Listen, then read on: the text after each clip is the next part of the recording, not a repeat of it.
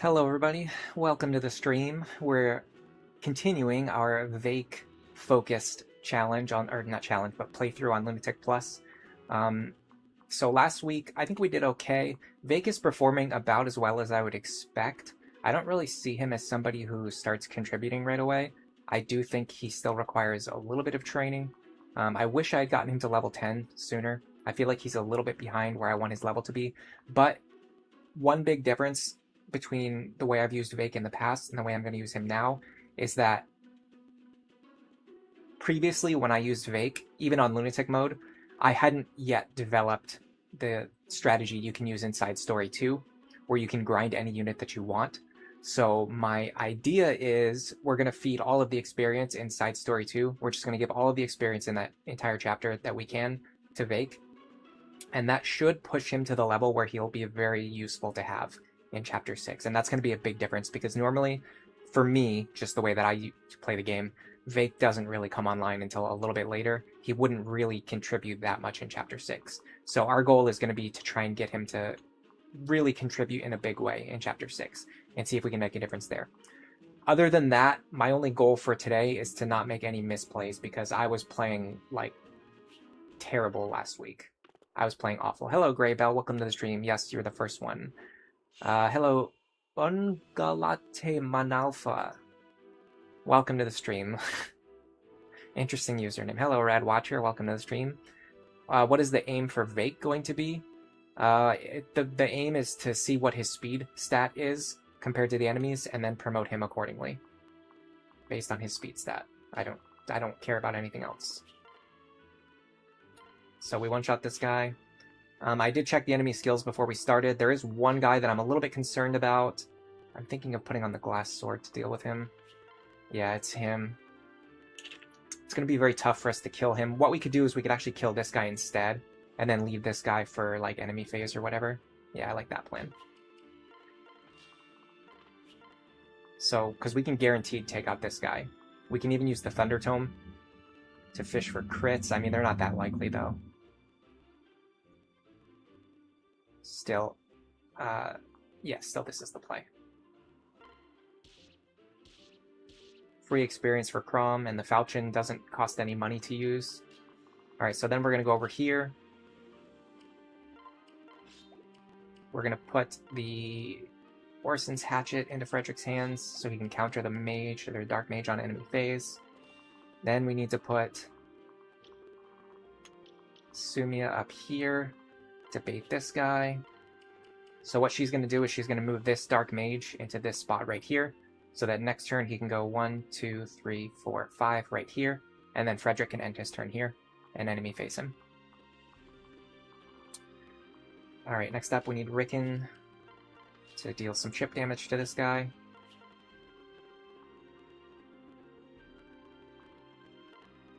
Should be fine. I don't like this guy having evade plus 10, but there's nothing I can do about it. We do need the bonus from Muriel so that we can reach Rickon with our rescue staff range. Then we're going to take... I'm actually going to take Maribel and drop her all the way over here. So here's the tricky part. Okay. Those two dual strikes helped a lot. I don't know if they were necessary, but they helped a lot. Your typical username is Ungalate Man, and you had to tack on a number due to some name issues in an older account, so you tacked on the Latin for 1. I think just like the way that it's typed in all lowercase letters, the Ungalate part was just tough to parse. Hello. Oh, sorry, Grey Bell, good morning. Hello again, I guess. Your daughter is destroying the kitchen right now. Good luck. Alright, so in an ideal world, that's fine. This is fine. This is also fine. Okay, so we can go over here. We can take this guy out. We might be able to hit him with the Eloise Blade. No, not quite. So we have to use the Silver Lance. I think there was... No, we can use the Ephraim's Pike. No, we use the Silver Lance because the Ephraim Pike is... Okay, sorry. My brain is all over the place today, but it's a much better place than it was last week. Guys, it is almost 20 degrees cooler than it was last week. Okay, so what we figured out last week is that the Ephraim Pike is actually more valuable than the Silver Lance, so we should be using Silver Lance charges so that we can save the Ephraim Pike charges for later, when Frederick is struggling with his speed stat. That's the plan. So we one-shot that guy, and all we need to do is get rid of him.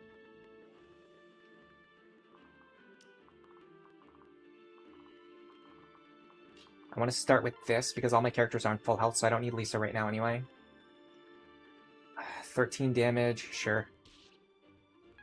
Now, in an ideal world, Rickon can take this guy out right now. Excuse me. There you go. There's your Rickon. Alright. So... I'm actually feeling really good about this setup right now. Alright, so I want to... Yes. 7 speed, 15 speed. Okay, we're fast enough for sure. We have 18 strength. Minus 10, minus 5 defense. That's 13. That's 26. So we need at least 8 weapon might. That's kind of a lot. Hold on. No, we have 20 strength. Minus 5 defense. That's 15. 15 times 2 is 30. So we only need 2 weapon might. Yeah, So the javelin should work because it has enough might. In fact, because of our lance rank, we're going to be hitting for a little bit harder than we need to anyway. The reason I'm calculating this is because I want these two to be unpaired if I can get away with it, and it looks like I can get away with it.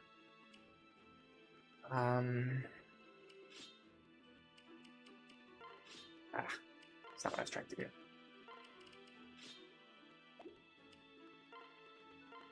Go like this. And I'm going to drop you here. I'm not going to be able to heal Sumia, but I think that's fine. Okay, I'm going to take you. Drop you here. And then I'm going to put Maribel here this turn. So I'm already a turn ahead on where Maribel needs to be. That's going to save me a ton of actions next turn. I would normally have to use 2 actions to get her over to this fort, but now because she's already there, I have 2 actions freed up on the right-hand side next turn. I might not need them, but I have them. Alright, so with the Wind Tome, I should be able to one-shot this guy. In fact, I think I can unpair from Crom. I don't need to double him, I just need to one-shot him. So I need 35 damage. I have 24 plus 6 plus 6. That's 36, yeah. I don't even need the Crom pair up, which means, again, that's going to save me another action next turn. Potentially. So, why did that happen? I know exactly why that happened. I traded him the lance, I didn't put it into his I said I wasn't going to make any misplays today. Yeah, okay, you get 1. You get 1 misplay. Why, though? Why did I do that? What is wrong with me? Great, now we're in reset land. Yeah, this Frederick's been getting pretty good levels. He's still holding the Silver Lance. Yeah, I just noticed. A little bit too late. Okay, that's fine. I don't like that. That's fine. Fine. Pretty terrible, actually. That's fine. This is worth attempting. I don't foresee this attempt working out, but we have a chance to win from here, so I'm going to take it.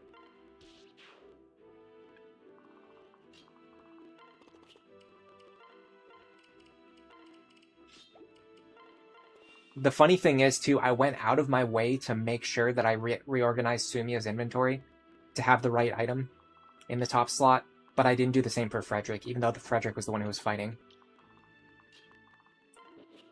My brain works in mysterious ways sometimes. But yeah, as I was saying before, it's like 20 degrees cooler than it was last week. So it's like so much easier for my brain to just like function. I mean, we kind of have to do this. Actually, we should have used the Thunder Tome. That's fine. It's just going to cost us money in the long run, if this attempt even succeeds, which I don't foresee, because this guy right here is so tanky. I don't see how I'm gonna, like, there's no real way I'm going to get through that guy.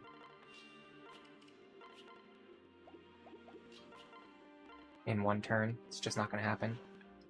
We also have much worse Maribel positioning this time. In fact, I'm going to do this.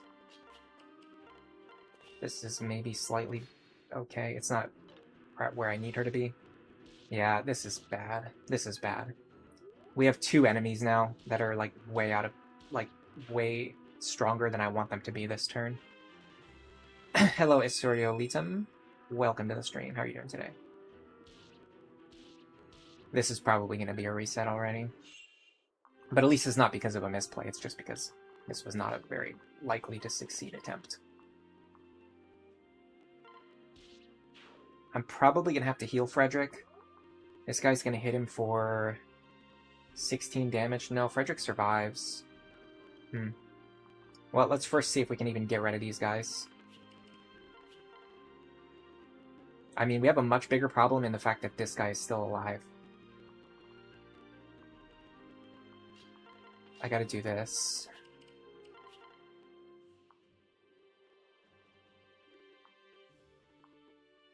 Iron Sword for the win.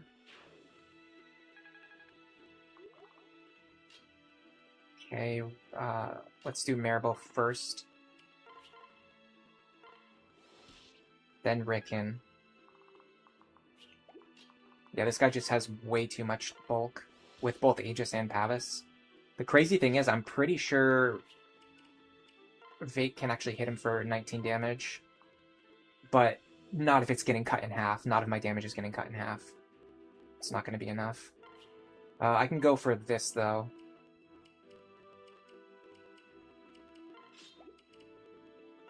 Just go for a Hail Mary, like crit, or maybe Beast Killer Dual Strike. Got it. Okay, we're still in a horrible spot right now.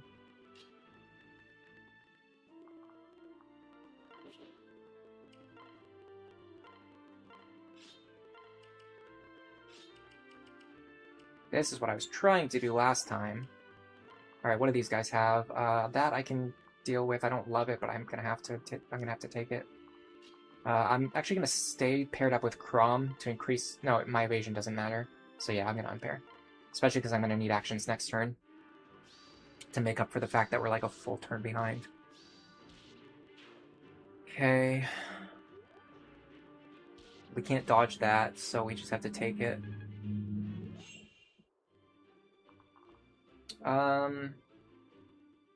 Alright.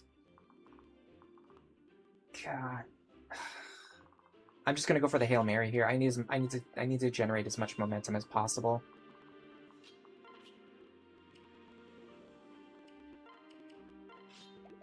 Is the Thunder Tome good enough? I think so, yeah.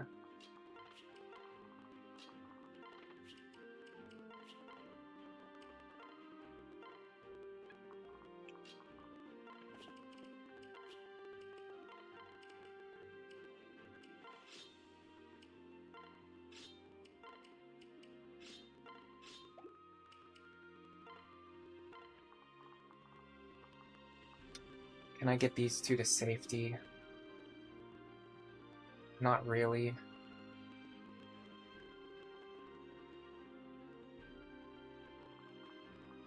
Can Vaike fight this guy?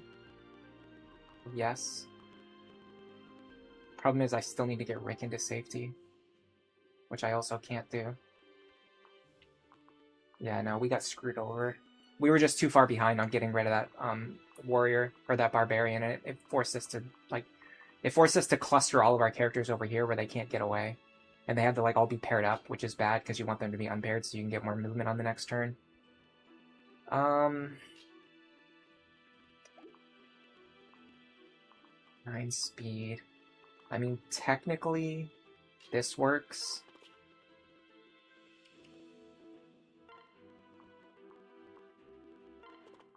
Again, we're so far behind right now.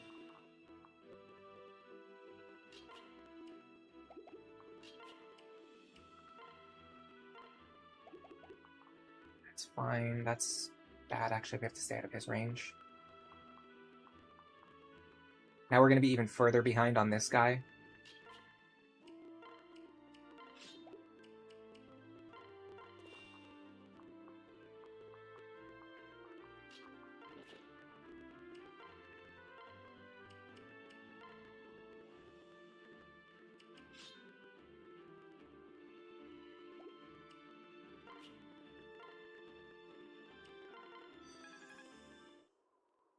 Alright, let's see what this guy does. He's probably going to go after Vaike. I would imagine. He doesn't know that he has Luna Plus. Ooh, nice dual strike from Rickon. I don't know how we're still alive right now, but I think this really goes to show how much better my strats for this chapter have gotten. We got seriously unlucky every single action of every turn so far, and we're still in the game. Like, we can still win from this position. The big thing is going to be clearing out these 4 guys fast enough. But actually, this guy right here is the only dangerous one. I don't like that, though. But we can work with that, though. We can work with that. So first of all, let's heal Robin. That way we have the most HP possible to get through the next couple turns. This should be a guaranteed kill.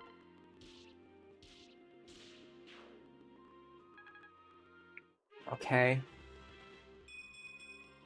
Now, we want to one-shot you. I mean, we don't need to one-shot you, but I'd like to one-shot you. You, I would love to one-shot, but I'm not going to be able to. Can I double you? Yes. Can I take 14 damage? Yeah. Reasonably. And I can even heal you before you move, too. So we go like this. Should we use the Eliwood Blade? No, because we're not going to have enough damage to kill the Myrmidon. Yeah, no, we wouldn't have enough damage. Alright, so let's use the Silver Lance again.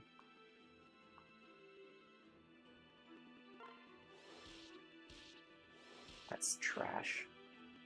Alright, let's see. We can either give this to Vaike or Rickon. Vaike doesn't hit hard enough, unfortunately.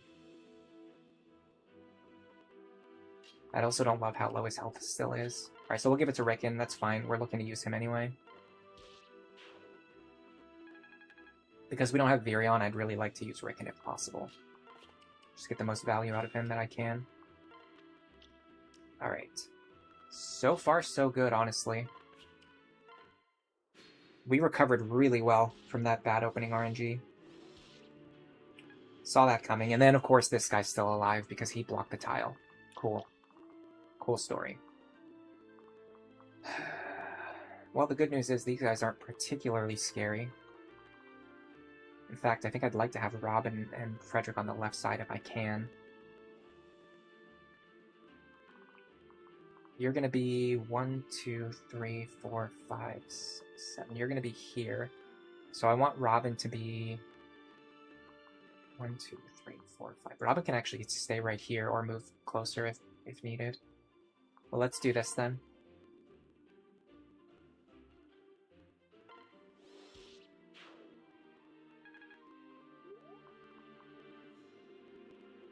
I'm pretty sure I'm going to just kill this guy right now to get rid of him. Is there any way Rickon and Sully can do it? 13 plus 10. They're not really close.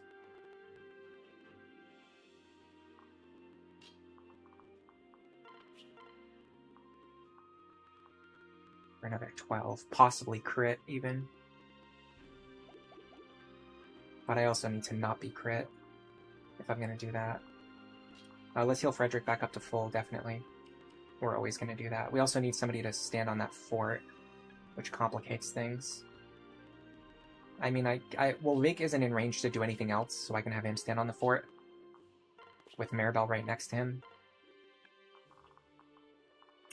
Probably Frederick's going to be killing this guy. I just want to see how far he can get next turn. Not as far as I would like. But we can work with this. In theory, I could get Sumia on the field. Like this. Oh my god, why? Oh my god, this is freaking awful. I just can't get through this chapter without making one misplay. I was trying to grab Sumia and drop her here. Instead, I took Chrom away from Robin. That's going to mean I'm going to have to use at least one action, pairing them back up next turn. This is trash. And I can't even unpair them because they're in the middle of a cluster. And I can't even grab Sumia because all of the other squares are further away. Dude, this could not have gone worse. Alright,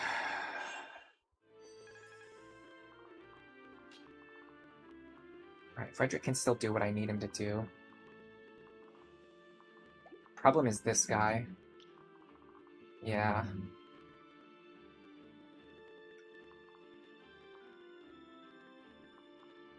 If this guy wasn't standing right here, there's a lot I could do. But with him there, there's really not very much I can get away with. I definitely have to have Robin kill this guy if I'm going to do this. Then I have to consider how much can these guys do to Robin. 23, 28, 23. They can deal 74 damage, that's a lot. 26. It's actually not as much as I thought. I might be able to get away with this. Okay, so the next question is, what about Frederick? So these two are going to be gone. Am I actually taking damage from this guy? Yes. So I'm going to be on 29. That's going to be 28, 23, and 28. Most notably, this guy has a Luna Plus, so I'm going to have to factor that in too. So we're going to take 37 damage. Frederick can't take that. Come on, what can I do here? What can I do to get away with this? What can I do to get out of this situation?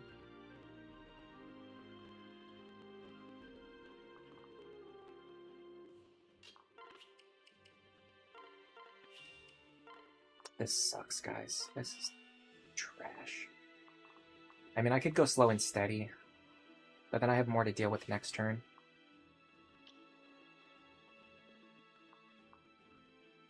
What about this? 28 plus 28. That's 56. That's 24. If we just stay out of this guy's range, I think Robin can clear both of these wyverns. So if Robin just backs up one tile, stands here, now everyone else needs to retreat.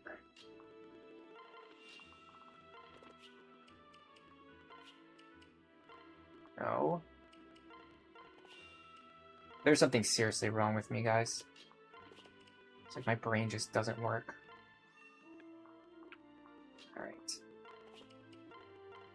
Like, I can't even wrap my head around how I'm making constant misplays.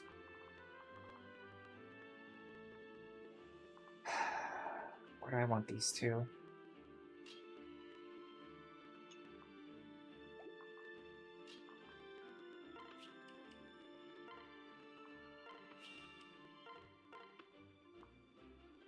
I kind of want everyone to run back to the left.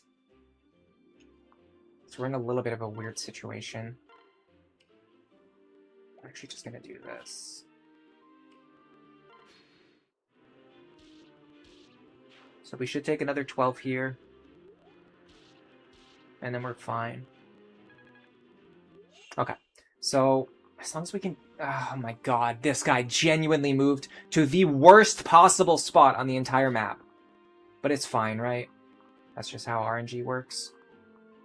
They just happen to coincidentally always move into the worst possible position. That's probably RNG, right? And we can't fight this guy because he has counter. Perfect. How do we get out of this? I mean, there's no way, right? Like, there's no... we're just done. We're done. This guy covers the entire map. There's no way to deal with him. We can't heal Robin, because anyone who would heal Robin needs to stay in range of this guy and get killed. And this guy, and also get killed. Technically, Frederick can fly up here, but even if he does, it doesn't help me in any way.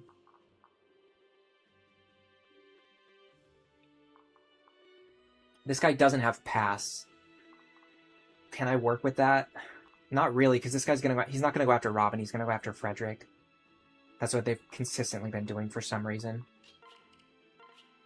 Even though Frederick has higher defense.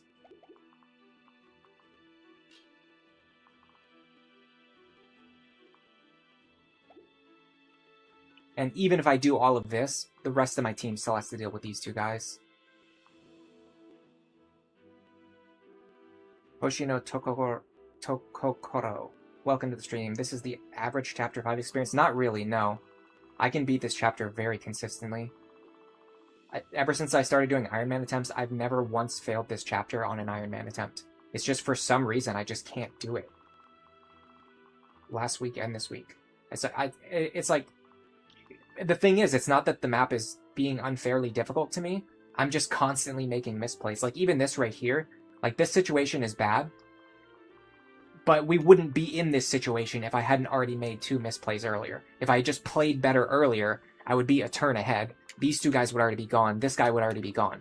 Like, we wouldn't be in this situation. We're only here because I made multiple misplays.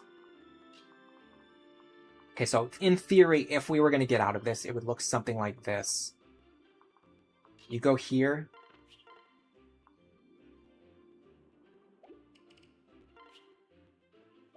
I mean, even this doesn't work because we're just going to kill ourselves with counter damage, right?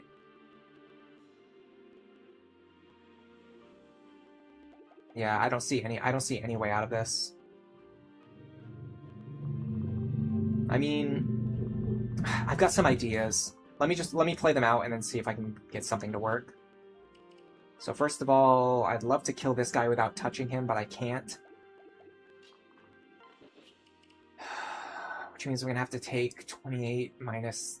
I'm gonna have to take 20 damage. Then the other guy with the axe is definitely gonna come after me. And then I'm definitely gonna kill myself with counter damage. I could try to dodge with the Eliwood Blade. Again, then I just definitely kill myself with counter damage, but...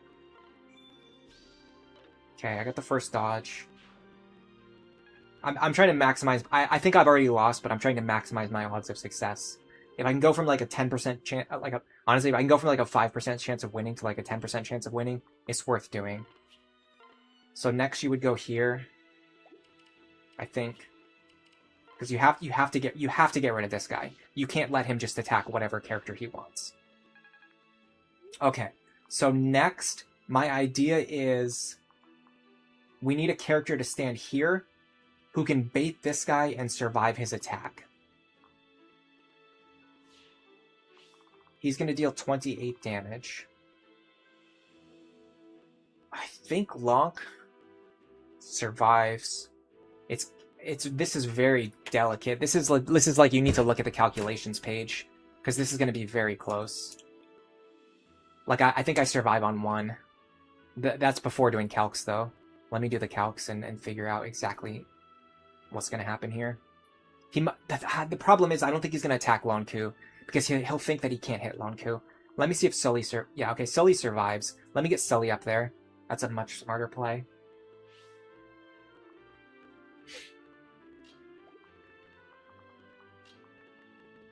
Then the only problem remaining is that I have to put someone in range here, which I kind of also need to be Sully, but it can't be Sully. Well, we kind of need Lonku to be here, actually. Does he survive this? If he doesn't get crit, which he won't because Robin will protect him. So yeah, okay. So I'm seeing the vision. So we go Sully here. Nothing equipped. Axe Fighter will go for Sully. Then nobody will deal counter damage to themselves. Then we need Lonk here to protect Robin. I could actually get away with this. Heal Robin for next turn. I mean, that's not very much, but it's better than nothing. Then Lonk here. Because then only one guy can attack me. And even if I crit, I won't kill them. Oh, hold on a second. I might have just misplayed. Because this guy can go to my other side. Yeah, I just misplayed huge. This guy has pass, but the other one doesn't. That doesn't help me. Can they kill Maribel? Almost certainly, right? 23 damage. Yeah, she would need speed and defense pair-ups, which is not going to work. They're guaranteed to hit Long Ku, so we can't dodge tank. I just misplayed out of my mind. I just misplayed. For the third time. And it's fine. And it's perfectly fine. What about Vaike? What happens? Technically, Vaike can actually tank the other position. So what if we do this?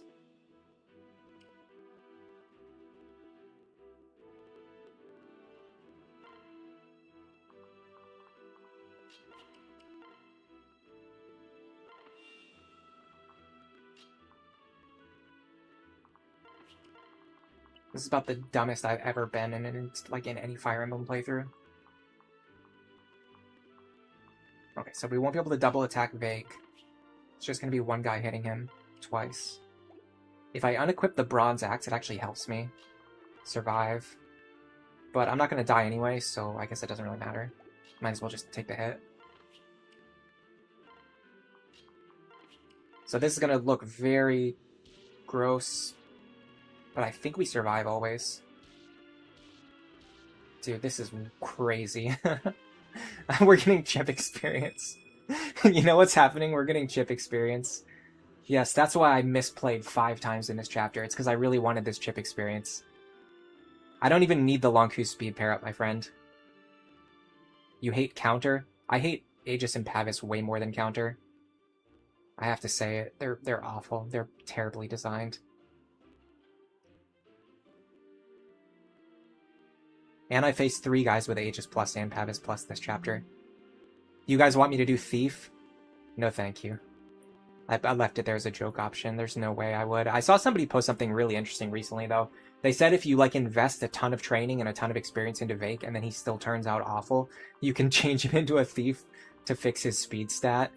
And it's like, yeah, I guess so. But that's generally not going to happen because Vaike has good growths.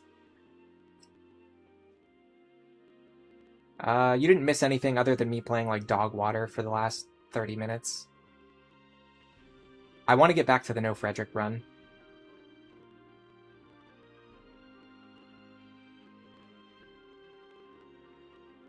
Hello, Chris AMV. Welcome to the stream. No, we got through it. We even guaranteed it, which is I thought that was going to be something a small chance to succeed. No, that was a guarantee. We were guaranteed to succeed at that attempt. The trick is this guy right here is still kind of ruining my life. And I don't have a great way to get rid of him.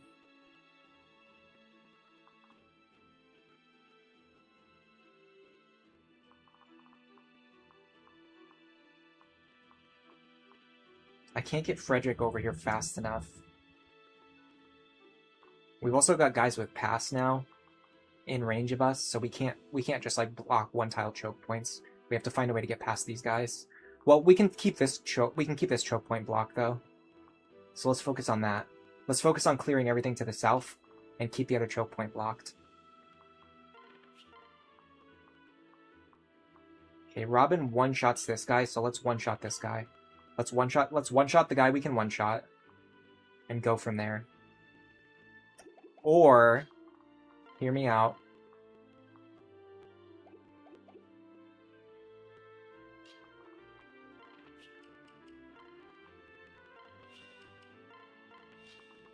We grab this kill instead.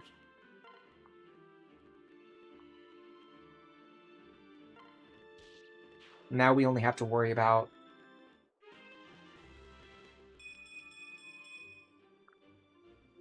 19 HP instead of 23 HP. He has Vantage, unfortunately.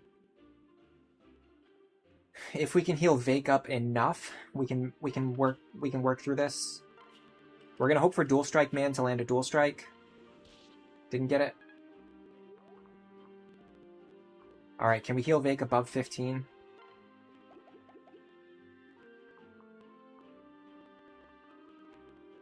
I think so. I think there's a way to do it.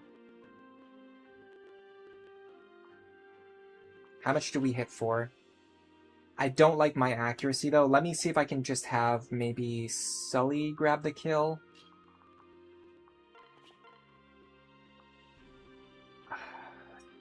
Her odds are better.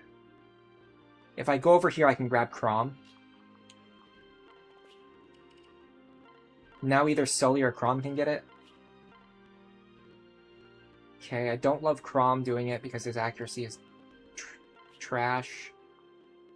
Sully's accuracy isn't much better. If she misses, she dies. But we're here anyway, so we gotta send it. Okay. Now...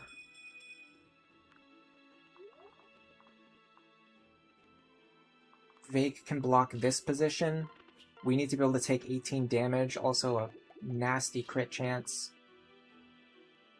Is there any way for me to get rid of that crit chance? Sort of, yeah, I can do this. I don't think this is enough, but I can do it. I can't get Robin over here. No.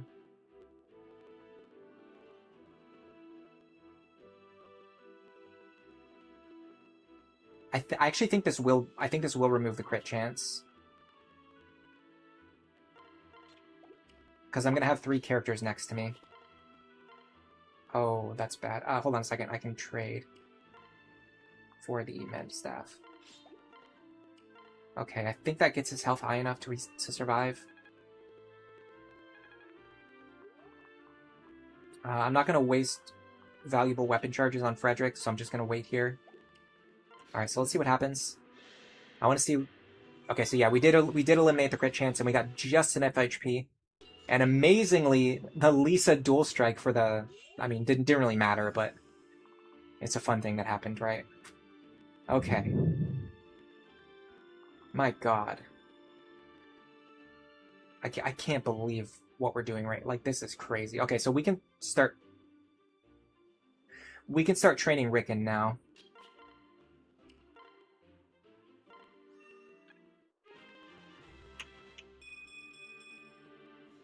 We can start training Rickon now.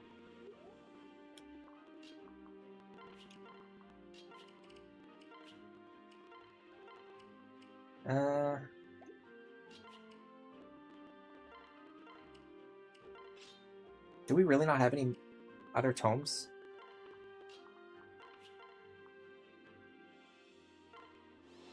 Free chip experience.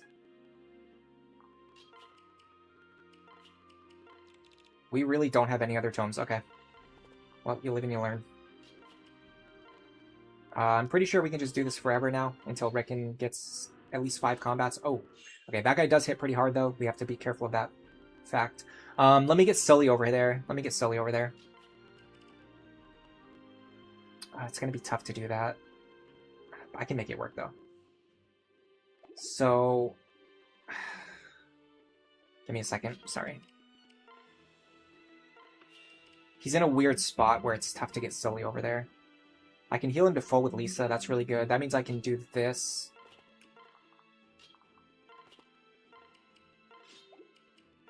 That's going to improve his defense a little bit. We don't need to train you. I'll put Chrom here for now. Alright. Now we go like this. Chrom can back up.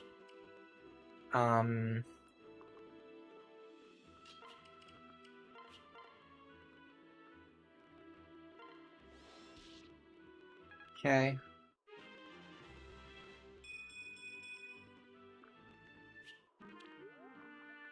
Why would you want bulk on an assassin? That's a good question. It's more of a player face class.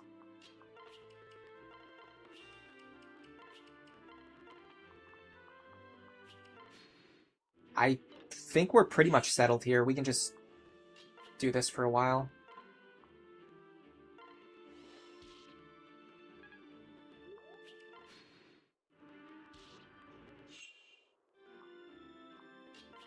This is free training for Maribel, too. I don't like that we have to waste Thunder Tome charges, though. That's the only thing I'm not happy about. Oh, don't do that.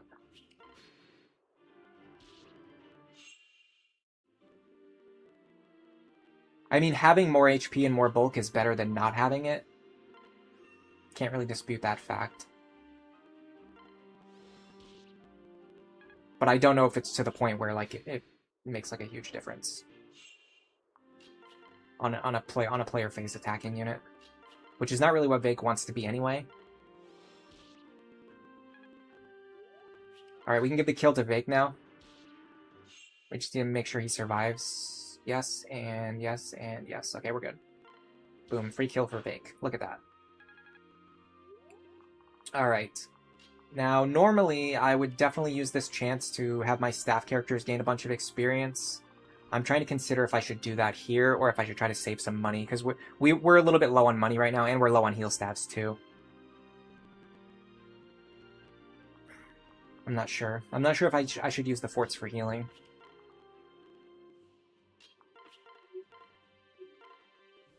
I'm genuinely not sure.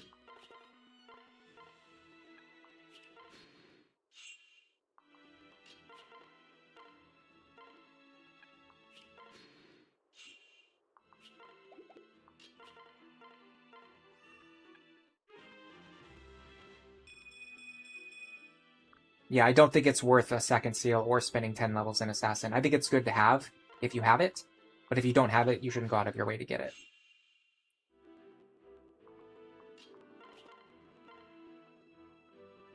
At least I can heal here.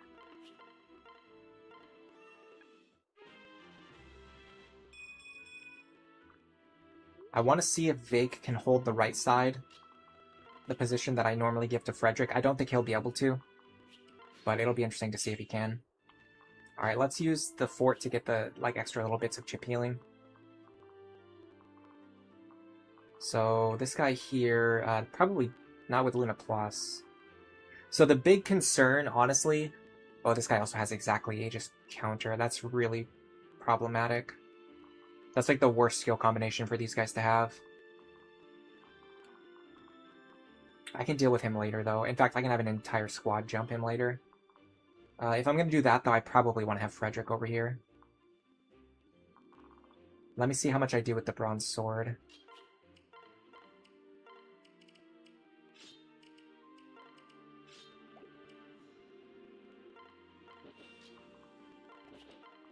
Be careful not to step into his range. He will fly out and attack you immediately. Okay, so we have 24, which I think becomes 25. Minus 10, that's 15 times 2. That's not enough to kill. And we really don't want to play around. We don't want to be playing with Luna Plus. Let me get the Iron Sword, though. This isn't worth Eliwood blade charges. We can use the Iron Sword for this.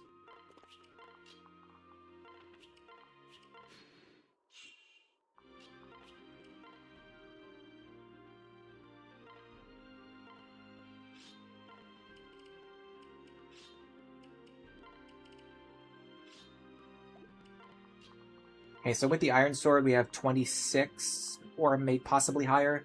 That's 16 times... Oh, that's actually really bad. This means I have to check the calculations page again, because we either have exact leaf flow or we have not, 1 point less than we need.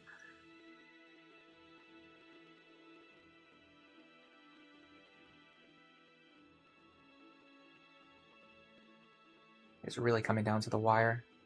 No, we actually won't have +1 damage against this guy, because we don't have B-rank swords yet. You need B rank to get the +1 damage from Weapon Triangle. Okay, so I really don't want to waste Eliwood Blade charges. I really don't want to. I mean, it's not the end of the world. We don't normally have this weapon anyway on a typical run, so... It is what it is. Alright, everyone else, fall back. We're not going to have Virion, so we have to be very careful about what we're doing over here on the left-hand side.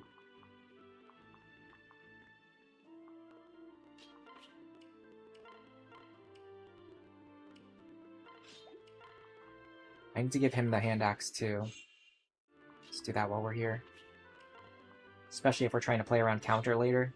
Having the hand axe is going to be useful. I need Maribel to go up here with Robin, I think.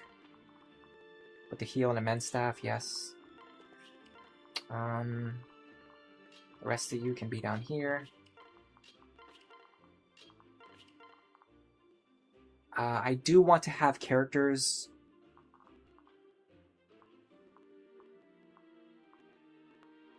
Okay, here, and then here, which I can do next turn. I can put someone there. That's for escape. if I need to. Alright, you go here. Alright, so we're going to set up on this guy. We need to double him, which we do, and one-shot him, which we do. That will allow us to deal half of his HP twice, which will kill him.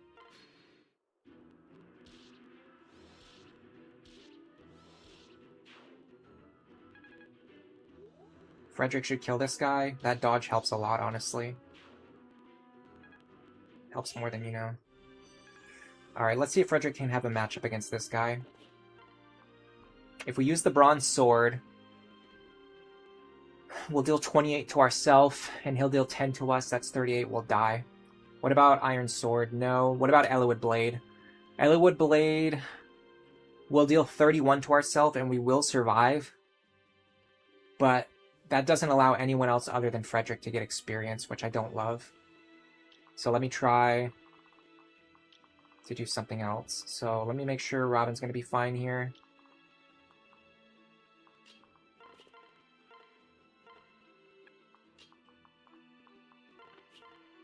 Can we get away with the Wind Tome? I think so. Only problem is if I miss twice. Actually, no, it's more like 2 chances to miss. Alright, so we can actually get away with this.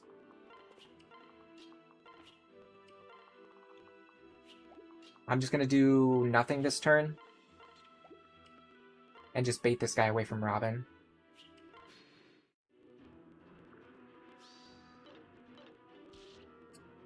That's not the worst thing in the world. It just means Robin gets to fight the boss for another turn.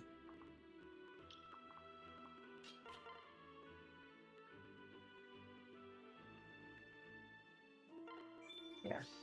I mean, technically all that happened there was we just got like 10 extra experience. So definitely not a bad thing.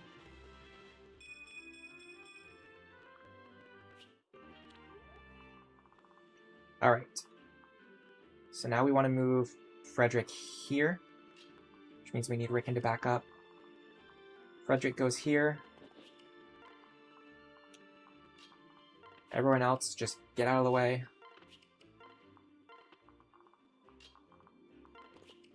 Lisa heal. And then next turn, we're just going to jump on this guy and kill him with all of our remaining characters. Keeping her here is actually better. Alright. So...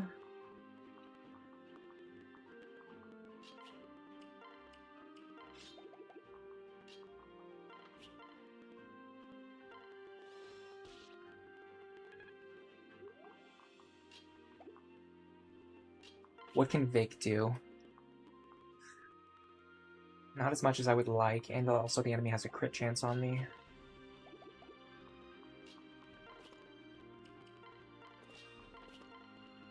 Significantly better. We can hit for 17 pretty unreliably. We can hit for 14 pretty reliably.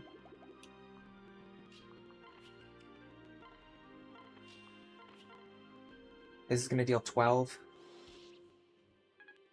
That means Vaike can actually pick up the kill if he hits here. If he misses, it doesn't matter. Doesn't matter, it doesn't matter, it doesn't matter, it doesn't matter, it doesn't matter, it doesn't matter, it doesn't matter, it doesn't matter, it doesn't matter. Remind yourself that it doesn't matter. Remind yourself that it does not matter. It's the same result. Frederick would have gotten the experience anyway. We just gave Vaike a chance to get extra experience, which he ended up not getting.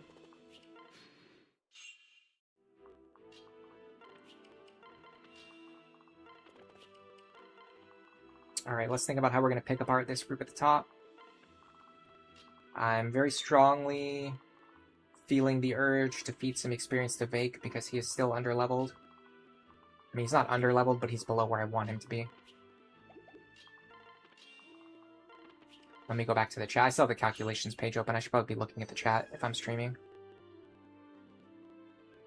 Zero, what are my pairings for this run? Good question. So far, the only thing I know for sure is Vaike Sully and Frederick Sumia.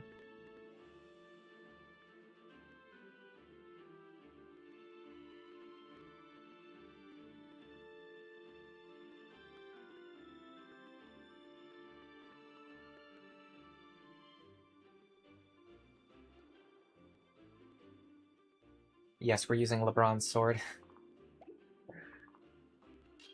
Maribel, get over here. I mean... yeah.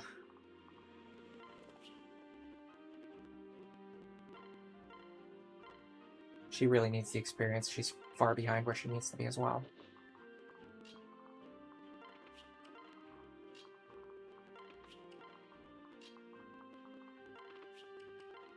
Who would be the best person to pair with Rickon to get the most use out of him?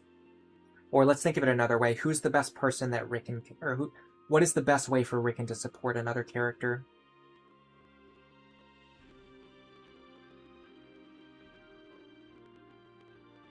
Rickon, I actually see them. I see an idea. An idea is forming in my head. You get Rickon to level 10. You go into Dark Knight, and you get Saria with extra defense and movement. Is that even true?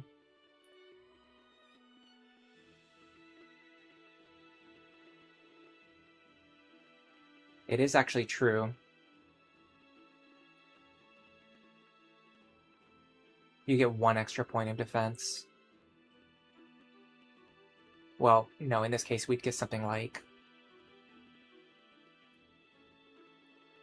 6 or 7, and then you get +1 move, and you get a little bit of extra magic. The problem is it wouldn't boost her speed at all, and I think Rickon doesn't actually have any way to boost speed. That's not true, actually. He can do Bow Knight later.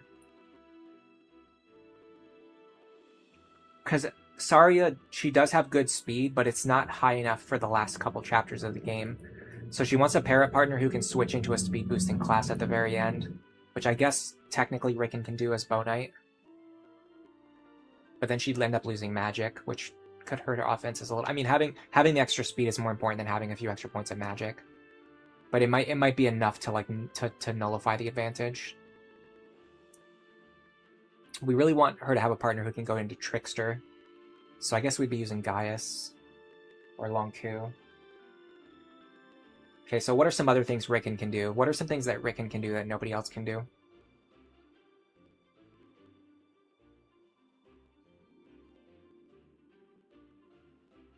Or do I just use him and bench him like always?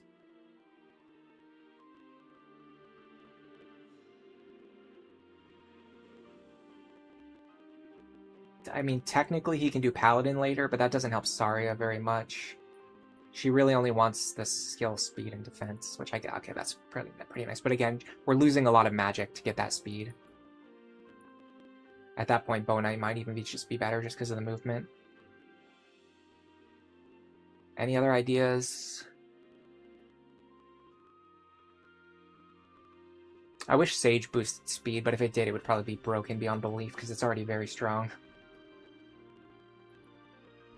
I'm really not seeing a way to use. I'm not really seeing a way to utilize Rickon.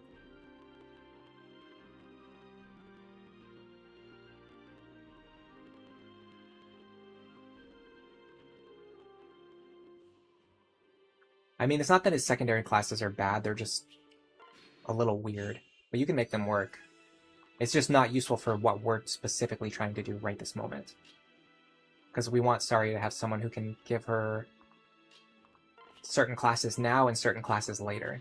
And we just don't have the certain classes later part.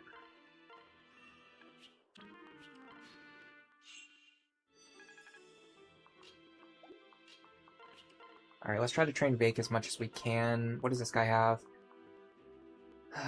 He has Vantage, what a surprise. If we put high-res characters around him, we can probably bait him into attacking Vaike.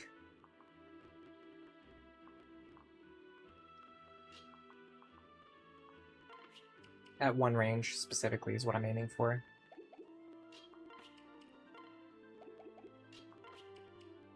It looks something like this. Robin would probably be the other one.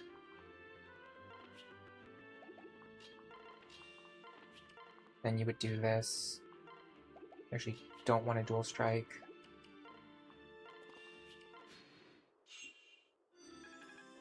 So the idea is...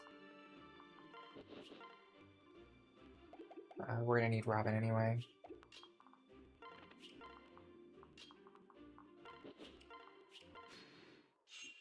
So you go like this.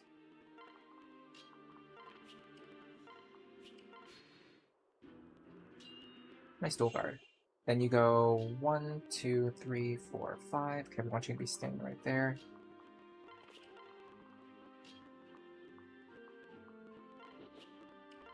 Again, we want Robin. I mean, honestly, Robin here is fine. Frederick, get out of the way. You're fine here. You're fine here. Actually, kind of put Maribel in a bad spot. It probably won't matter. Nice dodge. Alright. So now we get behind you.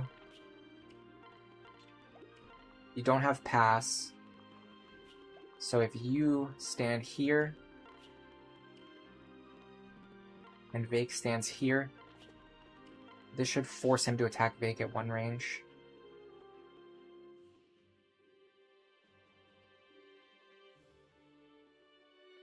We might be able to fight him twice.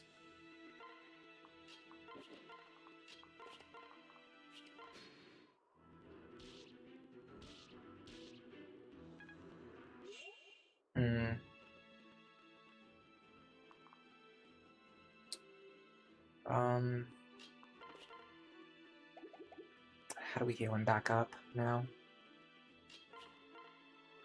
So we can't take another 17 damage. We should have access to a vulnerary. Is this worth a vulnerary? Yeah, probably.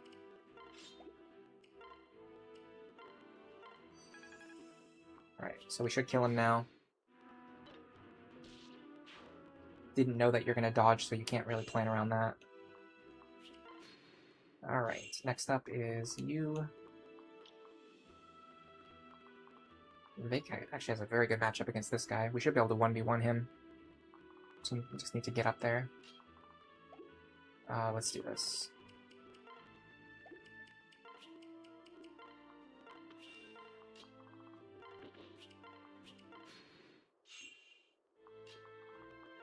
The thing is that Paladin is like one of the best support classes in the game. And Dark Knight is really good, and Bow Knight is really good. So if you just think of him as a support character, really his class set is not that bad. He just has like all of the really good support classes. And even though his speed sucks, it doesn't matter because he's going to be in the back row anyway. So yeah, Rickon's a lot better than people think he is. They're just not using him correctly. You know what I actually could do? How about letting Sully get a fight? I just need to find a bronze sword. Probably Frederick has one.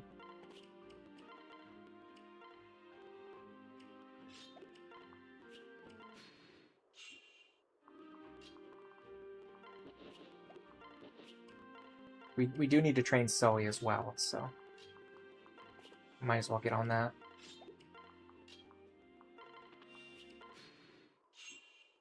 Alright, so that looks something like this. We take 16, we deal 13 back, potentially dual strike for enough to not kill, and then next turn we switch Vaike back into the lead.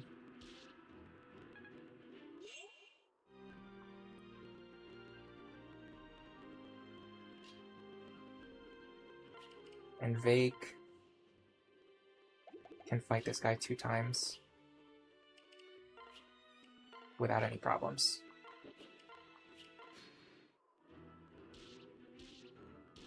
Ooh. Does he have advantage? He does, okay. So unfortunately, I don't think Sully can...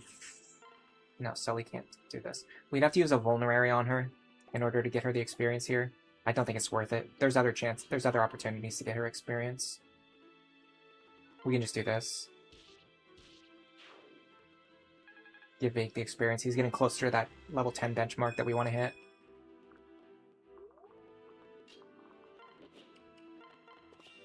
Grab you.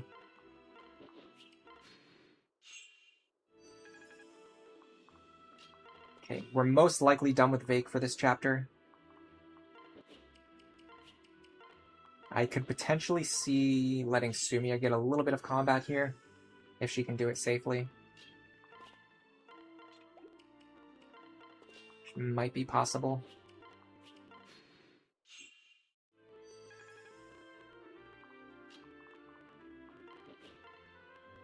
Yeah, this works.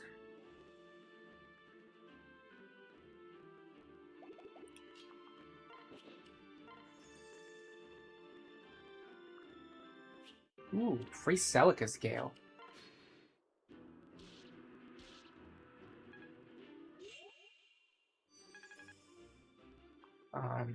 That does not save us.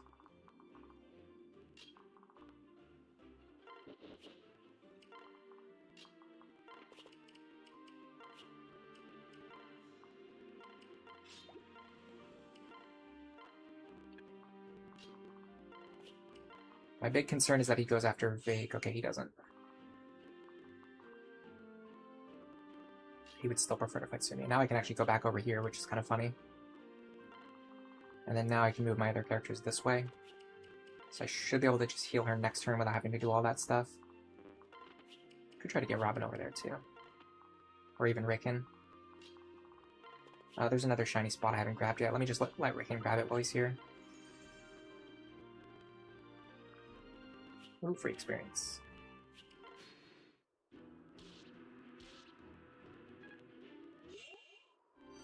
Okay, can we heal her back up this turn? No, unfortunately. Or, yeah, still no, unfortunately. It's because of these woods right here blocking us. Alright, what we can do is we can actually move on to these woods. And then heal. It actually doesn't help us because you don't get terrain bonuses when you're flying. But, I don't know. Better than nothing. You want to do Vaike Cordelia? The reason I like Sully is because she can go right into Paladin. Although she does require more training.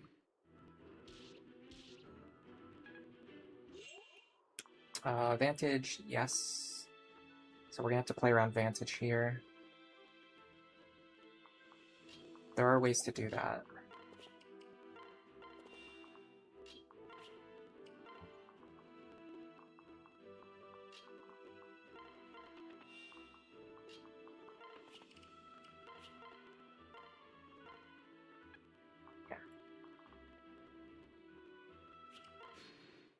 Okay, after a frighteningly long time and way too many attempts, we finally got through this chapter.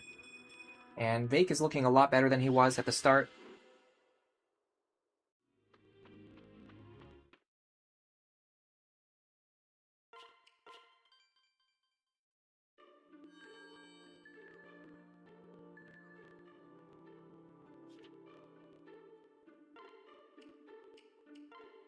Get any good supports?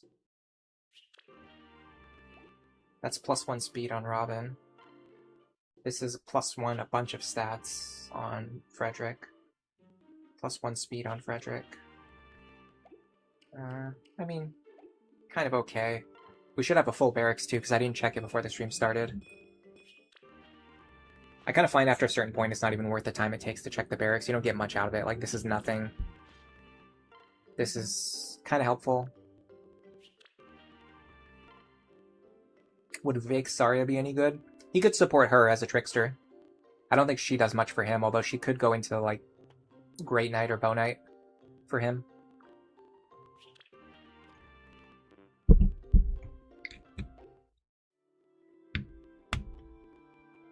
What do we get from that? Lisa Rickon, which is always nice. It's just extra magic for both of them, really.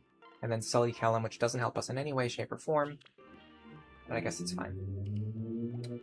Alright, we got a couple things to do here. Oh man, we still have that free Master Seal available too. That thing is very tempting, especially on a run like this where we're trying to use Vaike. Somebody's holding a bullion. That thing is really tempting, but I don't think I actually need it. I think what I actually need to do is organize my inventory. It's kind of all over the place right now. I traded a bunch of items around during the last battle. Of course, this guy's blocking one of the most important shops. That's just a guarantee. It's just a given that that's going to happen. We might have to mess with the clock. We can get wind tomes here. And I think Thunder Tome's over here. Yeah, we're fine. We can still get Wind Tomes and Thunder Tomes. We're fine. So for Robin, what I'm most likely going to do is go right into Grandmaster. Or possibly over to Mage. I think those are my two options.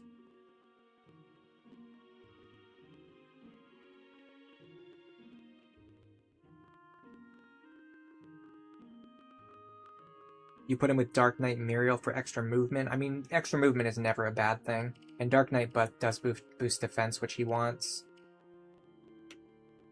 Does it also boost res? It even boosts res too, yeah. It's defense, res, and movement. He wants all of those things. The magic doesn't really help him, but it doesn't hurt him. You think that Master Seal is worth it? Well, let's think about it. So we want to promote Robin, Sully, Vaike, Lisa. At minimum, we want to promote Robin, Lisa, Sully, and Vaike. And we have 2 guaranteed Master Seals before Chapter 12. So that essentially gives us 1 extra promotion. Not to mention the fact that Robin is getting very close to level 20 and we don't have a Master Seal yet. I think you're right. I think we need this thing.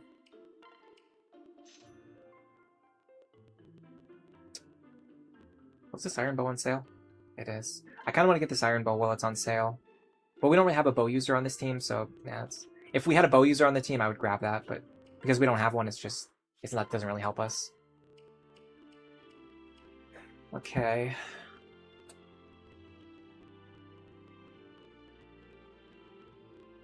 You want to pair with Robin with Cordelia to get a magical Hatsune Miku Severa.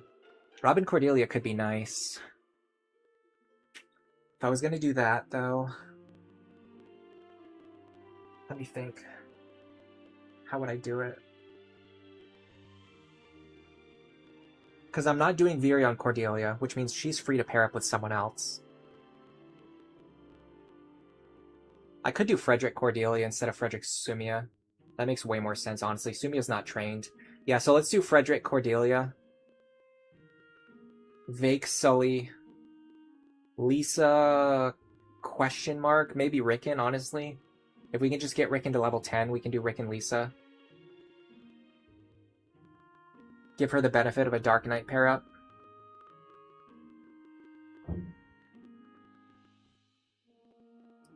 Chrom, I don't know. Doesn't really matter. I think we're like not using Chrom this run. He's already too far behind to catch back up. He's still almost at his base level. He's really far behind. What else? What else would we use? We could use Gregor in place of Virion. But then we would need a partner for him. We don't really have one. Did I say who Robin's partner was going to be yet? I guess we would do Robin Saria, the pairing that I literally always do. I don't think Robin Maribel's the play here, because we're not doing like a Robin hard carry. What if we do Robin Saria, but like in the sense that he's boosting her instead of her boosting him?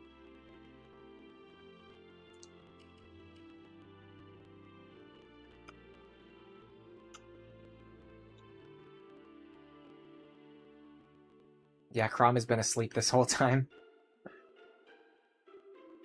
Chat can actually decide pairings. I mean, I read what people say and I consider what you're saying, especially because I don't have a plan yet for this run. So I'm just kind of figuring things out.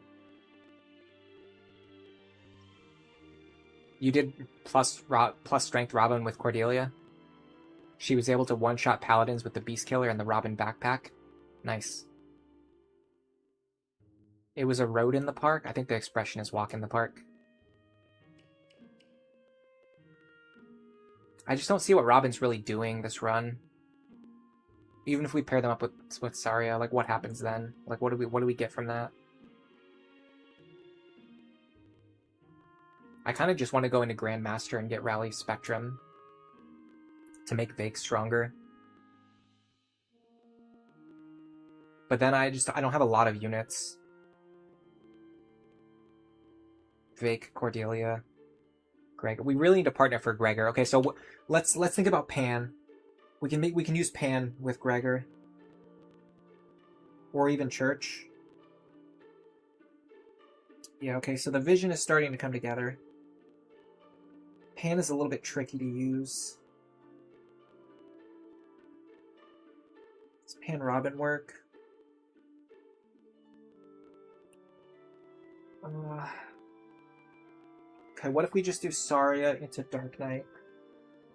Then Robin has Hex, Anathema, +1 move, added magic, defense, and resistance.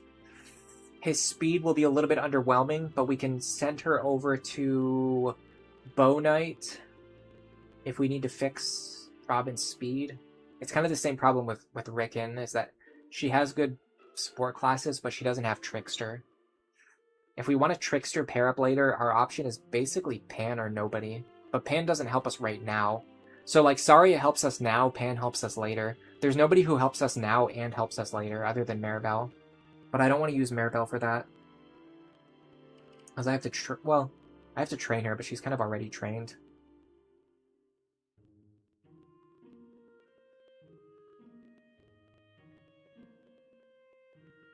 Yeah, I like Maribel and Robin too. I think it's the best pairing for Robin. But that doesn't necessarily mean I want to use it. There's always like team building considerations. Like I don't know if there's going to be space for Maribel on this team. That's a big thing. Can I get away with just doing Crom Olivia again? That kind of hurts Olivia though.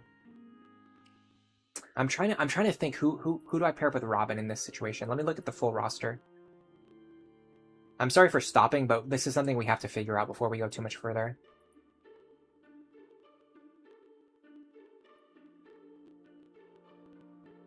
Like, before we start Chapter 6, we need to think about what Robin is doing. So our options... What if we just grab someone for Robin later? Like Sayri? If we just grab Sayri... Well, so the problem is I want it to be someone with Hex and Anathema, though. Which really isn't very many people. So, we could just grab Sayri later. And just send her over to Trickster. Anna works. She starts in Trickster. But again, no Hex and Anathema.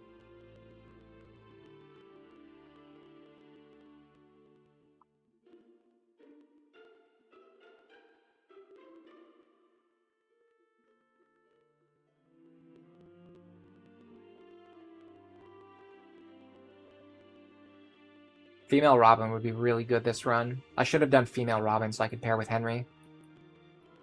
Henry is honestly like the ideal partner for Robin this run. But I can't pair them up.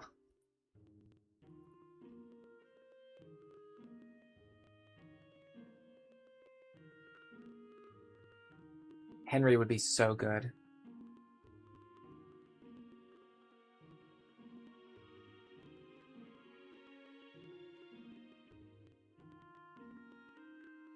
I think we go Saria. Just because the value of Hex Anathema and +1 move is, like, nobody else is offering that. I think that's the best thing Robin has available. Okay, so Pan. I think Church Gregor makes more sense. That's basically like a weird, like, off-brand version of the Cordelia Virion pairing.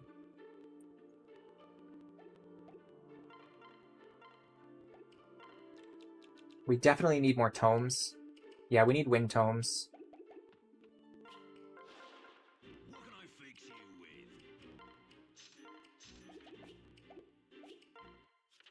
So we can have our magical attackers attack without spending so much money.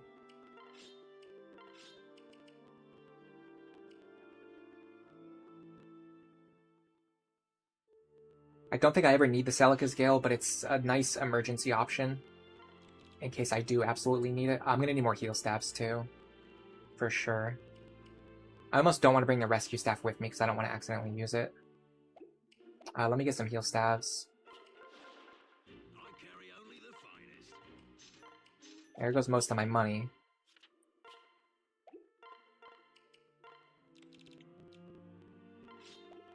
I keep Robin and Tactician for water movement this chapter for sure. Okay, Frederick is definitely going to need healing items. He definitely needs a defense tonic. We want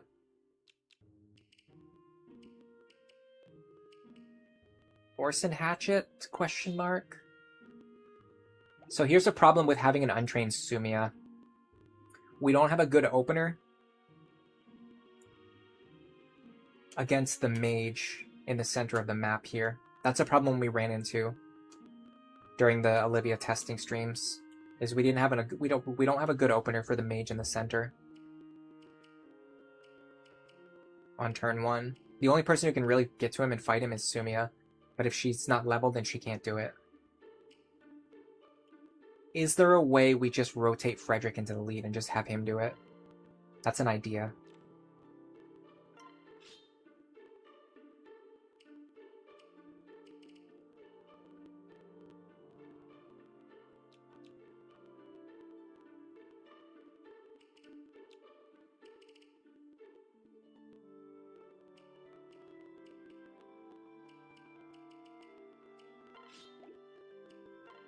I need her to mostly hold Frederick's backup gear.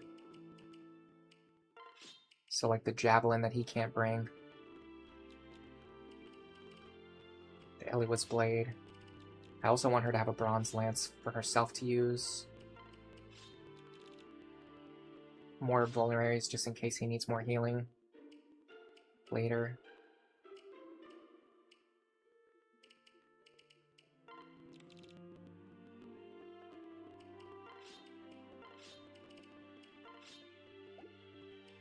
We really want to conserve as much Elwind as possible.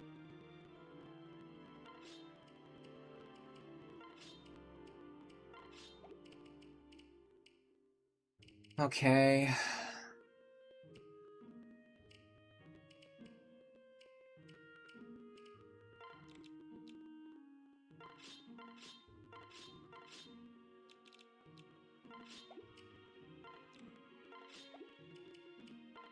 Sully.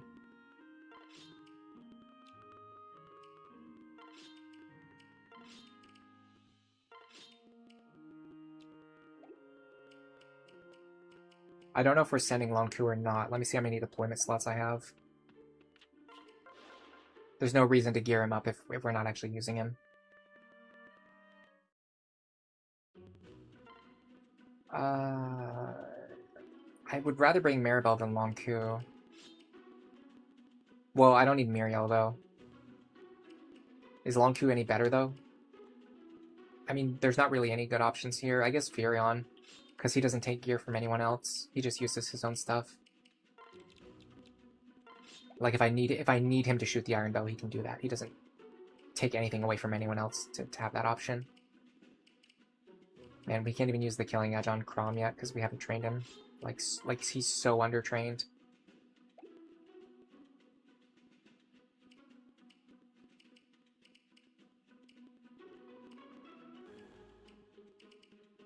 Alright. We should be able to make do. So the problem I was talking about earlier is this guy right here. If you don't have a way to deal with this guy, it kind of, like, there's, like, nothing you can do.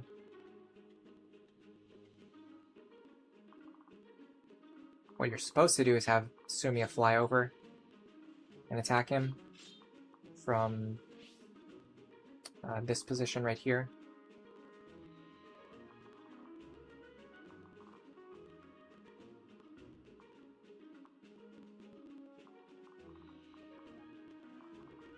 Because you have to stay out of these guys' range.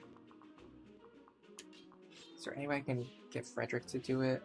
The problem is there's no safe tiles that these guys don't reach that Frederick can stand on. So it has to be Sumi and it has to be from here.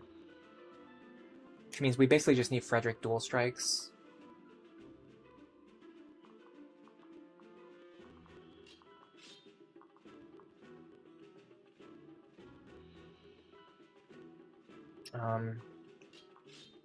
I'd also like for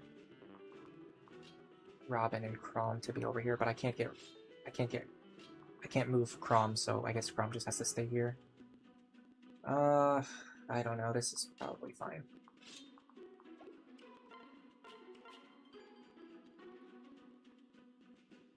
Yeah, Kinchi Knight's pretty cool. Is Robin Lisa not an option? I guess Robin Lisa's an option, but that kind of takes Lisa off the board if she's pairing up with Robin every turn. That takes one of your best, like, lead units off the board. which I don't really want to do. I want to keep her on the board. Okay, so here's the thing with this battle. You want a lot of these guys to have pass, and not very many of them to have Luna. Right now we have 2 with pass and a bunch with Luna, so I'm not loving that. The other ones with pass are the ones that Anna is just going to kill anyway. It's really these 2 right here. You want them to have pass and not Luna. They do have pass, and they don't have pass and they do have Luna. And then these guys over here, you want them to have pass and no Luna. And then again, we have another guy with Luna, and only 2 with pass. I'm gonna reset until I get better opening RNG. I kind of want to map a button to my controller to reset, so I don't have to reach over and do it on the keyboard. But the problem is, if I do that, I know for a fact I'm gonna accidentally press the button at some point, and it's gonna infuriate me. That's good. That's fine. Good. Sort of not great. That's pretty terrible. These guys are gonna kill Anna. This guy's pretty dangerous too.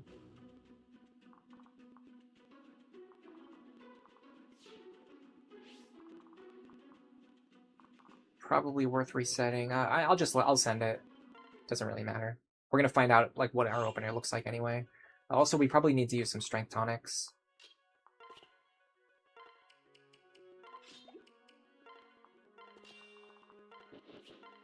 Oh, she can deal more than I thought. That means we just need 1 dual strike here.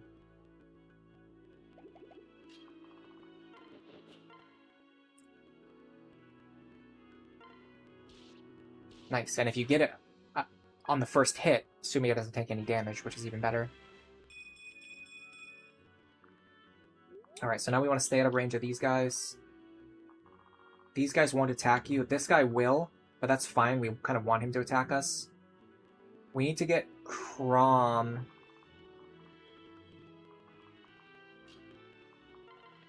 Over here. Okay. Yes. I see the vision. The problem is I need him to not attack Chrom, which I can do this way. It's just you, right? Yes. Okay. So you go like this, and you drop Robin right here in range of this clown. In fact, let's drop him here. This is even better for what we're trying to do. Now we want to get as many characters down to the bottom right as possible, as fast as possible, which is kind of tough with these trees in the way.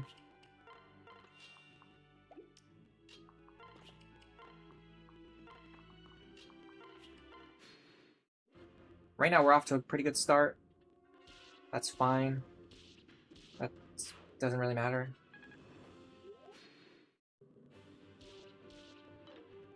Okay, that's pretty good because we want Anna to die next turn. Which she definitely will. In fact, the archer, unfortunately, actually it's kind of unfortunate because the archer will probably kill her, which means this guy's going to be moving unrestricted, which means we have to get to him fast. But Sumiya's in a pretty good spot. Hold on a second. This square's threatened by who? Both of you? I don't like the idea of letting Frederick attack him. But Sumiya there doesn't really work either. I mean, I can do this. There's no downside to it. He's not going to attack Frederick, though. It's like kind of a waste. We can do this. This should have let Sumiya get into position next turn. Alright, so now we just need to start moving our other characters across the river. Again, these guys won't actually attack us. It seems like they will, but they won't.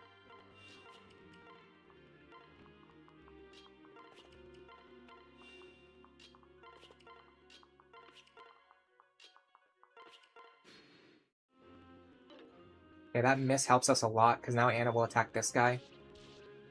Then she dies. Now...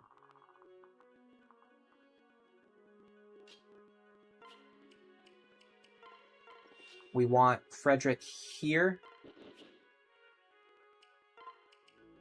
With the Orson Hatchet, if possible. And yes, it is possible. Now on enemy phase, we should take out the archers. While staying out of range of this guy. I don't love him having Luna Plus, but there's not really anything we can do about it.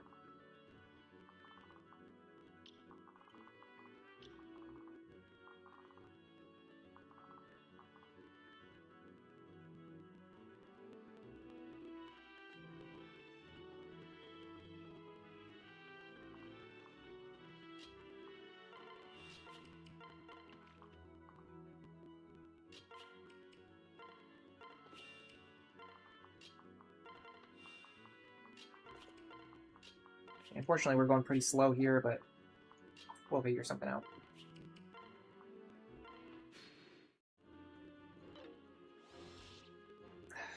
That's bad, actually, because that means this archer is going to keep attacking me for the next 20 turns. I might be a way around that, so let me think about what can reach me this turn. You I don't care about. You I don't care about.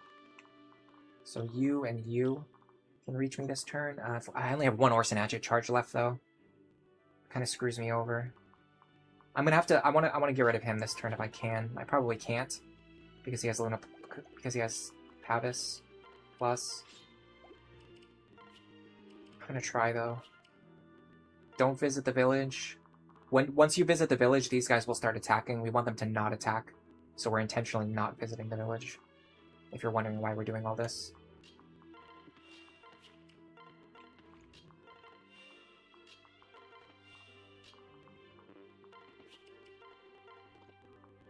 I'm pretty sure these guys won't attack you even if you stand right next to them.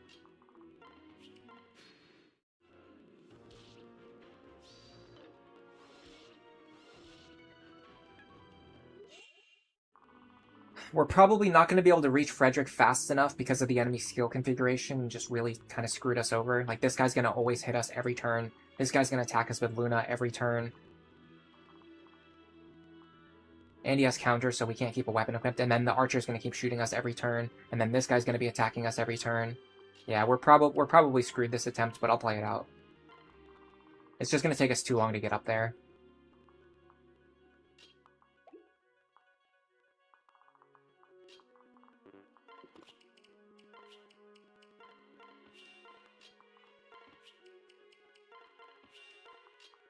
The best I can hope for is getting over here fast.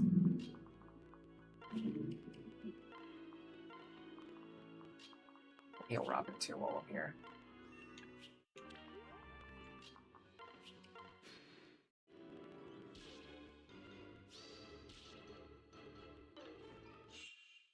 Yeah, no, Frederick can't hold this position, not with that guy having Luna Plus and attacking me every turn, and well, the one good thing is that this guy's tile got blocked, so he can't hit me. So I'm going to be getting attacked by you and you every turn, plus the archer. That's 28 plus 28 plus 23. That's 79 damage.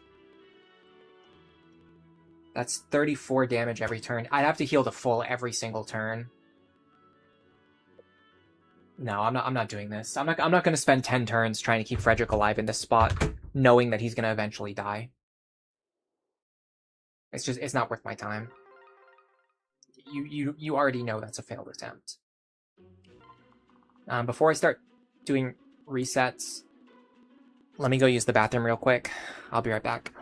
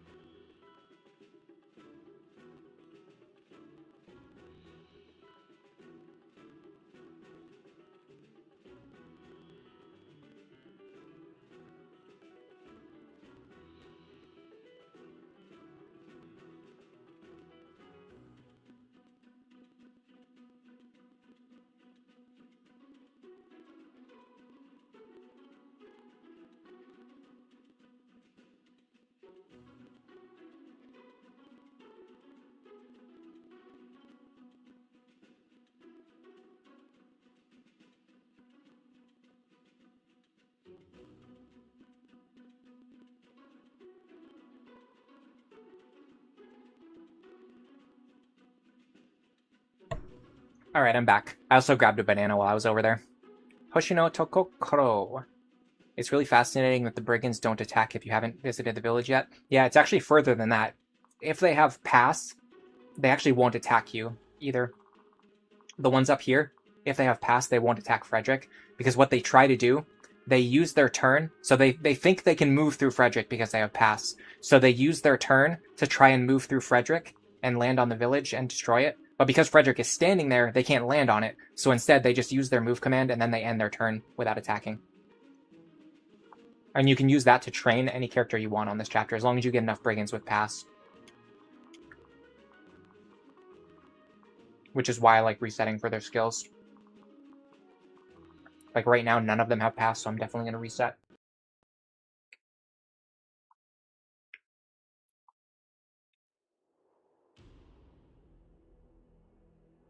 Keyboard Master, welcome to the stream. Switching back and forth between Fates and Awakening confuses you and puts you into funny situations. Like you thought that Fighter would give a speed pair up in this game, but that's only in Fates. Yeah, in Fates they removed Barbarian, and they kind of fused like Barbarian and Fighter together. No pass there, but not too dangerous. This guy's extremely dangerous, so I'm not going to deal with him later. Yeah, if you get 2 or 3 guys with pass, they'll actually block the way, but the thing is you don't know which ones are going to move first. So it could be that the ones without pass will move into the way and then block the ones with pass.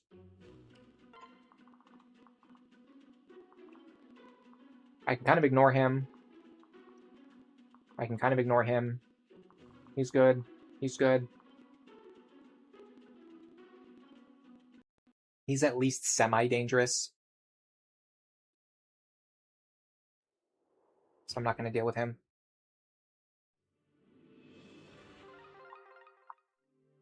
This banana is pretty good. But it's not as good as that last one. Okay, this guy's really good. This guy's really annoying, but not super dangerous. Very dangerous. Safe. Safe, okay. This is a good opener because we know him, and him. All 3 of these guys are going to be blocking the tiles around Frederick, which means by the time this guy gets up here, Frederick won't be in any danger. So if we can just kill you, we'll be off to a really good start. Problem is we can't reliably kill that guy. I'm thinking I need to actually train Sumia for my Iron Man route. Because Sumia is the only character who can deal with this mage right here. There's no one else who can do it.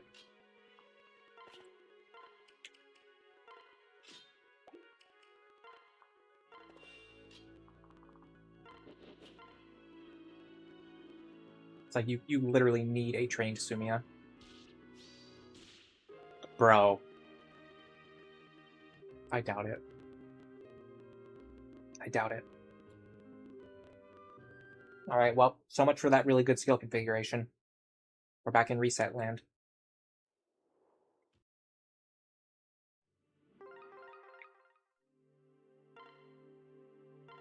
Rad Watcher, should I do the desert map first? No. You absolutely need this map before Chapter 6.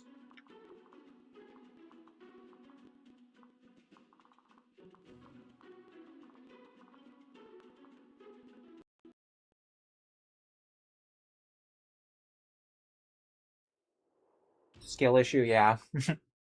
I'm gonna check to see what his crit chance was. I wasn't even looking because it's like not generally going to happen to you.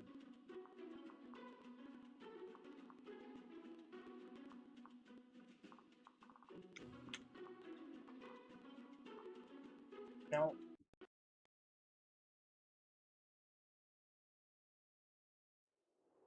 The most important thing about the ones with pass, it's not necessarily that they won't attack Frederick. That is very useful for keeping Frederick alive.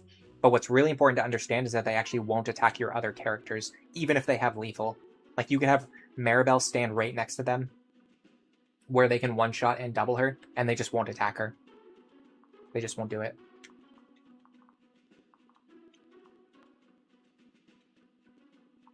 You want to get at least 3 with pass, I think. It's a 5% crit chance. Thank you, Fire Emblem Challenges. and welcome to the stream as well. Yeah, there's no way I'm waiting until after Chapter 8 to do this. There's not even any reason to do it. I can do it right now.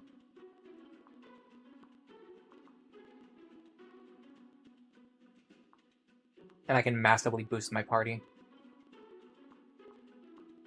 before going into the Chapter 6, which honestly might actually be the hardest chapter in the game. That's one. The problem is the other one with pass is actually down here. I kind of want both of these guys to have pass, I think. What about you? You don't have pass. You do have pass. But you're an aggressive one to begin with, because you're programmed to attack Anna. How much did I have? I did have 3 guys with pass, but they're not in the right configuration.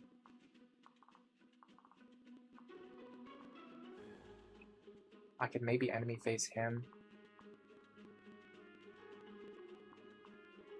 This configuration might work. Let me give a strength tonic to Frederick, too.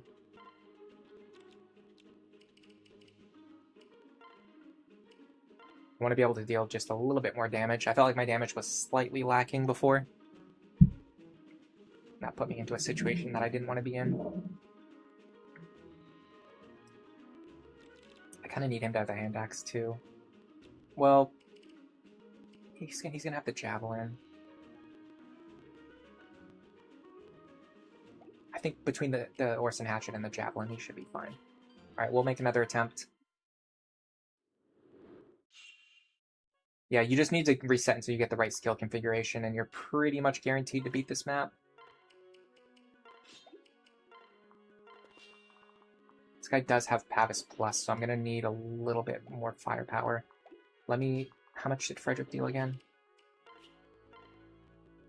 26 or 22. So 22 means I would need an extra 3 damage per hit on Sumia, which I do have. Okay, so we can get away with the Bronze Sword.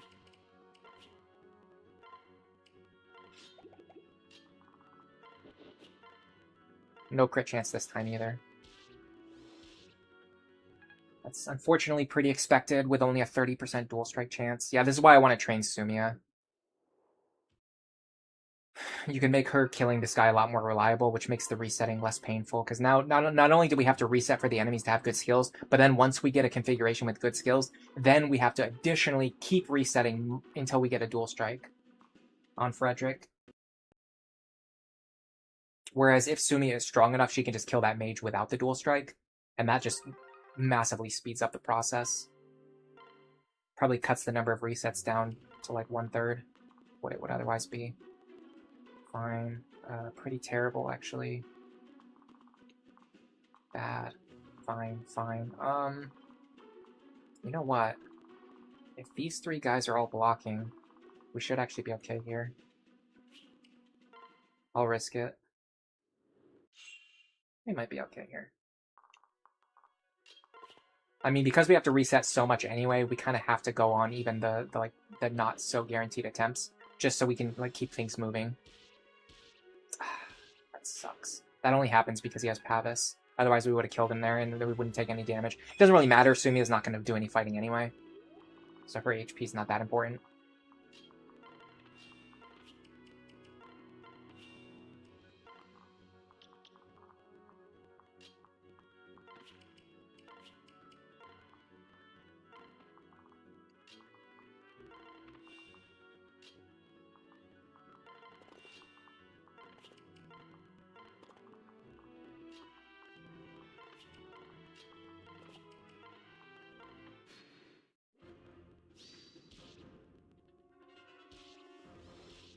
That's pretty bad. Okay, that helped a lot. That bailed us out. That crit really bailed us out.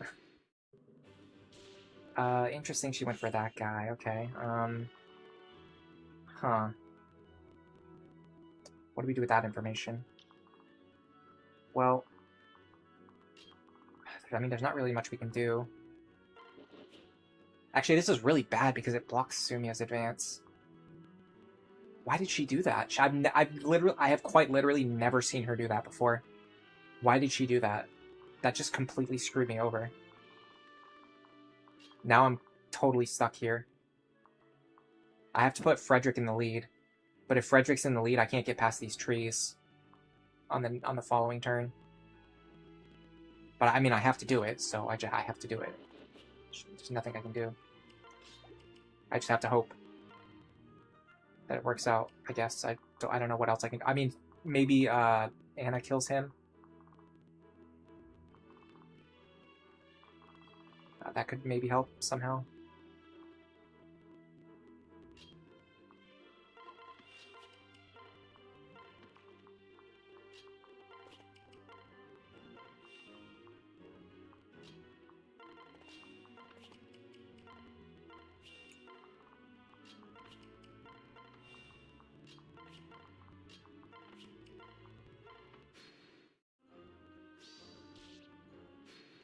Hey, Anna, please kill him, or at least weaken him. Now, the question is, can Frederick actually reach him now? Because if Frederick can't reach him, we're done. Okay, we just barely reach him. Can we kill him?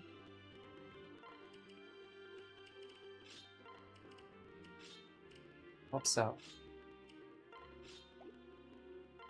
Javelin, yes. Orson Hatchet is more guaranteed. 1, 2, 3, 4, 5. That's enough to deal with the archers too. Okay, I'd like to kill all of the archers this turn, which is quite possible. They're going to deal some damage to me, but that's going to allow me to set up. I think we're in a better spot than it seems. I think we might actually be okay here.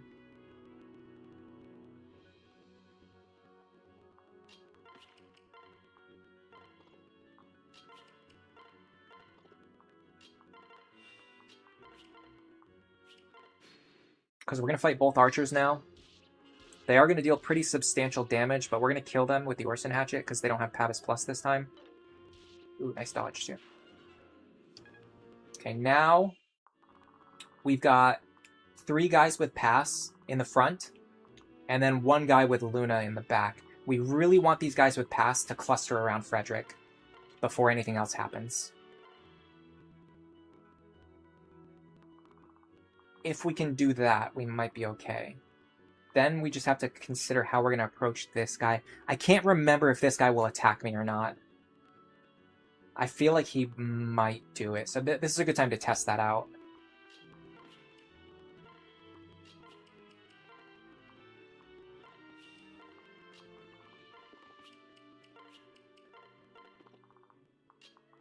I think he won't, but I'm not sure.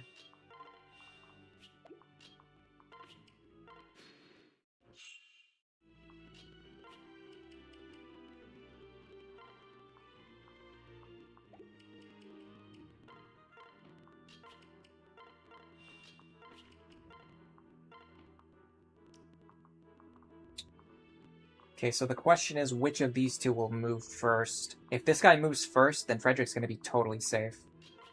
Let me trade with you. And then make sure you unequip after you trade. Oh my god! Why? Why? Why?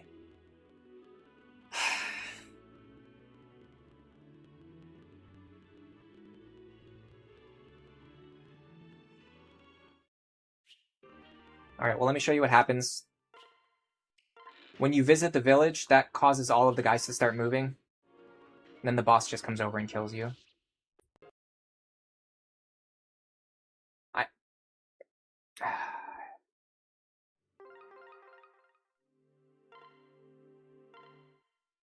You think the barbarian only goes for the village and ignores you. Yeah, but the question is, if someone's blocking the tile, will he move away and attack someone who's, like, over here somewhere? I don't know. I don't think he will, but it's worth testing just to make sure. I've probably tested it before and confirmed it, but I just have to do it again.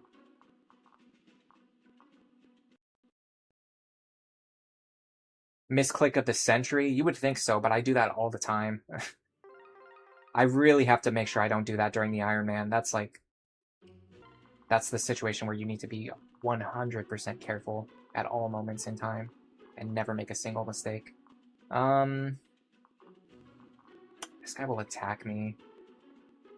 I can live with that. It's worth at least attempting. I have to, like I said, I have to actually get attempts going. I can't just sit here and reset over and over and over again for the perfect RNG. Because then even when I do that, then Frederick just doesn't hit his dual strike on turn 1, and then I just have to reset again anyway. So it's like, you at a certain point, you just have to let it go. Like, see what I mean?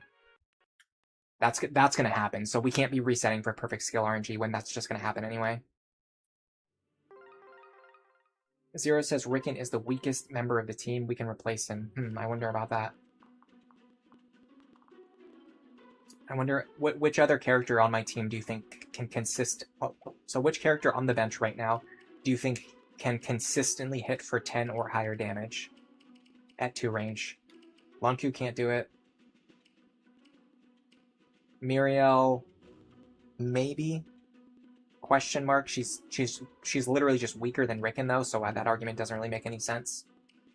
She's just, if Rickon is too weak, then Muriel is even weaker. Callum can't do it, Stall can't do it. There's no other character who can hit at 2 range for guaranteed damage. So no, I disagree. I don't think Rickon is the weakest member on our team. Or at the very least, if he is, we don't have anyone to replace him with. We don't have anyone better than that on the bench. And also, I think right now Virion's weaker than him. And Sully's weaker than him. And Sumia's weaker than him. Although she has utility, obviously.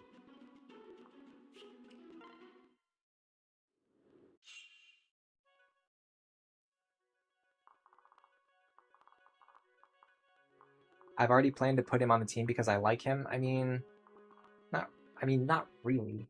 I mean, I do like him, yes, but that's not the reason why he's on the team.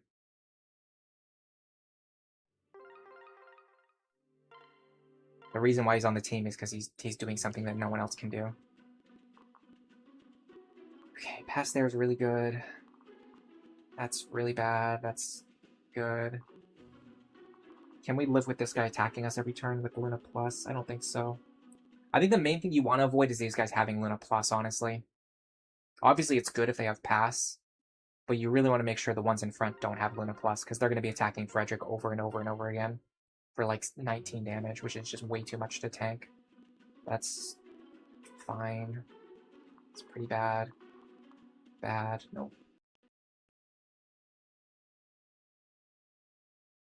You want to instantly send Libra over to Mage or Dark Mage? I definitely see myself using Libra this run, but not the way that you're describing. Can we just get one good skill configuration, please? Okay, that's good enough. We'll send this. And this is a situation where Frederick hits the first dual strike, Sumia won't take any damage, which is also nice. Can I just equip him with the bronze sword before I start doing more resets, please? Frederick? Frederick? Okay, that's good enough. You want to make Rickon unemployed? I don't know why I do stuff like that. It's like, even when I'm trying to be careful, I still make mistakes. I guess in a certain sense, you could say everyone makes mistakes.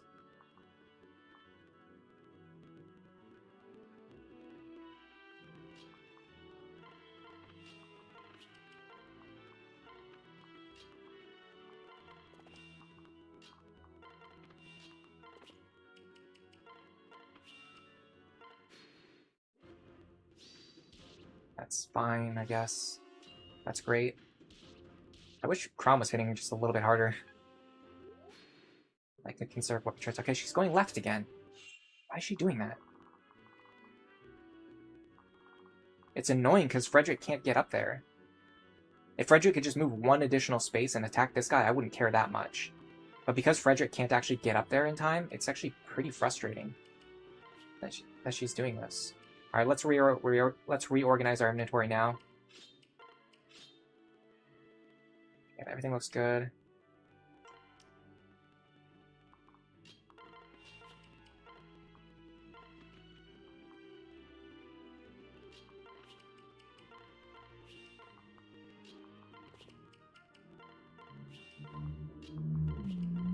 Just need to get over this river. Having an audience increases pressure? Nice crit.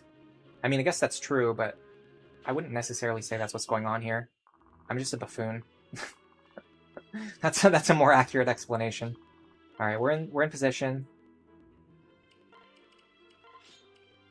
We should have enough Orson Hatchet charges to punch through these guys. Again, we're going to get hit with Luna Plus, but I think, again, we'll be fine. And then we just have to worry about the guys who are coming in behind.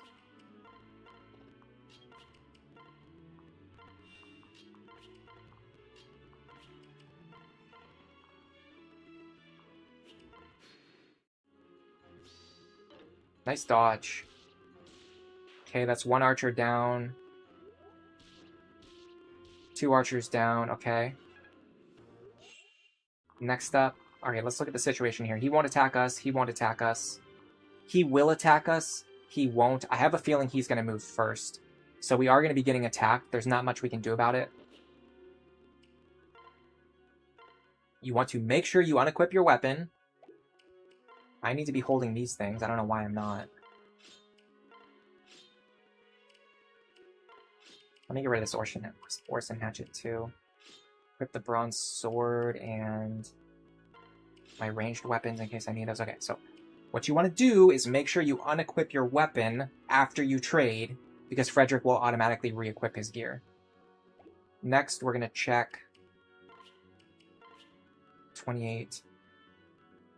I don't think we use a Vulnerary this turn. I think we wait.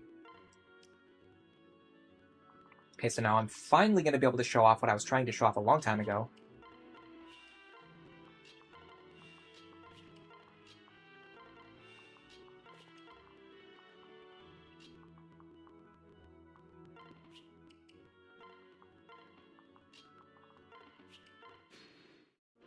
Which is that these guys up here, they just won't attack Frederick. They'll just end their turn standing next to him. Okay, so what we really want is for you to move first. If you move first, that'll be great. If not, we'll have to live with it.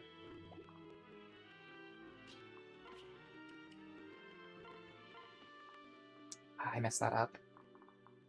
I'm gonna have to spend another turn getting Maribel over the river.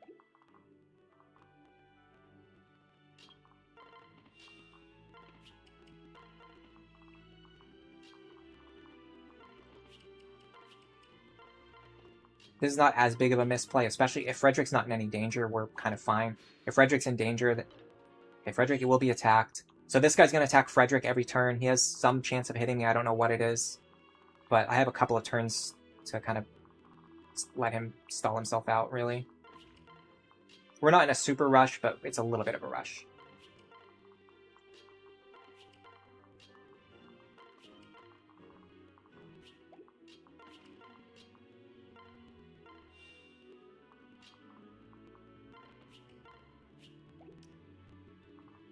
Once we see how hard this guy's hitting, if he misses, that's even better, but once we see how hard he's hitting, we'll know, like, kind of how much of a timer we're really on. Right now it's looking okay. Especially with all these misses, that's a good indication that he probably doesn't have a great chance of hitting me. Shocking, I know. Genius conclusion I've come to. And once we get Robin up here, we'll start getting over the river faster as well. Okay, yeah, this guy, whatever his hit chance is, it's like, it's low enough that we don't have to worry about him. Realistically.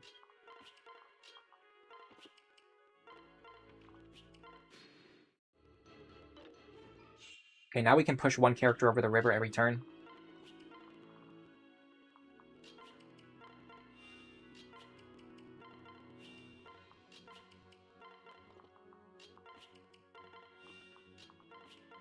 Viren goes last because we're not actually kind of trying to do anything with him right now.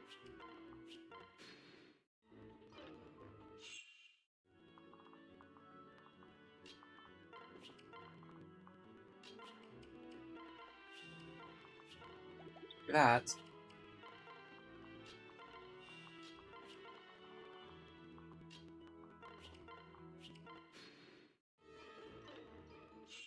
I'm kind of curious what his hit chance is, because it's got to be extremely low.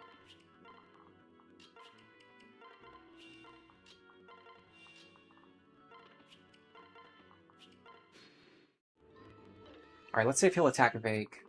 I don't think he will, but again, I just want to confirm that is the case.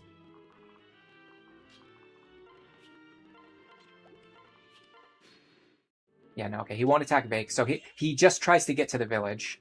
And he'll attack the person standing on this square, but he won't attack anyone else.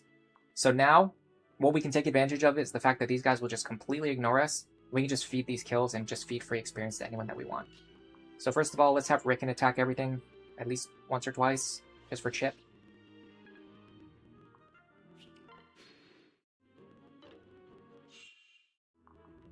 Let's get Lisa up here too. We want them to start building supports.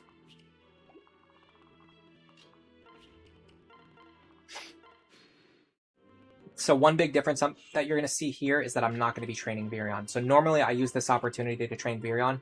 Instead, I'm going to give all of his experience to Vaike.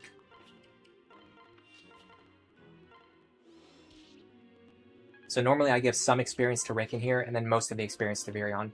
Instead, what I'm going to do is give some to Rickon as usual, but then I'm just going to give the rest to Vaike. Speaking of Vaike, let me see what his damage is against this guy.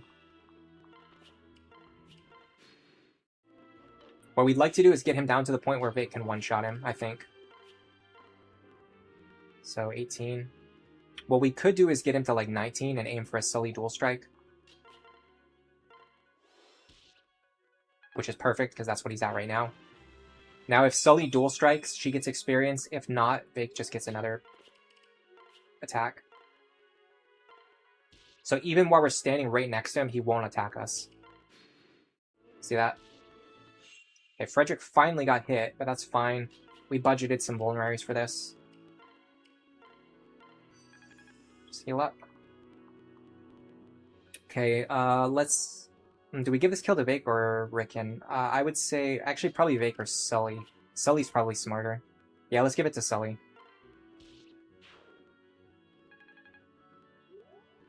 Alright, now this guy and this guy are going to move, but they can't attack Frederick, so it doesn't matter. Let's get his health. Let's work on getting his... Well, actually, let's work on this guy so we can stop him from attacking Vaike. Stop him from attacking Frederick. That's what I'm trying to say. Let's get everyone else up here too. I'm always scared to move the other characters into range, even though I know that they won't get attacked. It's like you just never know, right? Sometimes the game just wants to do weird stuff, and it's going to do whatever it wants to do. Alright, so this guy right here, because he has counter, we're going to have to get his health down to the point where Vaike can one-shot him. So let's work on that.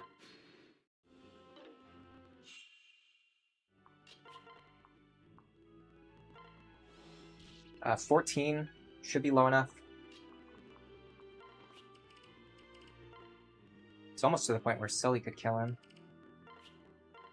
I still want to make sure Vaike is getting some kills though, because he's still getting good experience from these kills. So then the other guy has passed, so again, he's not going to attack. Okay, so now we can kind of feed the rest of the experience to whoever we want. So let's work on the next guy with counter. Just get him out of the way. Then after that, we can even start training with like one range attacks if we want to.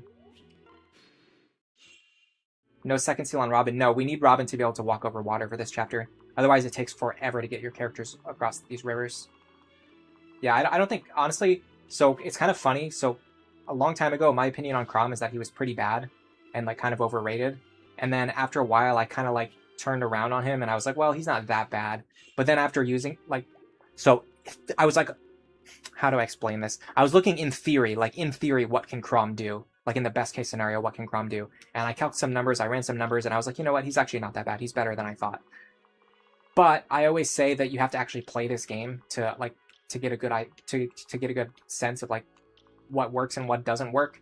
And so even though in a spreadsheet, when I'm calculating Crom's performance and I think he's going to do really well, he seems like he's not that bad. In practice, when I actually try to use him, he never actually turns out that good. He still turns out like mid, like always. So yeah, I've kind of come back around on Crom, and now I'm more on him just not being very good. But it is what it is. I'm just going to feed some more kills to Sully. I need to get her closer to level 10. And right now, these guys are giving her good experience.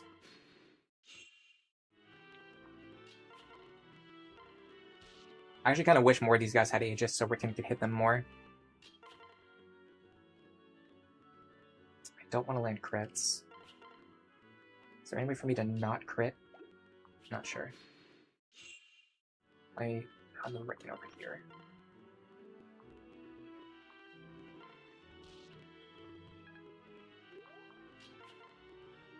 this works. 13 plus 13. I'll have to heal her, but that's fine. Dual Strike is fine too. That just means experience that would have only gone to Sully now also goes to Vaike.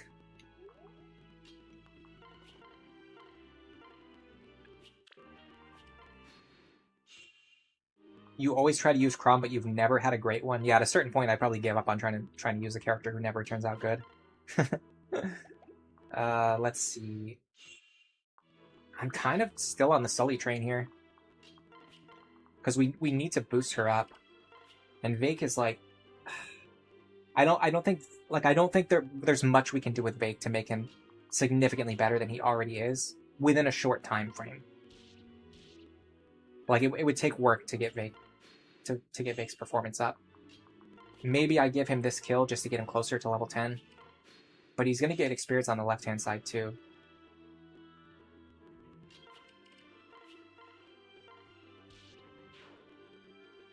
So the fun thing is, even though we cleared these guys, we still don't have to rescue the village. Now, we can go over here and clear out this entire group on the left. While the boss just sits down there and does nothing. I used to think that this chapter worked on a timer, and the boss started moving after a certain number of turns. But I noticed that the timing was always inconsistent. That's when I started to look into it, and then I realized, oh wait, he actually doesn't move until you rescue the village. So you can just have him sit there forever. It's pretty amusing.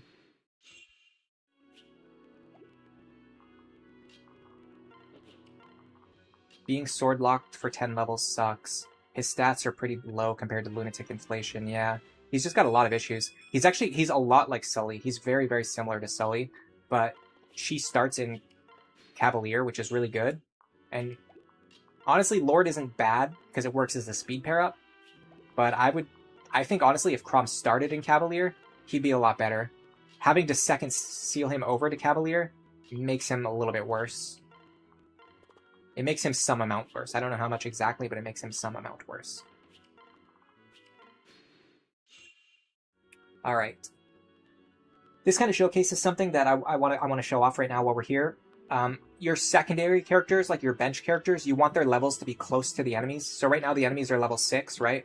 So we want like Rickon to be around level 5 or 6. We want Sully to be like around level 5 or 6. Sumia, it would be nice if we could get her level up to like 5 or 6. She's behind. Chrom is behind. Virion's behind. But then your other characters, like your carries, need to be above that. So like Vaike is like level 9. We'd want him to be like level 12. Robin's like level 18. A little bit overkill. So we could take some experience from Robin and funnel it over to Vaike and probably be fine. But it's tough because you need Robin to be so strong to get through Chapter 5 that they just end up being a little bit ahead of the curve for the next couple chapters. This guy's a really big nuisance. This guy's not too bad. And nothing else behind them actually threatens me. So what I can do is... Robin can injure or kill this guy. And then Vaike can run in and steal the kill. And then that should also put him in a position where he can fight the next guy on enemy phase. Can we double them? We don't double, unfortunately. We do enough damage to secure the kill. He is going to hit us with Luna Plus, though, which I don't love. 28 plus 28. I need my calculator. The good thing is we have more HP than defense, so we don't really get hurt by Luna Plus as much as some other characters. We're going to take 40 damage, though, which we can't take. Oh, no, this guy's going to be dead, though, right? Well, we can kill him. He's going to be dead. He's going to be dead. So we'll only take damage from the other guy, which we can take comfortably. Yeah.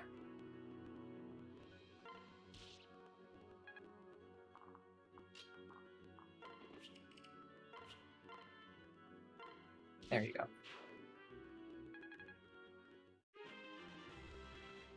Hello, Miracle Dang. You're slamming your head into Lunatic Plus Chapter 12? Yes. Chapter 12 is like one of... I think it's like the last really difficult benchmark of the entire run. Having said that, I noticed you mentioned that you're thinking about putting him into General. So here's a little secret. Wyvern Lord is not weak against Beast Killers. So you can put Frederick into Wyvern Lord. You get the utility of him being able to fly. You remove his Beast Killer weakness. And he can hold a lance, which means he can use a beast killer against the enemies. So I highly recommend doing Wyvern Lord Frederick rather than General. General kind of doesn't really have any like. Honestly, I don't think General has any advantages. It's like it's a pretty bad class in general. Pun not intended. There's like some things you can do with General, but it's just like the stats aren't high enough to justify the weaknesses that it comes with. All right, we can fight this guy over a few turns with Vaike. So we go 1, 2, 3, 4, 5. We want to be standing where Virion's standing, so let's just get him out of here. Go like this. This. Like this.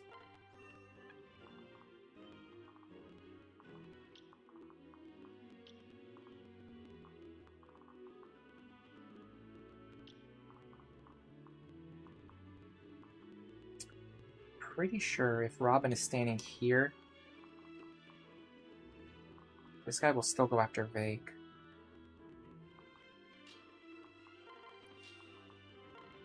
Oh, we can't get up there anyway. Okay, never mind.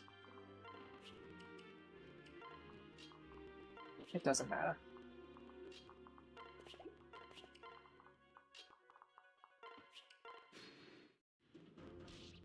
Let's get another round of combat. Crit. Doesn't really help us. It actually kind of hurts us because we lose experience that we would have gotten. This guy we can enemy phase. I want to get rid of him fast, though, so I'm going to use Robin to get rid of this one.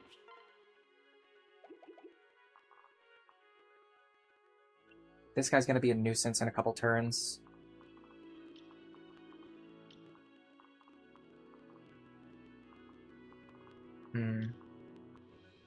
I'm kind of feeling Robin in this position. I don't know for sure they can take all these attacks, though. 23, 22, 23.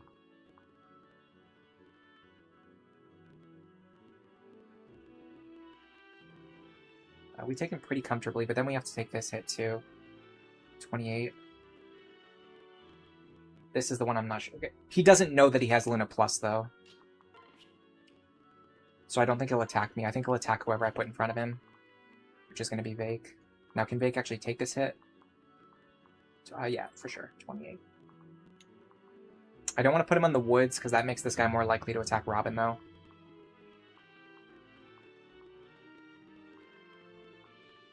So I want him here.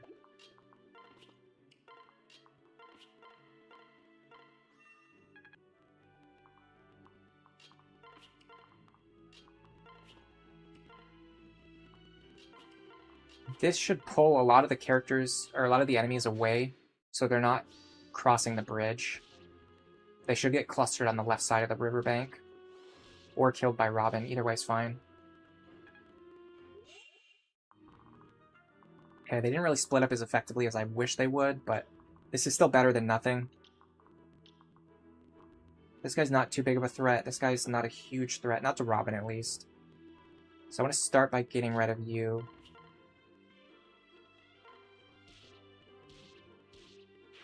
Now the problem is these guys right here overlap, so whoever fights them needs to be able to survive against both targets. Frederick might be able to do it. We also need to actually get rid of him though, so let's focus on that. Yeah, we need to get rid of him from a pretty complicated spot. From here we can do it, or here. Unfortunately he resists my 2 range attackers.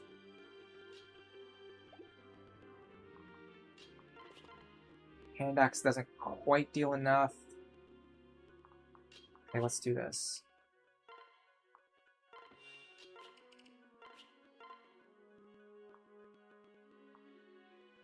I don't want to waste Elwyn charges.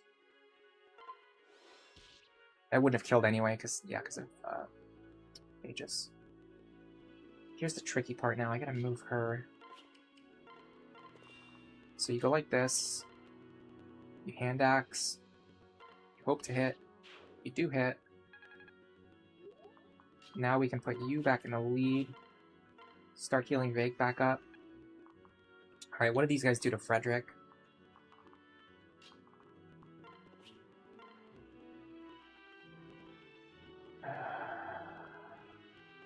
15.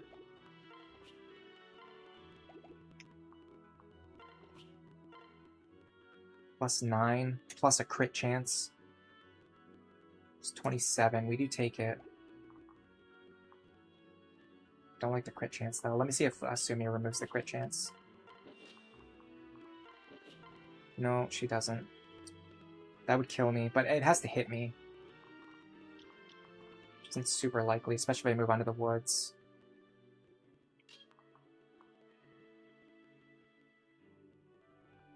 Do we kill this guy? I can do this. We're gonna have to deal with the mage next turn. Never mind. Okay. Crom bailout. Nice dual strike man. Yeah, we're gonna have to deal with the mage now, but then the archers aren't really a big problem, because even if they have counter, they can't actually deal counter damage to me. And then they don't have Luna. So yeah, we're actually pretty safe now. Tricky thing is this guy having counter.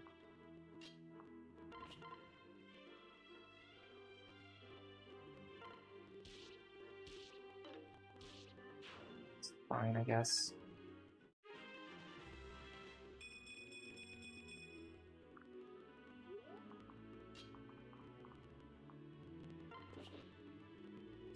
I want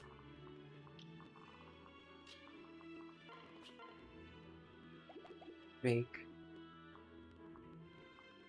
right where he is, with hand axe equipped.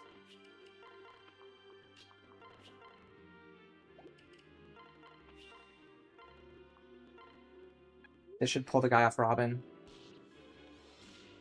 Nice crit.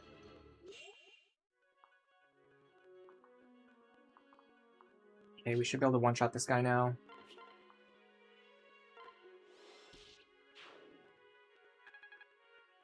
I'm curious to see if we can give the other kill to Sumia. But we kind of already decided that we were going to be doing Frederick Pan. But we kind of need Pan for Gregor, but we can have Church work for Gregor. She's too far behind. Yeah, it's not worth trying to get her to catch up when we're going to get Cordelia in like a few seconds anyway. What about Rickon? Can Rickon get this kill? He can't get the kill, but he can attack safely, so we might as well. It's just free chip right there. Let's give it to Crom. Crom is the one character who, like, no matter how far behind he is, if you can get him experience, you want to give it to him. Because he's a mandatory deployment in every chapter. So, like, any amount of... Oh my god, really? I think our Crom has gotten 2 bad level ups out of the 3 level ups he's gotten. This Crom is atrocious. This is about as bad as Crom can possibly look in this chapter. Like, I genuinely don't know if it's possible to have a worse looking Crom at this point in the game. I mean, I'm sure it's mathematically possible, but to what odds? I don't know.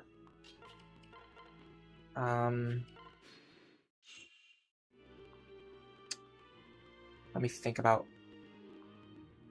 which characters are worth sending over here. I think, for sure, Vaike.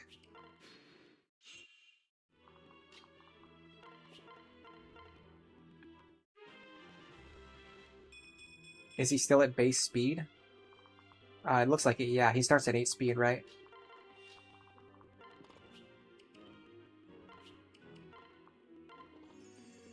Experience? Nice. That's good experience, too, for this point.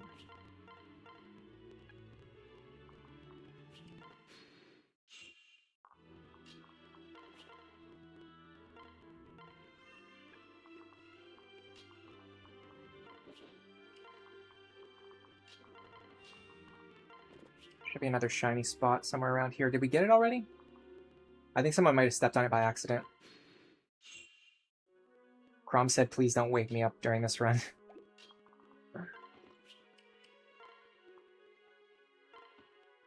Why are they so obsessed with having mandatory deployment lords that are also terrible? I don't know. It's a really good question. Alright, we're getting ready for the final battle. What we will do is... Lisa, heal you. And then you run up here. We're going to have her visit the village when we're ready. We are definitely not ready yet. First thing we need to check is if Frederick can safely fight the boss. The answer is probably no. The boss most likely has a crit chance against him. Yeah. We can't deal with this crit chance, so we're going to have to not do that. Maybe we make it work with Robin. But if we do that, then Robin has to be in a really weird spot. So it looks something like this.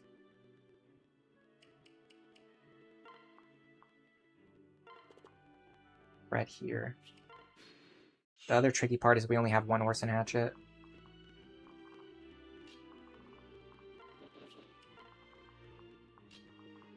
Robin, get over here. So Robin stands here. Now we're providing the solidarity bonus to Frederick.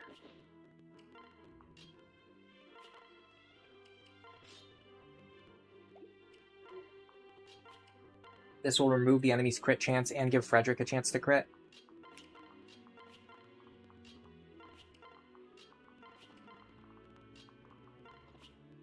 While pulling the boss in this direction.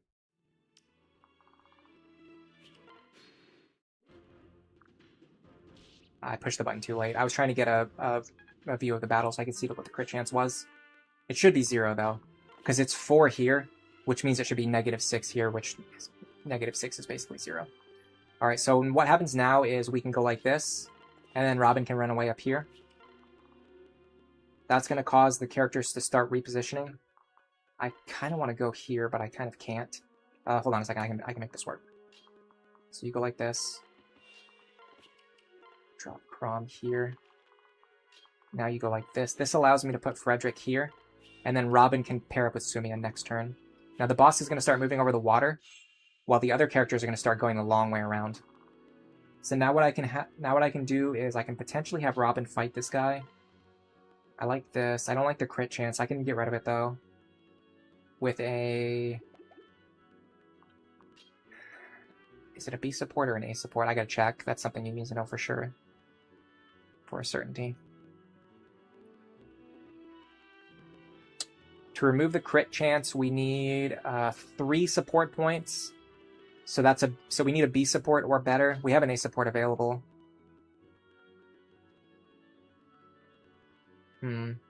How do we get these two to pair up now, though? We kind of don't.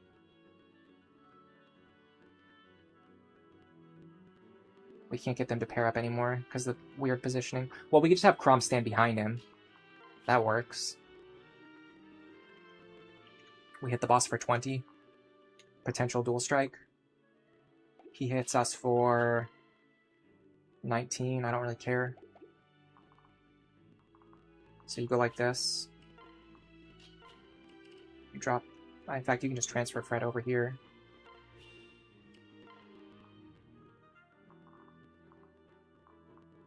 These two overlap, but I think Vaike can take both their attacks. 32 plus 23. That's 55. Minus 10, minus 10. That's 35. We survive. Plus, we're going to have Sully's pair up to make us even more tanky. Might even be able to do it on like a forest or something. Let's try standing here.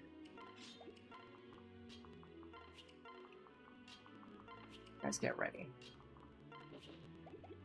I can also have Sumia here. It doesn't help a ton, but it helps more than nothing. Alright. Nice guard. Nice dual strike. If Crom gets this... if Robin gets this kill, is he going to level up? I'm not sure. Don't know how to guarantee that. We can stand on this forest tile, but it doesn't... I don't really want to stand there. I can stand on this forest tile, which is a lot better. I'll take 18 plus 9 damage. It's 27. I will survive. I'm burning hand axe charges, but it doesn't matter because you can buy more hand axes immediately after this chapter.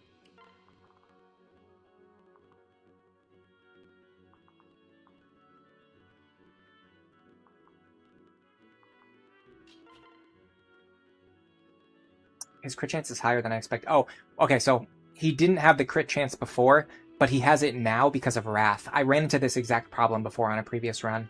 I have to keep this in mind. Once this guy's health gets low, you have to factor in Wrath, which means you probably just have to go for the kill before he has time to do anything.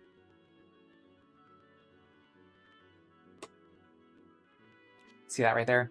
His crit chance is plus 20 right now, so normally it would be like -7, but instead it's plus 20, or instead it's plus 13. Because of the plus 20 modifier.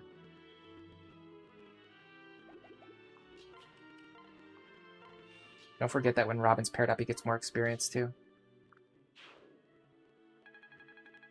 Okay, it was enough to level up. That's perfect timing, because now we can either use a Master Seal or a second seal on him. Vaike here, you here. Here. Here.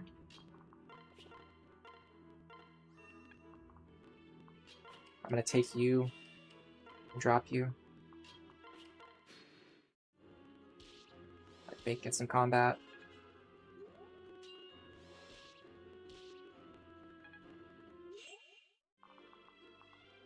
You are dangerous. I want to get rid of you immediately. I should be able to do with Sumia's help. It's kind of a waste of Robin's action though, isn't it? Because he can't get any experience. What if I just stay out of his range?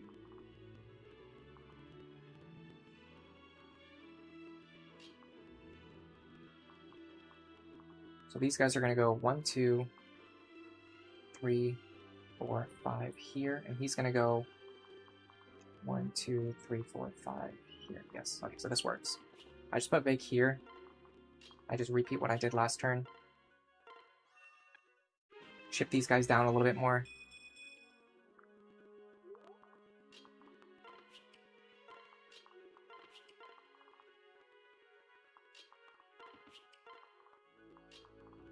Alright, moment of truth. Robin. What do we do with Robin?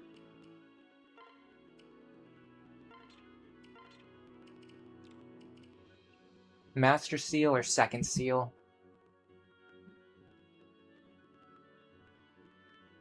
I believe the best long-term play is to Master Seal into Mage. Or Second Seal into Mage.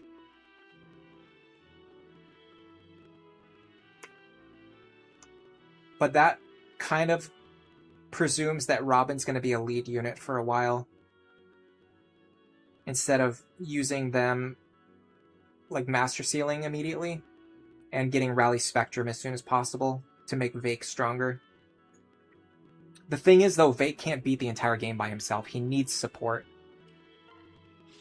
I'm going to try this. It's something I've been wanting to do, and it hasn't worked, or I haven't been able to make it work in any of my other runs.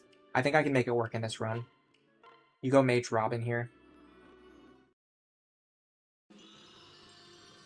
This plays her on counter better because our damage is just going to be higher. It does make us a little bit more frail,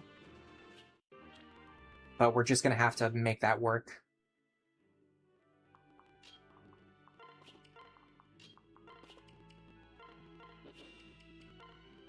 And it allows Robin to get some experience here.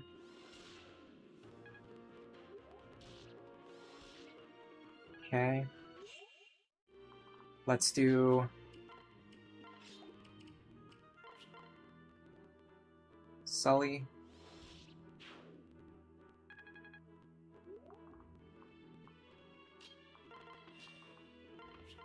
Robin. Chrom Dual Strike there would have been nice. And then we can actually probably just let Rickon get this kill if we wanted to, but... yeah, we want to get Rickon to level 10. I think I want to get Rickon to level 10.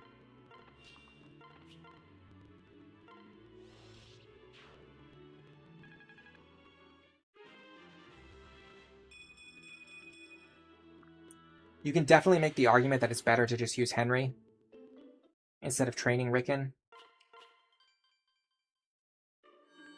And I don't really have a counter argument, because I think that's true. We got Sully, Vaike, A support. That's pretty huge. That's +1 strength, defense, skill, and speed for Vaike in the upcoming chapter. It's just gonna push him into those thresholds to 1v1 these enemies. Yeah, how bad do we want Rally Spectrum? Not that bad, I don't think. Hello, Scuba Luigi. Welcome to the stream. You've never seen anyone do Robin into Mage? Oh, really? I think it's good for the long run because you get Magic +2, and then you go right into Sage for Tome Fair. Yeah, actually, Tactician has much better stats than a lot of the other Tier 1 classes. So typically, whenever you change Robin's class into something else, usually like some of their stats are going to go down.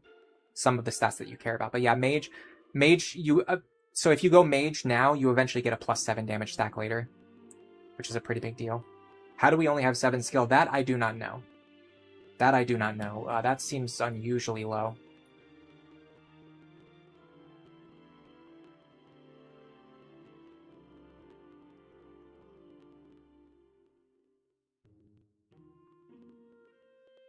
That is bizarrely low. So we started with 5 skill.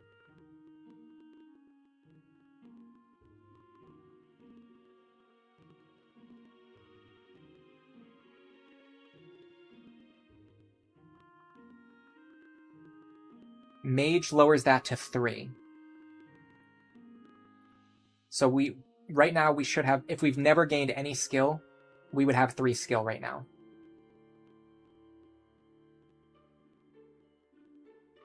That means we gained 4 points of skill from leveling up.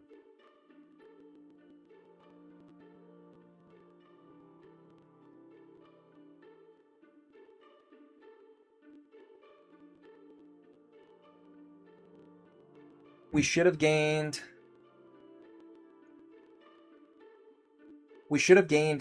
8 or 9 points of skill. We only gained 4.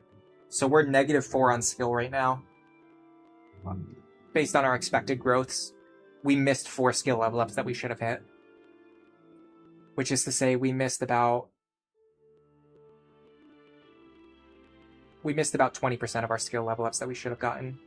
Which is pretty unlucky. It's pretty outside of the curve, but you just gotta run with it, I guess.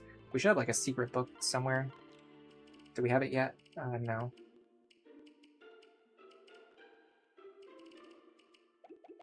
Alright, anyway, we can get javelins and hand axes now.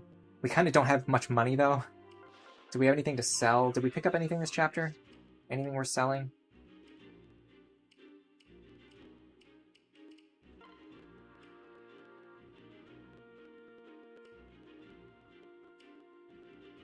Could sell the Goddess Icon. Could sell door keys as well.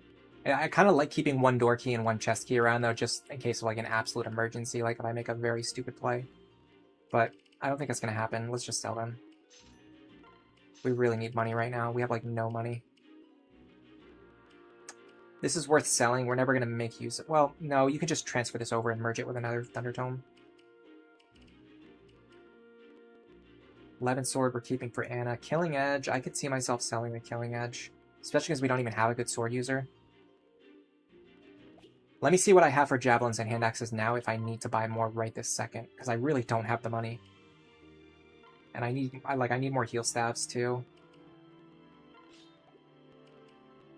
I only have 7 javelins. I think I need more javelins for sure.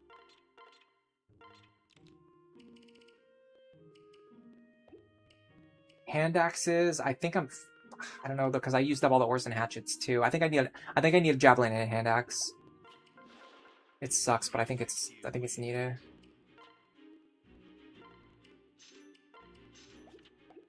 Especially because I'm using Vaike, which means I kind of need a second hand axe.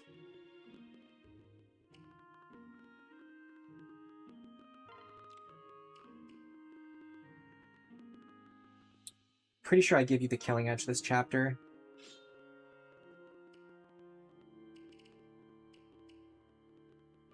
Is the Eliwood Blade better? The Eliwood Blade's actually better.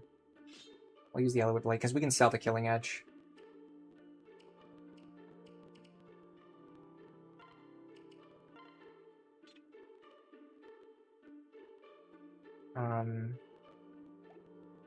Fine. I can give her the iron sword.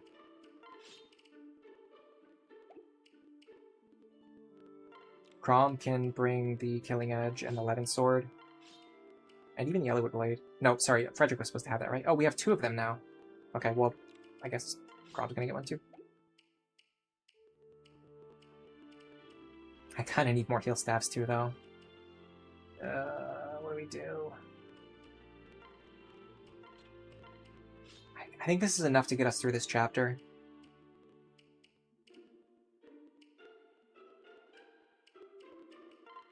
Should be done with Virion. I think Rickon's significantly better in this chapter too. That's another reason why I like training Rickon.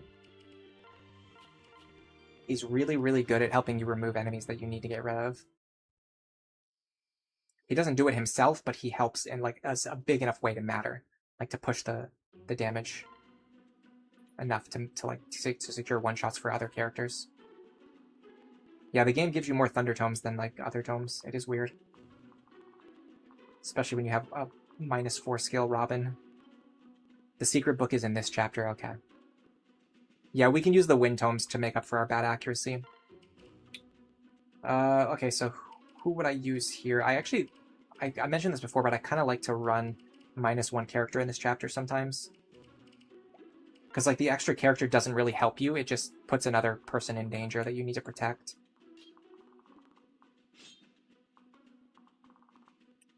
So we would definitely want this group over here.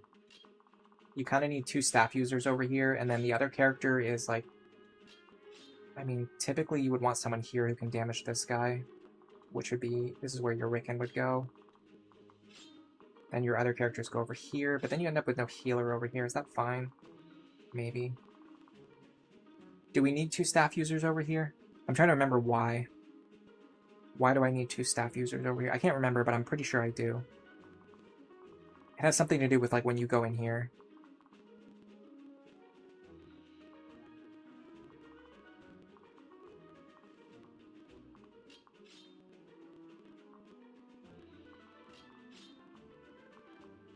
I think the group on the right is just going to have to rely on healing items.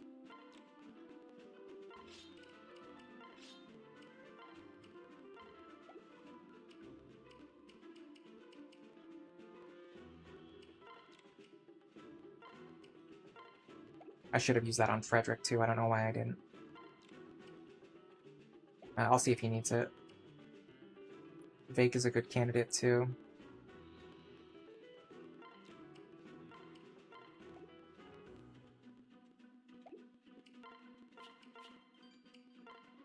Frederick's gonna need some gear as well.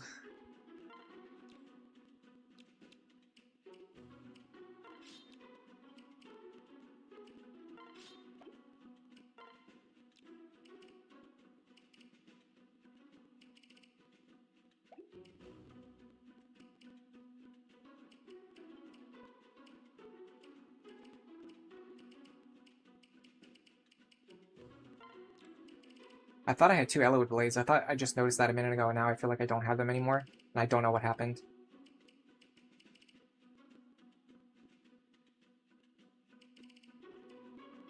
I also feel like the Iron Sword is better for securing one-shots, but if that's true, we'll find out in a minute. I think I'm gonna give Frederick...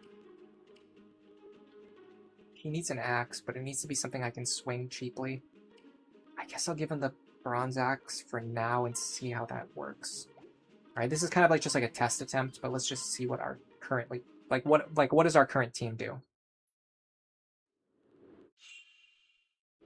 Is it bad to have an extra backpack? I mean, if that person has nowhere to stand and there's enemies attacking from every side, yes, it's bad. We're not going to be able to kill this guy if he has Aegis Plus. Can we one-shot the thieves?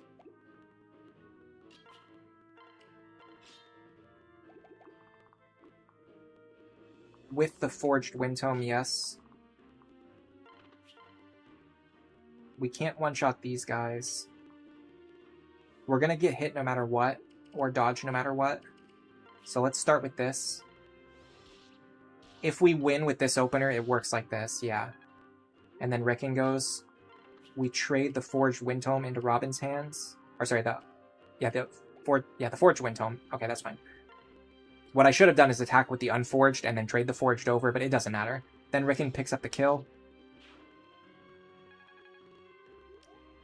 Now our staff characters can just kind of go over here. I don't remember what they're supposed to do, but I'll figure it out. Either this attempt or the next one. Frederick can one-shot this guy. We can actually fight both of them safely. Well, sort of safely. All three of these guys have Luna, actually. Let me see how dangerous they are. 28 plus. 28 plus. The problem is you can't fight just one of them. 21. That's 77. Plus 2 at least. So 79. Technically -1, but I'm not going to factor that in. In fact, we might not even get the -1 because we're only... No, we're A-rank lances. Okay, it doesn't matter. It doesn't matter. Let's just focus on what we know. So -18, -18, -9 is 34 damage. If we actually get just a little bit of extra defense, we can actually fight all three of them. I'm going to do it.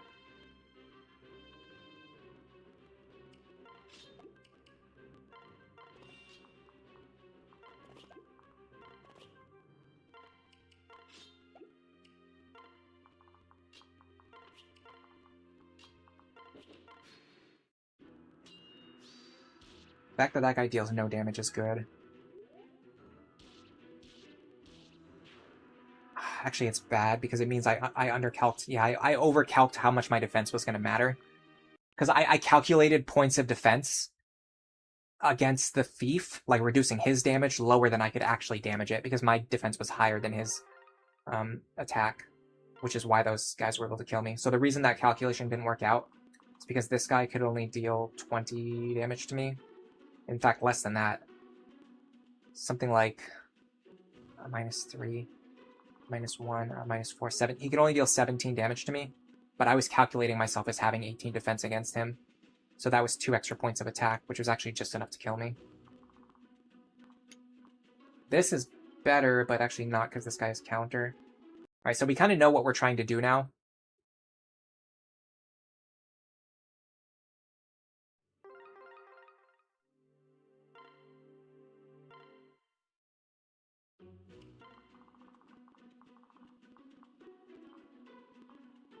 I don't think we want to deal with these guys having counter. All right, let's see what happens if they don't have counter. Like, what do we do then? If they don't have counter, or sorry, if they do it, if one of them does have counter, we go like this.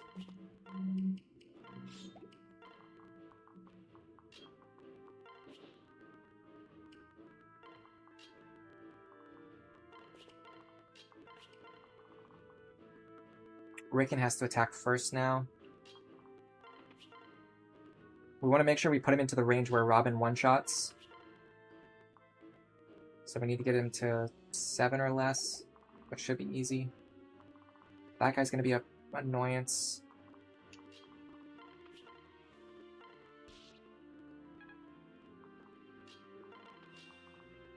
I don't know if we're going to be able to kill this thief.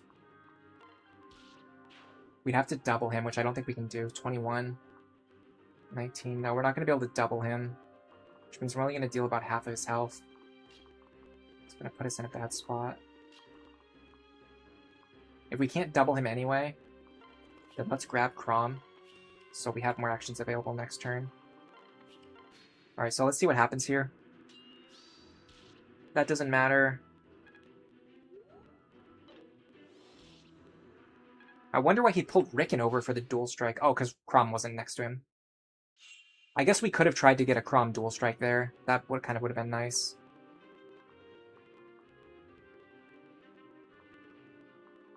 Okay, as long as we're standing like here, we're kind of fine. So let's try to do that. Yeah, this guy's kind of a problem. What does he deal to me? I don't hit him hard enough for the one shot, so I kind of have to enemy face him right now. But if I do that, then I'm going to fight Gaius, which I can't do either. What do you do against this guy? If this guy rolls counter, what are you supposed to do? Draw him over with Pan, probably.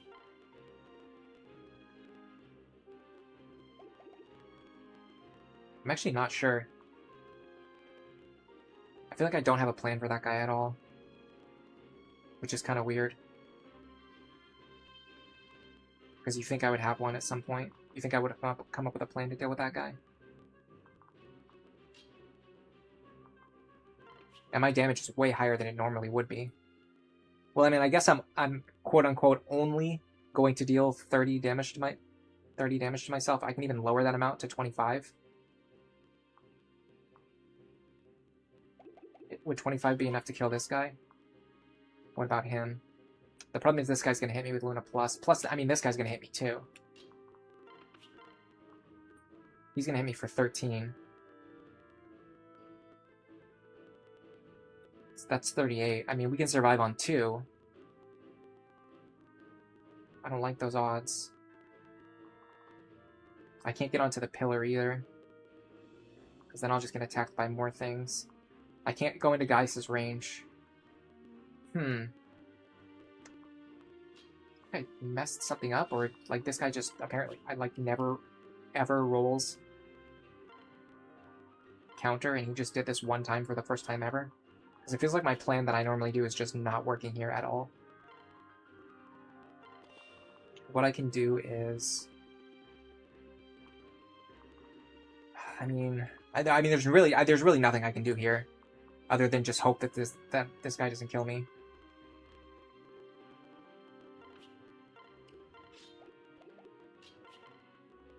Question is, will this kill you? The answer is no.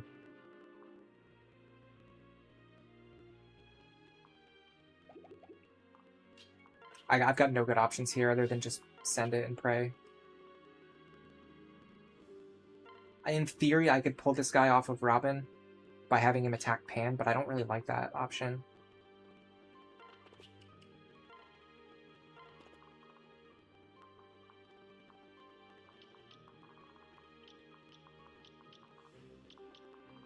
I think we need Lucina to do some work here. We want the enemies to gang up on Lucina before anything else. I think that's our one play here. For some reason I don't have a hand axe. Sure, why not?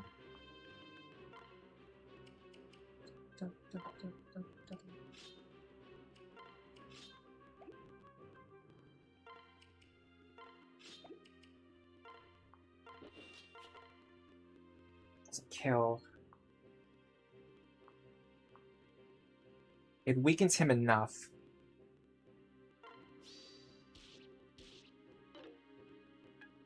Thank you, Sumia. You're so helpful. You're so useful to have around.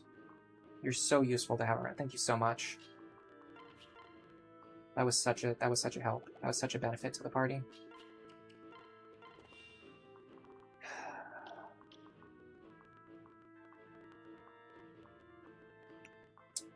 Actually intentionally pull these guys over to Vaike.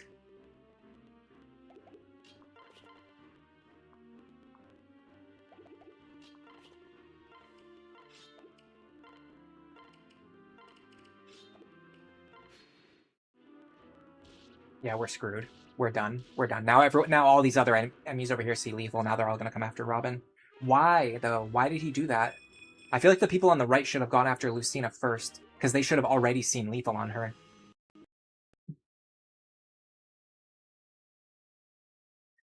Gray Bell, you're heading out. All right, good night. It's a late night there. Oh no, it's date night there. I see. Enjoy your date. Sumia tripped. Yeah, that was stupid. She's so helpful to have around, isn't she? Alright, so we need to make sure that this guy doesn't have counter, I guess. We missed another skill level up too. I didn't even see that. So we need him to not have counter Aegis. In fact, we kind of just need him to not have Aegis. And then we need the guy on the left to not have counter. And I think that will be enough to save us. We just can't deal that much damage to ourselves.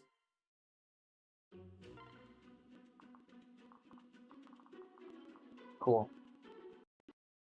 Back in reset territory.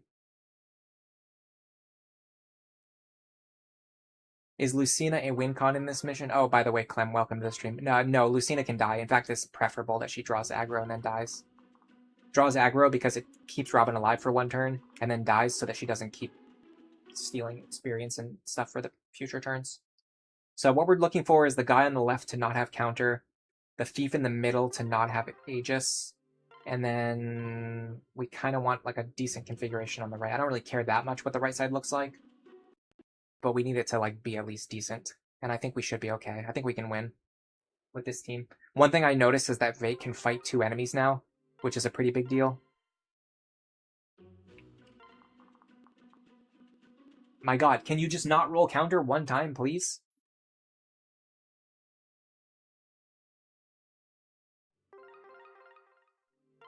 Yeah, we reclassed Robin to lose a bunch of skill points just in time to run into a thief with underdog specifically to lower our accuracy even more. Okay, that looks pretty good. That's probably about the worst thing that this guy can possibly roll. That's fine. That's terrible as well. All right, this is. I'm just gonna send it and see what happens. I don't care anymore. All right, we can do Raken first here.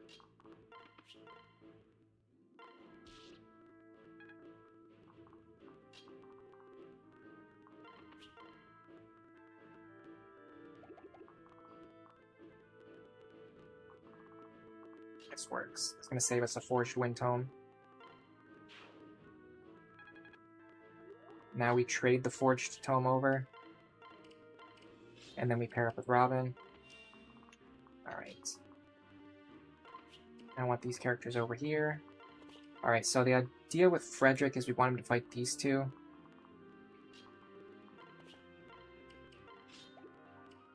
We're gonna need... I actually think the Sumia pair-up's better here. Because dodging is better than defense. I think. I'm not 100% sure. She's also more likely to dual strike, which might come into play. Pretty dubious, but I don't know. So unfortunately we don't one-shot him, which actually probably means that the Barbarian's path to attack me might actually be blocked here. Yeah, so we don't even get to fight the Barbarian. Great. Now we've got a Thief and 2 Barbarians to deal with, and the Barbarian went to the left. Perfect, even better. Now we've got another Barbarian to deal with in the center. Actually, you know what? That might be a miss. That actually might be a throw on their part. Because now my other characters might be able to just push through on the right-hand side.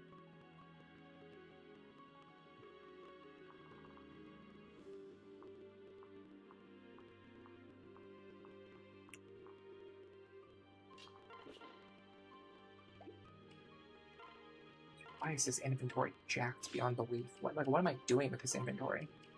I need to fix his inventory before the next attempt. Do it. My big concern right now is keeping Vaike alive. I don't know how I'm going to do that.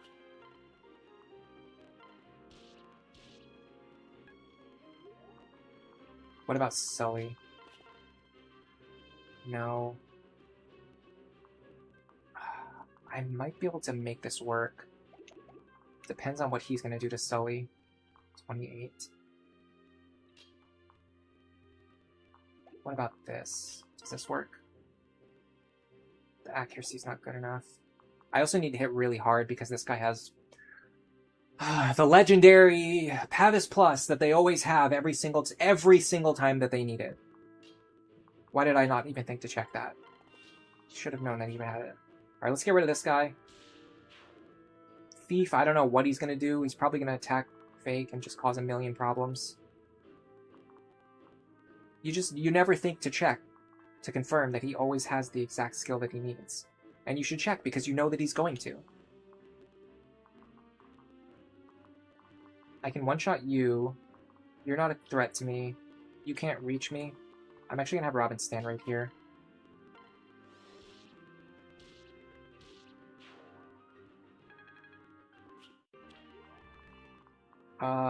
Pan can fight him. Do I want her to? That's a big question mark. I think I kind of want her to.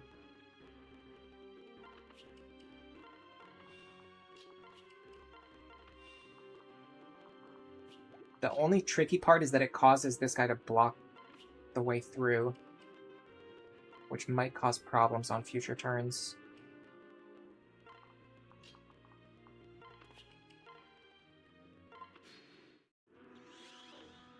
I think the value of getting this guy off of Robin is worth more than anything else. He goes after Frederick. Interesting.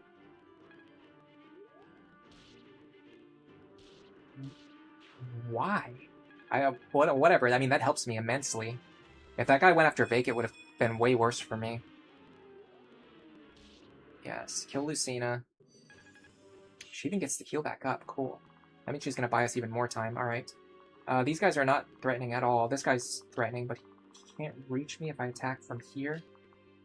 I gotta be careful of these guys, though. Okay, these guys can reach me, but what if I just do this? Oh, guess what? They have... Oh, guess what? They have... Guess what? Guess what? Guess what skill they have? Just take a wild guess. Take a wild... I have 2 physical attackers who want to hit them. Just guess. Just guess which skill they have. You might be surprised. You might be surprised.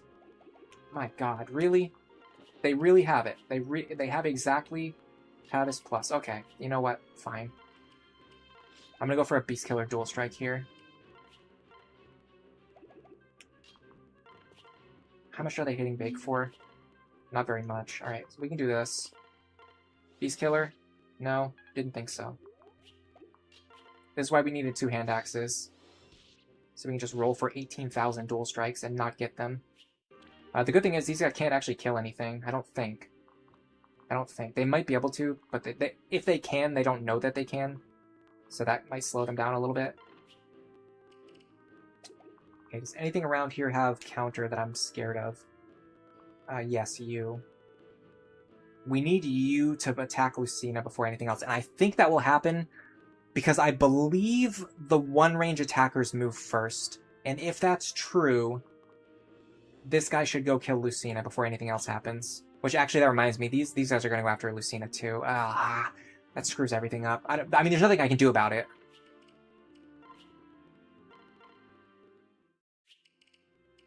Now to rescue Gaius, I kind of need to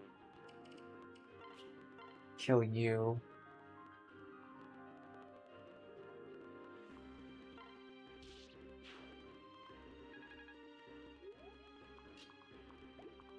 Now, if I put Rickon here,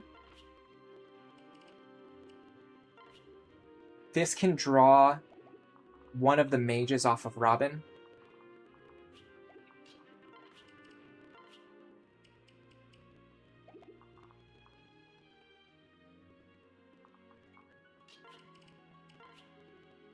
He's actually fast enough to double with the Pan pair up too. Let's go for crits with Thunder. Now I need you to physic on Robin to get him back up to full, just to maximize his odds of surviving this turn. And then we can open the box. Yeah, they're going after Lucina. That screws everything up. I needed a way to keep these Cavaliers busy.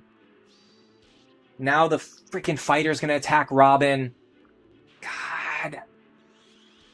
Which means Robin's gonna deal 40 damage to himself.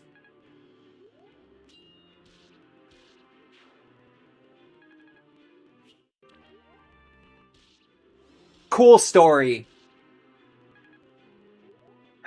He actually might have just body blocked the other fighter. Oh my god, he body blocked the other fighter. That's the only reason we're alive. This guy would have killed us. That's insane. Also, this guy's gonna kill me. I need the thief to see me as a valid target. I can end my turn here. No, I can't because this guy's in the way. This guy also has pass. Rickon can take this guy out. I have to use Elwind here.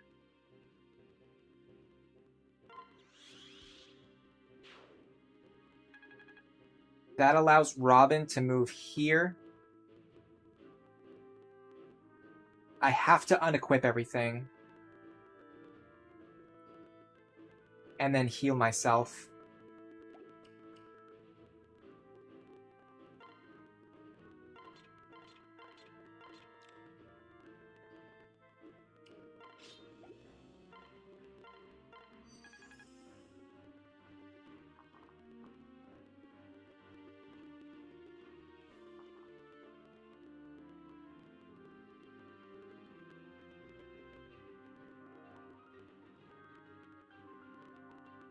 I'm trying to figure out how I heal. Well, is Rickon in danger? Can this Dark Mage reach him? Okay, this Dark Mage can't reach Rickon. So let me do this.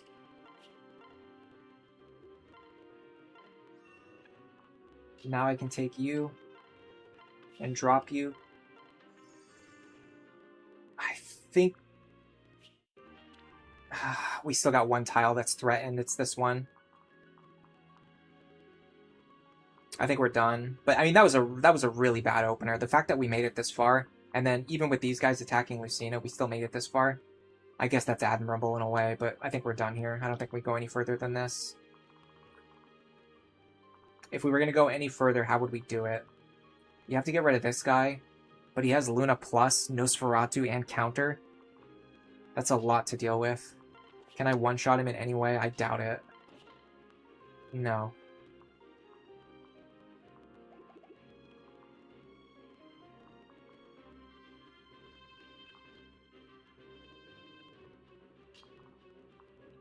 Well, let's do this instead.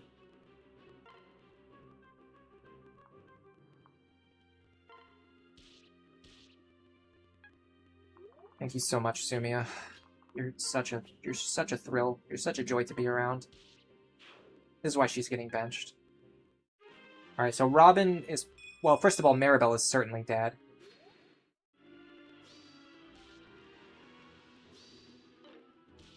Well, maybe Maribel's not dead, because if he saw lethal on Maribel, he would have acted already. Interesting, okay. I mean, technically we're alive, but now we have a guy behind our lines. And there's probably more guys with pass over here now. Yeah, this guy has pass. There's actually only one other guy with pass. Interesting. If we can kill this thief and kill him, we might be okay. So for the thief...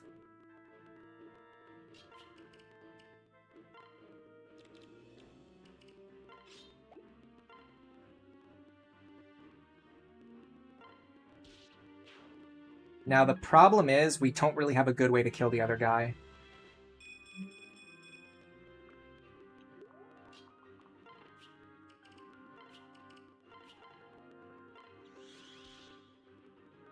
What does Pan's health look like?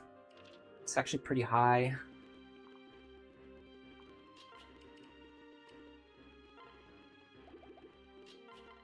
I don't see Gaius attacking here.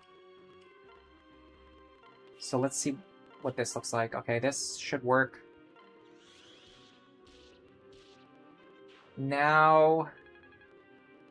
Good God. Now we need to get her out of the way because she's in severe danger. But I can probably heal her back up. Yes, I can. So let's do that. And then this.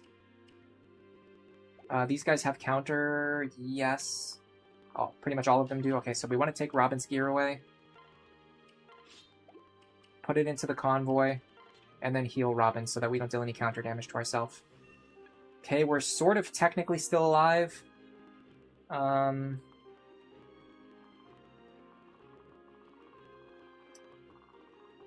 has the fastest chance of getting over to a useful position? Vaike can't reach. Neither can Frederick, though.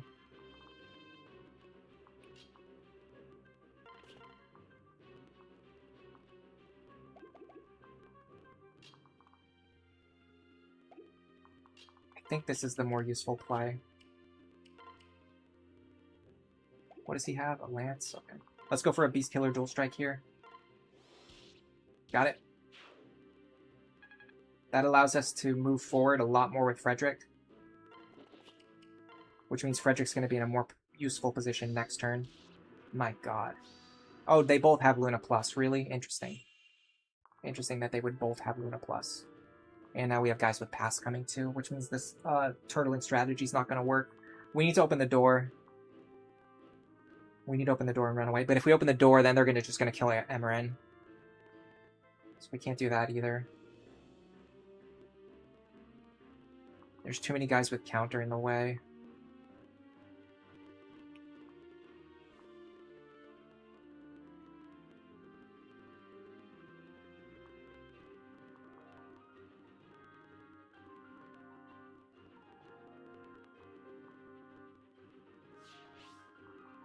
technically, we can block these squares for one more turn. It still might be time to open the door. If I open the door, Frederick can run over and help.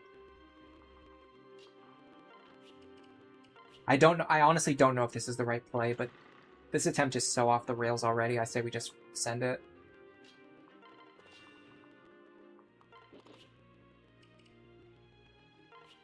Because now we can do this.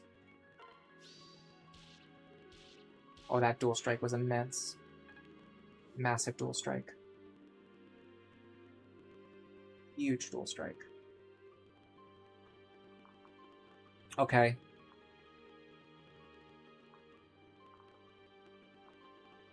Who still has counter? You, and you. I'm pretty sure, even though this guy has counter, I think getting rid of this guy sooner is better.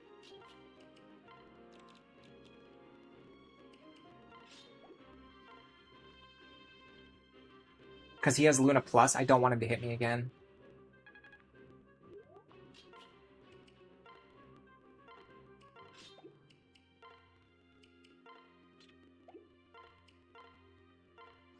Get Robin's health back up somewhat.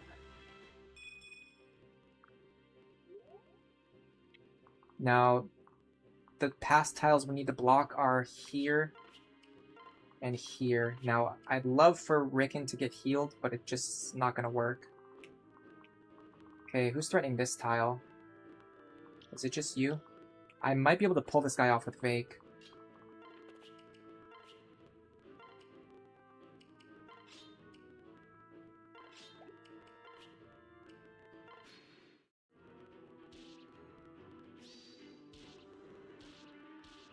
That's kind of bad, actually. Okay. If that got his health low enough, he might have attacked, the other one might have seen lethal on Frederick, but thankfully that didn't happen. Alright, we got through that somehow.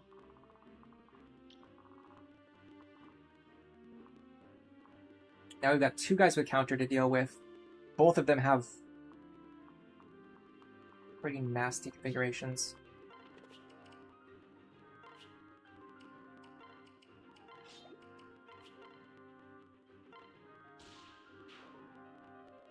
I gotta say, my idea of training Vaike in Side Story 2, and then him being useful in this chapter, has absolutely paid off. This is way more, usefulness than I normally get out of Vaike. Alright, if I lower this guy's health enough, Robin can just take the kill, or in fact, I can just have Rickon hit this guy a couple times. Let me make sure that Robin takes another hit. 28, minus 16. Robin should be fine.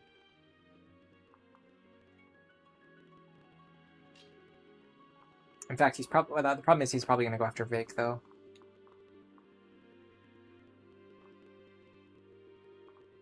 Alright, so what if we do this instead?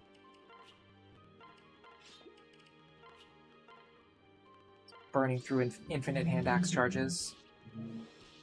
Honestly, I almost feel like Rickon could have done the same or more. Okay, I need to go into the convoy. I need to get something that's going to deal 17 damage. Well, my magic is so high, I always kill this guy. So I can just use a basic wind tone.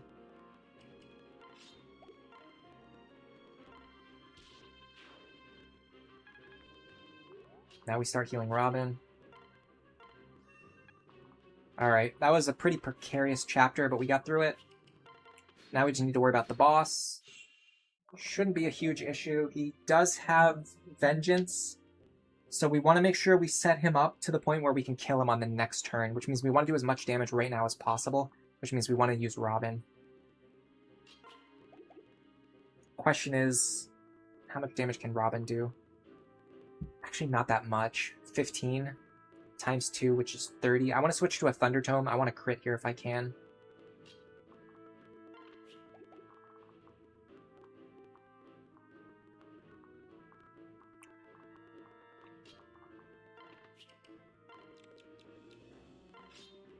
I can't do that. I need multiple charges. I also can't... Crap. That was a really bad play. Rickon should have it. Okay, so Rickon can pass it over. Let me do it in such a way that I can get him out of the way. Nope. Give him the Thunder Tome. And pair it with this Uber.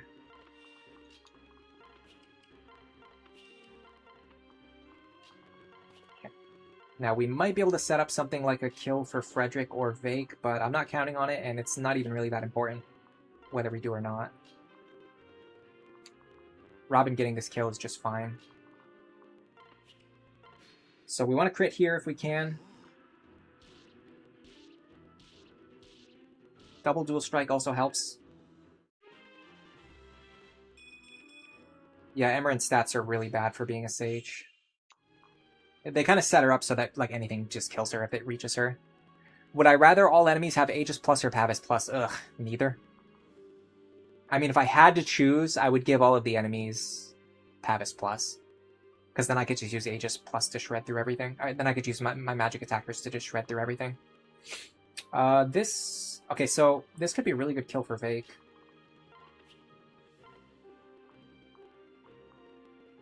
Problem is he can't guarantee it, and if he misses, it's pretty bad. Let me give him the Bronze Axe. Pair him up with Sully and see what happens. In fact, we can also stand in front of Robin. That also helps, I'm sure. Sully can get it guaranteed, but that would kind of be a waste. Vaike getting it would be guaranteed, and it's actually not a waste. He can't Vengeance me because he doesn't have Vantage. So the question is, would it be better to just give this to Robin, though? I don't think so. I think Vaike wants this more. I think Vaike wants this kill more.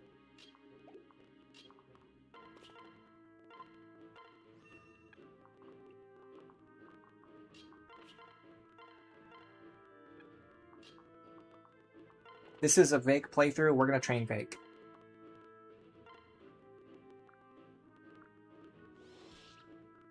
Alright, give me a juicy level up at least, please. Yeah, that was worth it. That was worth it. We got almost 100 experience from that. Strength, speed, and HP. Perfect. And a free heal staff. Yeah, I'm honestly considering Warrior. The main thing is we have to look at Vaike's speed. That's the number one thing we have to look at.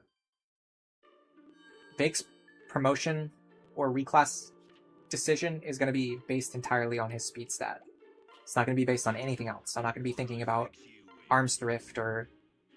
he can't even get Arms Thrift. I'm not going to be thinking about, like, Gamble or Despoil or Soul or even Axe Fair or even Axe Breaker. It's just going to be purely based on Vaike's speed stat.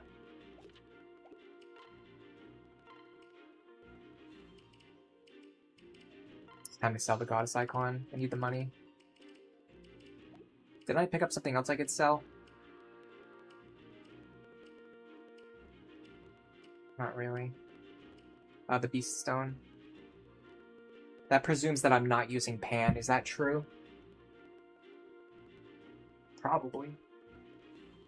I'll sell it if I have to, but I can keep it for at least another turn or two. Oh, I can sell the secret book, but honestly, this is a run where like I actually kind of need to use the secret book because my Robin strength is so my Robin skill is so bad.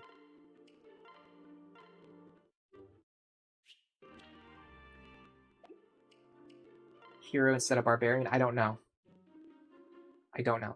It's 100% the decision is going to be based on what Vaike's speed stat is compared to the enemies around him. There's nothing else that's factoring into the decision because if he's too slow, then he becomes completely useless. So there's nothing else that matters more than Vaike's speed stat.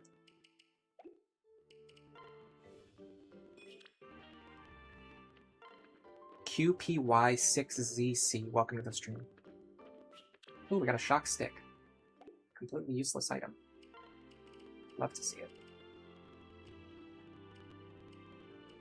Let me consolidate my Thunder Tomes and other stuff.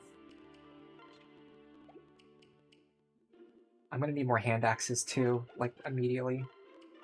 On top of everything else.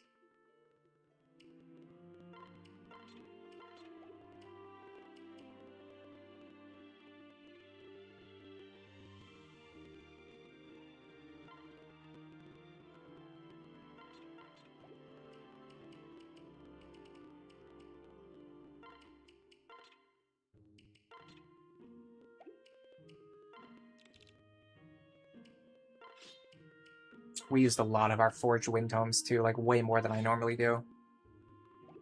I burned through a lot of forged wind tomes somehow. Even though I'm trying to use Vaike more than Robin. I think it goes to support what I said before. Which is that when you want to use like a non-meta character, like an off-meta character, you don't actually bench Robin. What you do is you actually rely on Robin even more, because you need Robin to carry you even more while you're training the off-meta character. And then once that character catches up, then you're kind of okay.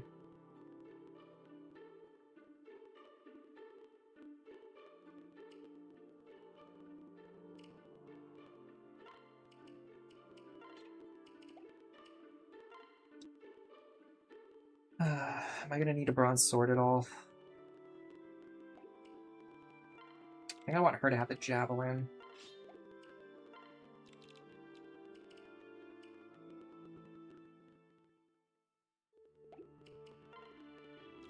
Vaike can have the hand axe for now.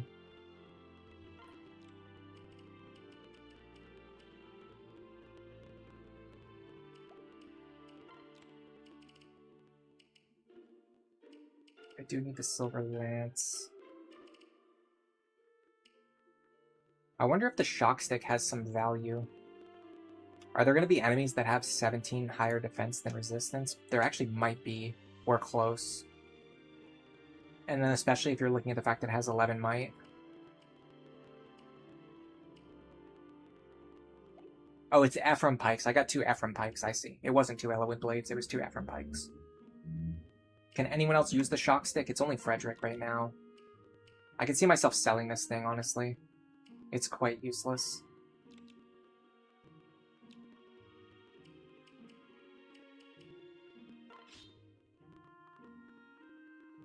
I kind of need another hand axe already.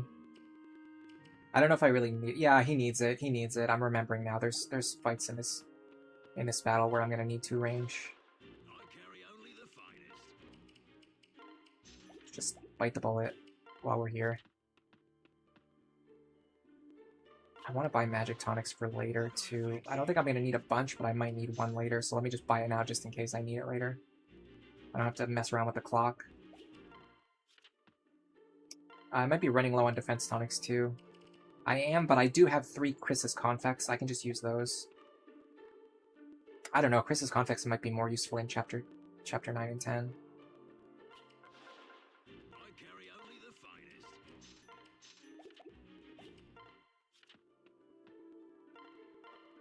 Anything else? I think we might be okay. You can use the shock stick against knights. Might help. Hello, Pizza Hut Kid Man. Welcome to the stream. Are you a kid or are you a man? Which one is it? You don't get to be both. Ooh, this is interesting. Okay, we have space on the team. We want Virion for sure. He's the most useful character on the bench. I guess Pan, probably, is the next. Especially because these characters, we don't need to buy anything to equip them. We can just give them the stuff that's already sitting in the convoy. Yeah, and we just have like 2 additional attackers now with good enough combat. Virion could be better if we had trained him, but we didn't, so we just kind of have to accept what we have. He still does good enough damage. He has like... I think it's...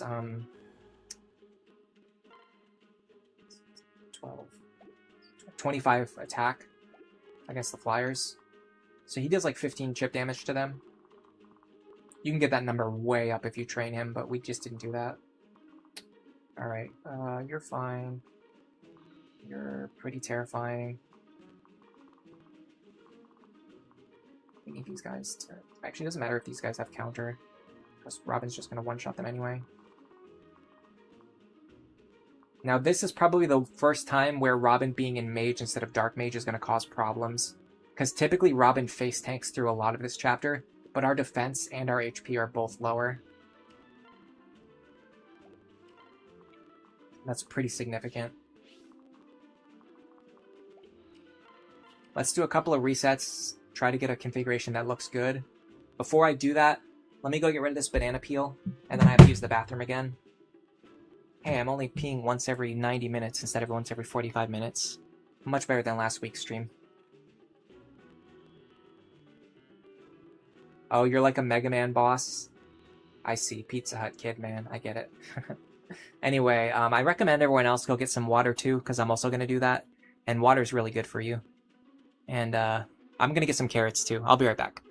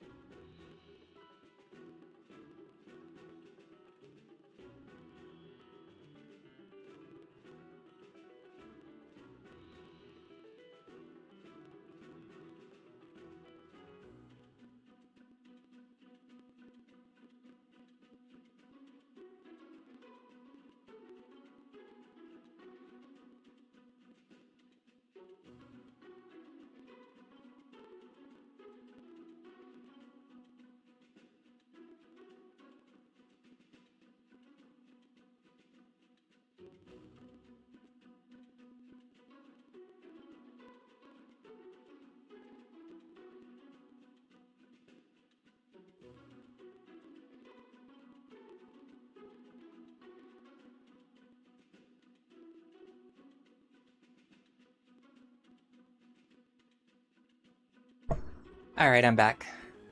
People in chat are now talking about Pepsi Man and Pizza Man. And, oh, I should drink pure water so I can get a res bonus. Yeah, probably. Millie really, really, really wanted ice cream this morning. She made me an offer I couldn't refuse, so I had to go to the store.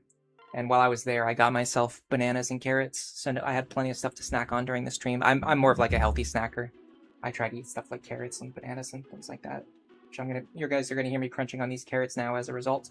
But I'm happy because I love eating carrots while streaming.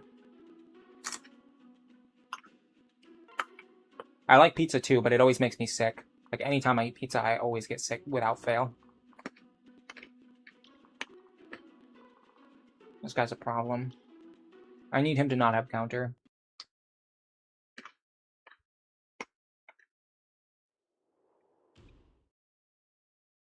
Yeah, enjoy the sounds of carrot eating ASMR. It's been a while since we heard this on stream. I've been more into bananas lately.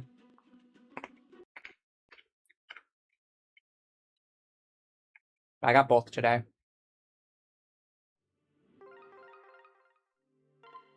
You think I'm a Taguel? No, I'm an alien. Don't you know?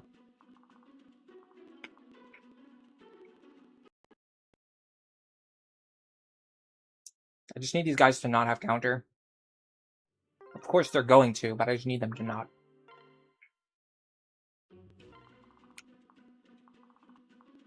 Okay. We're off to something that resembles a good start.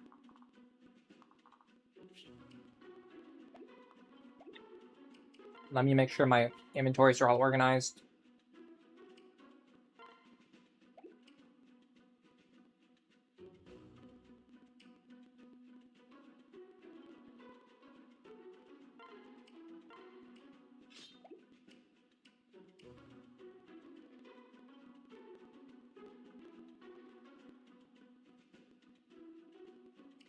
I need a stronger sword.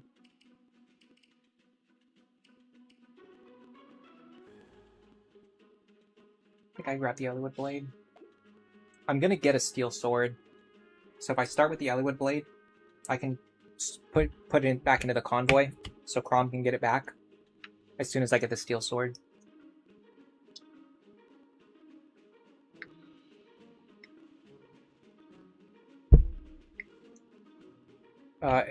Isurio, you're asking if the heat makes me use the bathroom more. Well, what happens is I drink more water, and then because I'm drinking more water, I use the bathroom more. Zero, welcome to the stream. What is my job in real life if I don't mind sharing? I don't really like to talk about my real life that much. Even though I do all the time. But I try to avoid it. I kind of can't help myself sometimes. My idea was like to never talk about my personal life or my real life at all originally.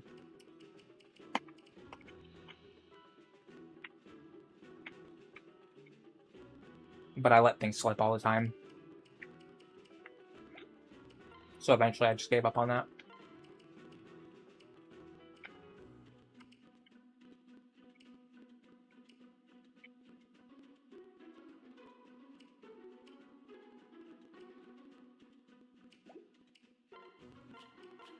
Alright, we might be able to make something work here.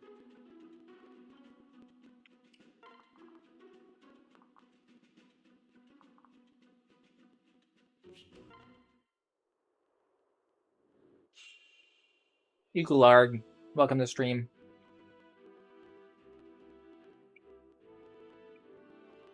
You're wondering what benefits Vaike gets from having thief skills? I mean, it's really just move +1. But even that's not that great.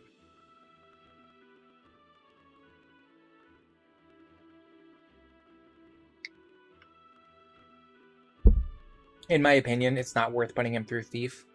Maybe other people have a different opinion. Maybe some people think it's worth it. I don't, personally, but who knows.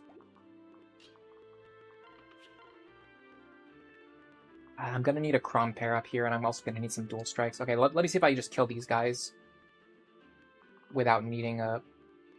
Nope, I'm going to need the Forged Wind Tome. Maybe I can do it with a Thunder Tome, please. Nope. I'm going to have to waste a ton of Forged Wind Tome charges. Okay, if that's the case... I don't even know what to do at this point.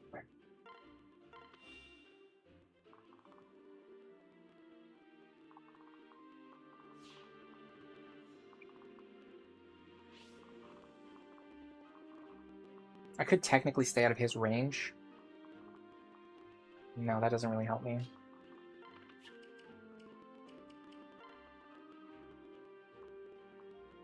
This sucks. I'm going to use a bunch of charges that I don't have. Because I used so many already in previous chapters.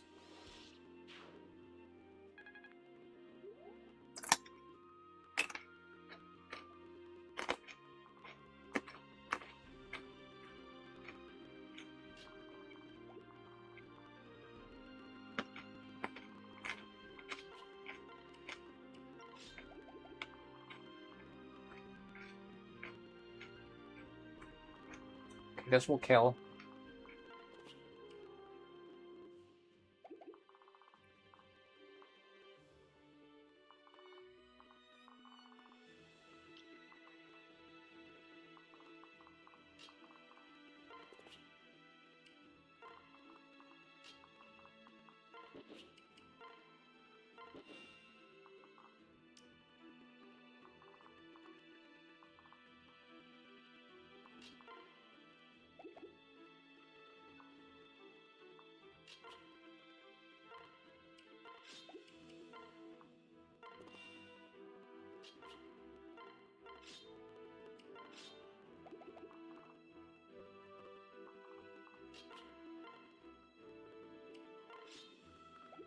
$29.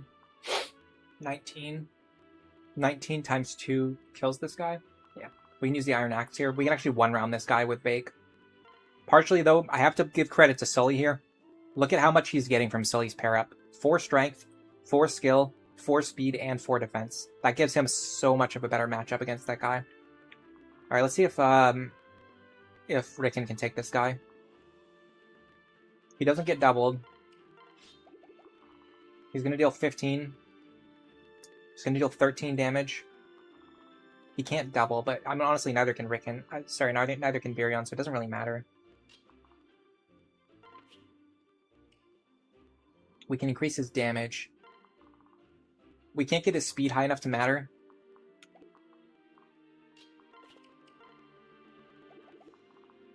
But we can pump his magic for an extra 4 damage. This should be fine. I don't think anything bad can happen this turn. Unless I missed something. We can actually kill him in 2 shots, which means next turn we can move forward and hit him again.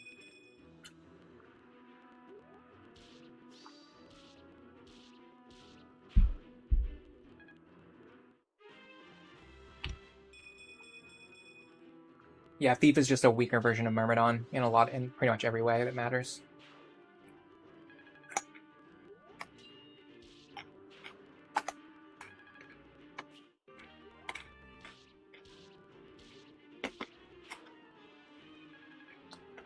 Beautiful one-turn kill from Vaike there.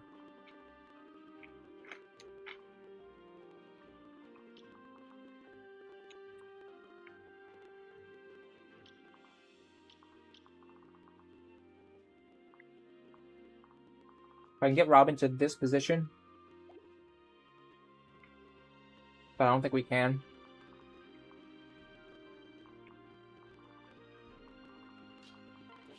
Frederick can one-shot you.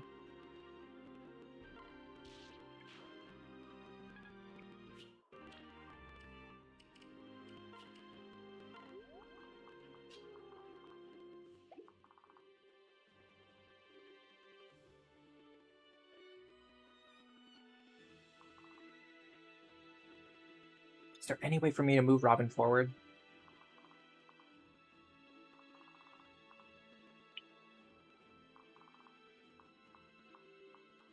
I don't think so. Even if I try to use a rescue staff, I think the results would be pretty inconsistent.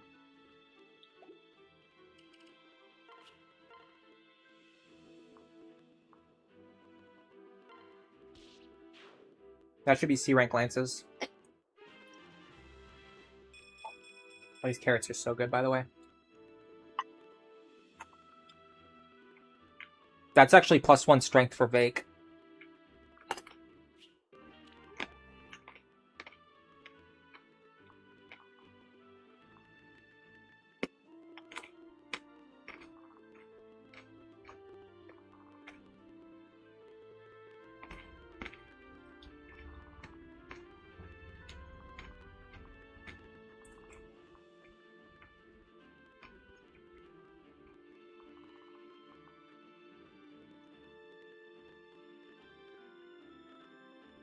What do I do here? Do I just sandbag for a turn?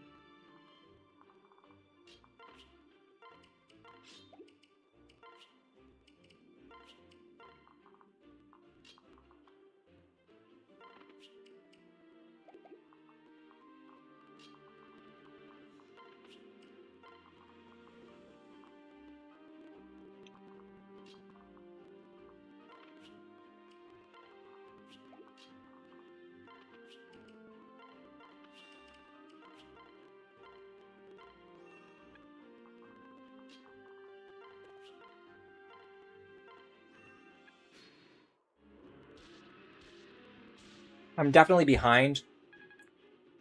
Maybe half a turn from where I should normally be.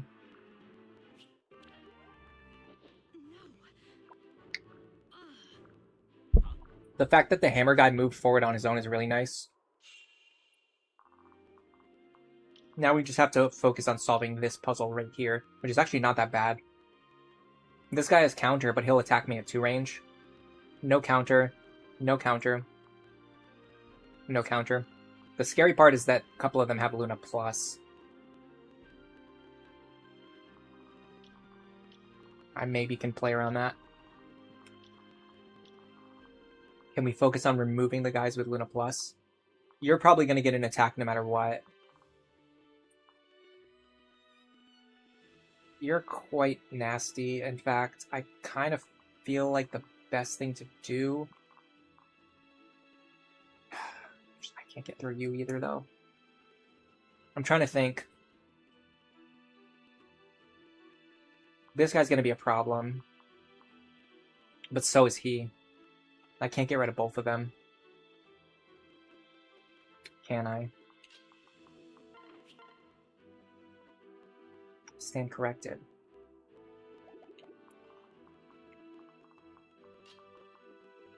So what if...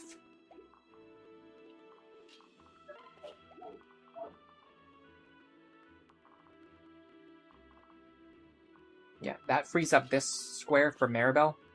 She can stand right here. Robin here. Get rid of this guy. Now we just need everyone else to get rid of this guy.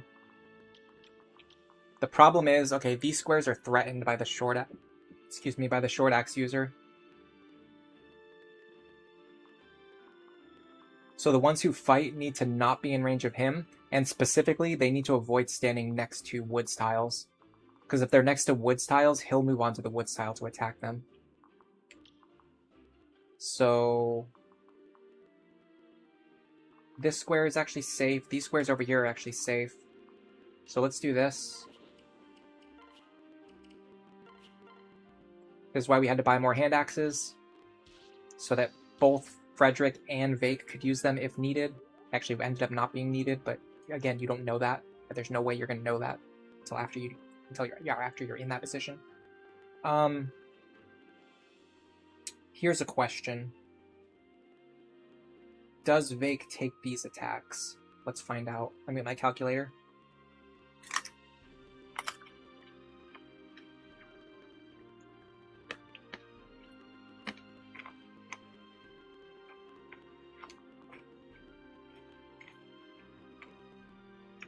$53.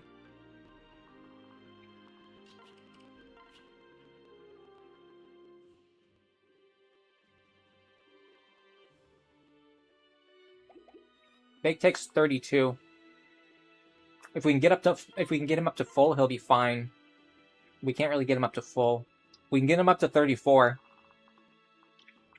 And he'll be standing on a wood tile.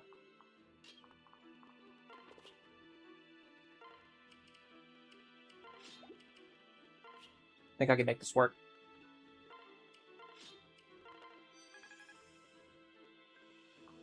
Now the annoying thing is, you actually want your characters to be as far to the right as possible because of him.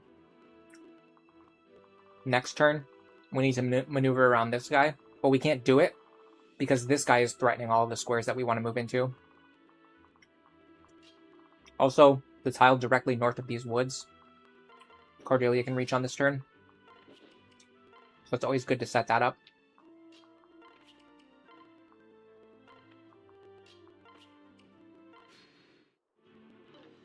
Nice dodge.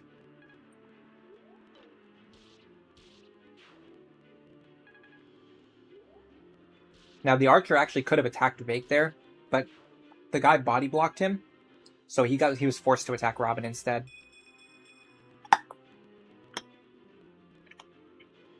That's my last bite of the carrot.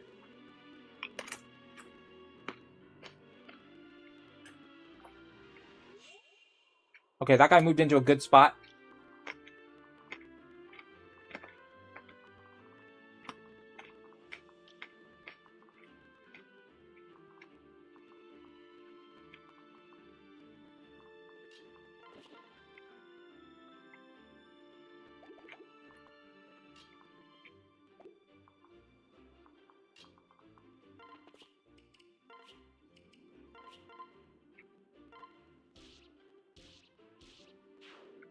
Nice.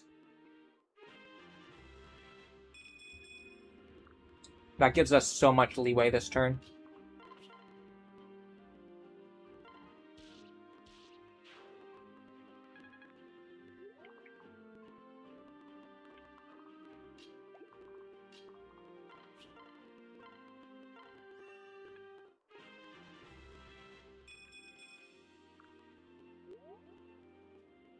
Now, I used to think it was a good idea to start baiting these guys on this turn so that you have a head start against them. But what I learned is that once you bait these guys, it starts all of them moving, which actually means you end up getting surrounded by the reinforcements sooner than you otherwise would. It's actually better to just chill for a turn and just deal with them next turn when you're actually ready to do so. Pretty sure...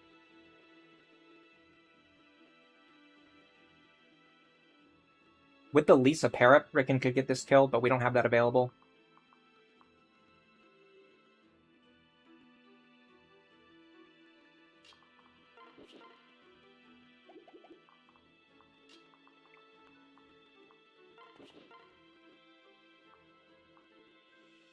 So I'm just going to do this.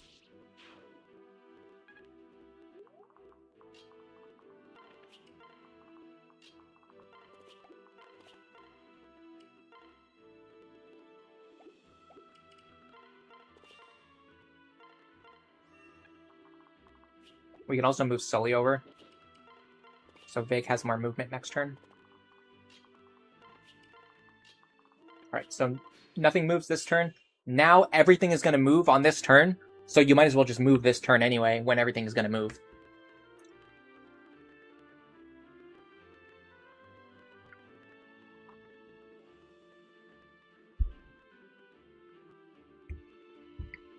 Hello, EO Camellia. Welcome to the stream. You played this on hard mode when you were 10 years old, and then never played it again until last year. Thanks to my guides, you were able to beat Lunatic and Lunatic Plus, but it took you a year and a half. Yeah, it's pretty rough. I think beating Lunatic Plus the first time takes a while. I say this sometimes, but it's not something you would really see just from watching my videos, but I spent 2 years working, like, practicing Lunatic Plus before I started making any guide videos about it. So, like, the amount of effort that went into making those guides was, like, 2 years before I even started. And then all the additional time that I've actually spent working on the guides ever since then. Look at that, there's a bird here.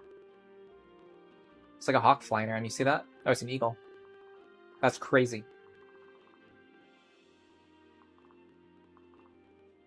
And you really would only see him if you scroll all the way down to the bottom of the map. And it has to be at the moment when he's actually there. That's so cool. Alright, so anyway, everything's going to start moving this turn. So let's try to deal with as much this turn as we can. I'm pretty sure Robin can take all 3 of these guys. Let's just confirm that really quick, but I'm very sure that it's true.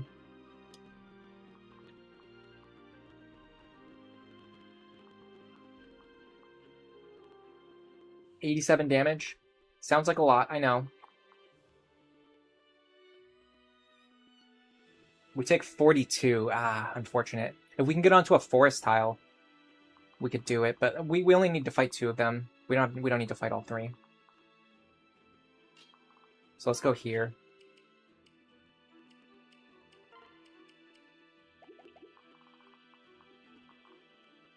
They unfortunately both have Aegis Plus, but not anything we can do about that, so let's just accept it.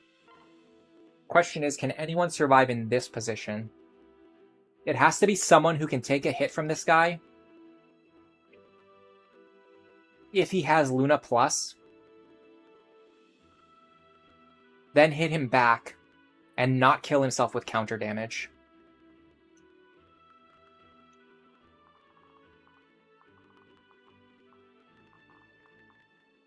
So that would be 31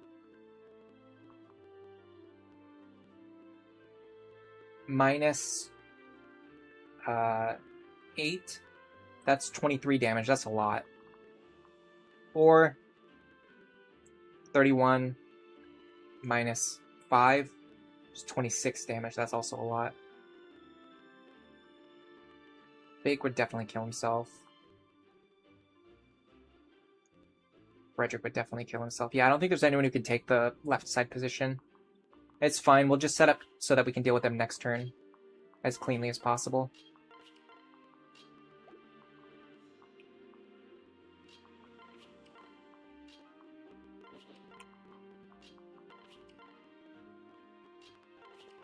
Something like this.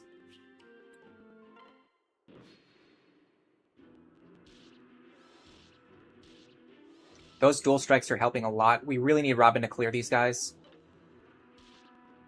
Okay. Dual Strike Man coming in clutch.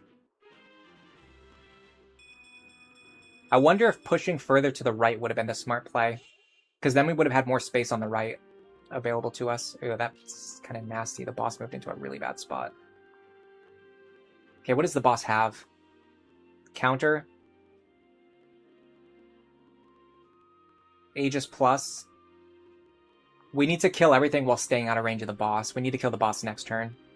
So Robin needs to kill this guy. There's no one else who can do it. The question is, can the rest of my team kill all 3 of these targets? That's kind of dubious. Oh, cool. They all rolled Aegis Plus. Perfect. Perfect. They rolled the one skill that makes it hard for my chip damage characters to chip them down. Never seen that one happen before, have you?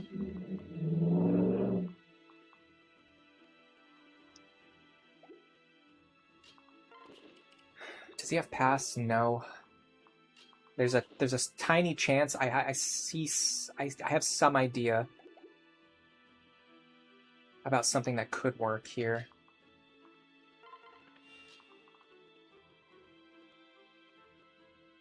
It looks weird though. It looks something like this. So we pick up this kill.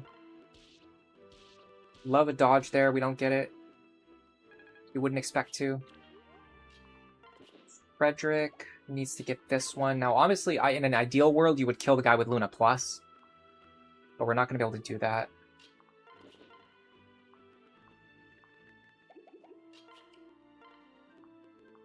Please tell me Sumiya has all my good swords. Nope, I just don't have any good swords. Okay, cool. Steel Sword is just enough, thankfully. So we kill the guys that we can definitely kill. Then, our plan is to block this guy. He can't kill Vaike right now. He can't kill Pan right now. He'll deal 25 to her.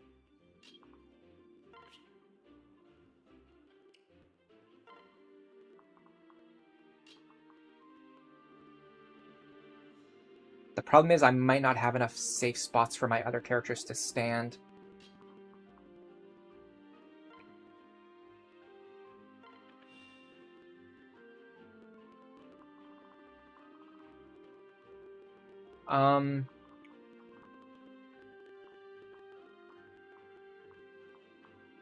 Yeah, no. I need another body blocker.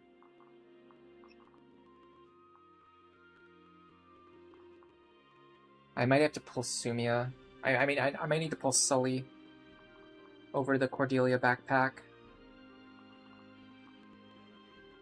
29. He doesn't double no matter what. She needs more defense, though.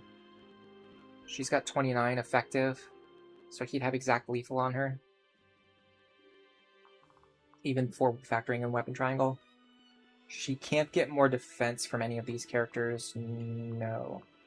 Okay, I'm pretty sure I transfer Sully over. I unequip my weapon so that I don't have Weapon Triangle disadvantage.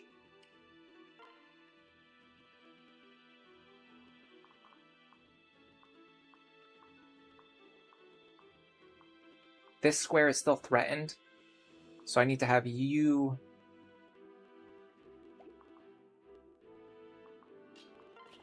pair up with Vaike. Now this square is safe. We can have Rickon right here. Lisa pairs up with Rickon. I think we're fine. I mean, I can check what that would have done. That would have done 20 plus 5, 25, but I wouldn't have a Steel Lance equipped, so it actually wouldn't deal 25, it would deal 24. So I would survive on 1. Okay, Robin can reach here. Love a dual strike. Got it. 2 would have been nice, but I think we're fine.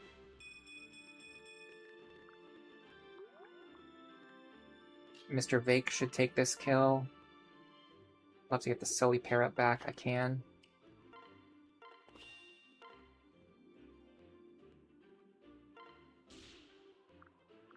Second Vaike boss kill in a row.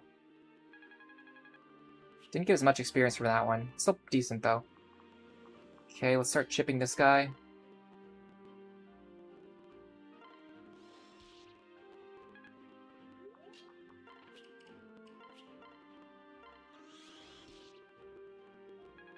Alright, I don't say this often, but you have to leave a like for this. For me getting out of that absolute nightmare that we were in last turn, that's worth a like. Okay, Frederick kills. So let me...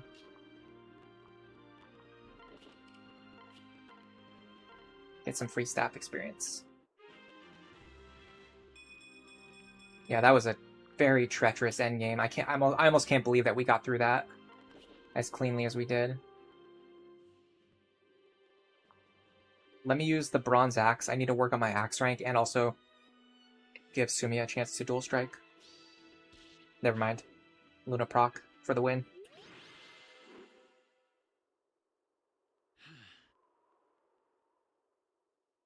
That escape was pretty crazy, yeah.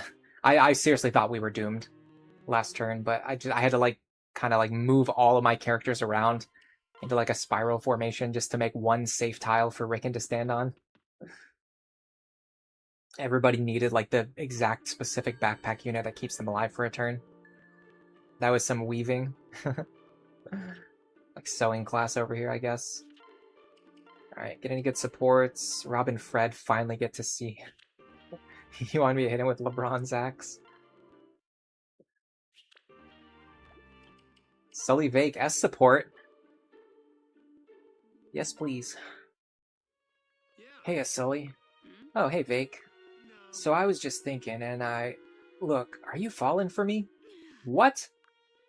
Where in the hell did you get that idea? Well, it's just that you've been acting different around me, not yourself-like. I thought maybe that was the reason, but if I'm wrong, then I'm wrong. Well, I never said you were wrong, exactly, that is... Well, yes. Yes, I suppose I am, maybe, starting to fall for you, a little. But I still don't like you a lot. That's good enough for the Vaike, because truth be told, I'm starting to take a shine to you too. Whatever happens, you should know. I won't be doing any damn housework. Haha, not exactly what I was expecting to hear, but okay. I mean, duh, I'd be the biggest fool in all of Elise if I expected that. I'm a simple man, but I like being with you. I feel like I can trust you with my troubles. And I guess that's why I'm thinking you might make a good wife? Thinking back, I never would have thought. I mean, this is all so unexpected. It's just... Oh, hell with it. Why not? Let's get married. Now hold on, I'm the man here, and that means I'm the one doing the asking. Peh, too late, knucklehead. Ah, this whole thing's a mess. I spent all day planning it out, too. Even bought this blasted ring. Well, are you going to give me the ring or stand there like a damn fool? Yeah, alright. Here, catch! Oh, got it. Oh, Vaike, it's gorgeous. He throws overhand, by the way. Only the best for Mrs. the Vaike. Fun stuff. Yeah, 3 Aegis plus on the final set of enemies where I needed, like, 2 range chip damage. If just one of those enemies didn't have Aegis plus, I could have just killed them all. And then not had to do all that weird positioning nonsense.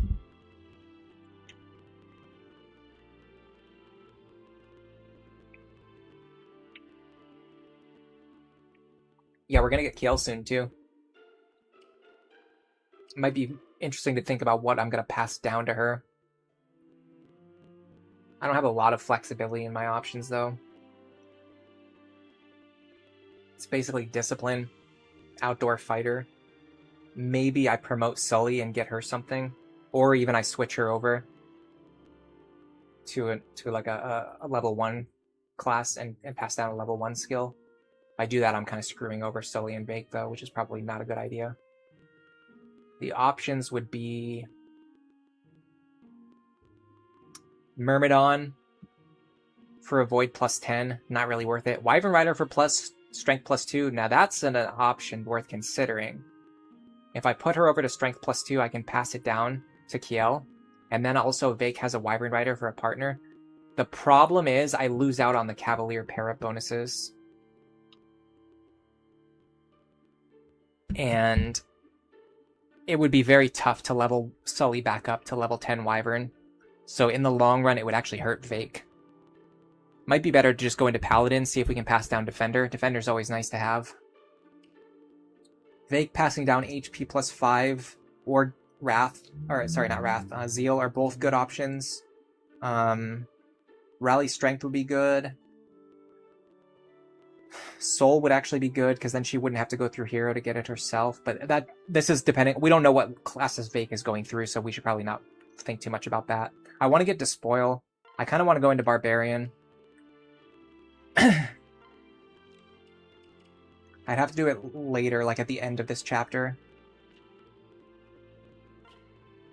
Chapter 8's easy though, so we can kind of mess around here. Do whatever we need to. Now we should be done with Pan and Virion for sure now. So we're pivoting from Sumia Fred over to Cordelia Fred. And we're going to start training Cordelia as a lead unit with a Frederick backpack, I think is the play here. So we want move, strength, and defense from Frederick. And then we could eventually put him over to Paladin to get speed from him as well.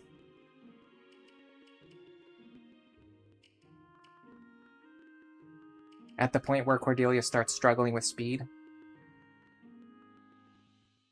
The only thing I don't like about this is that Cordelia is weak against Beast Killers, as opposed to Wyvern Frederick, who's not.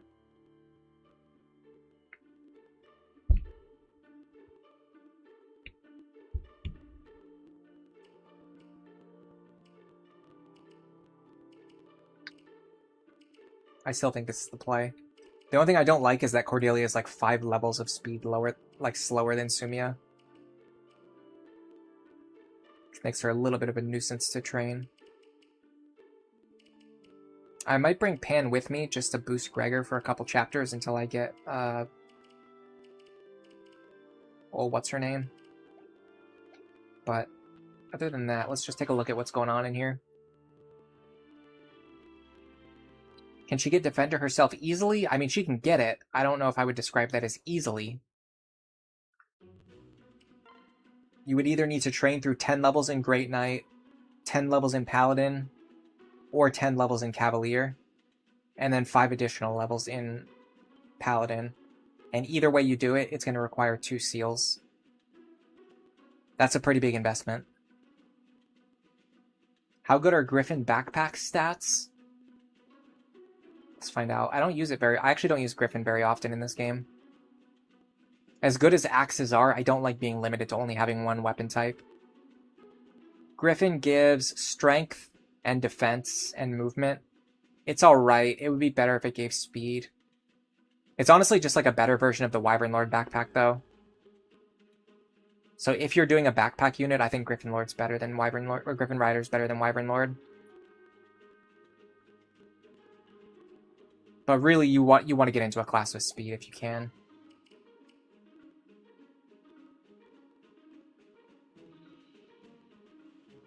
In fact, that makes me think that Pan might be better than Gregor. Pan might be better for Gregor.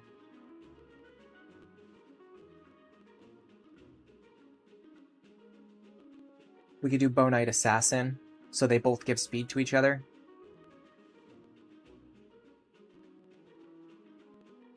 Problem is then we have to train Pan, and we're also trying to train Cordelia right now.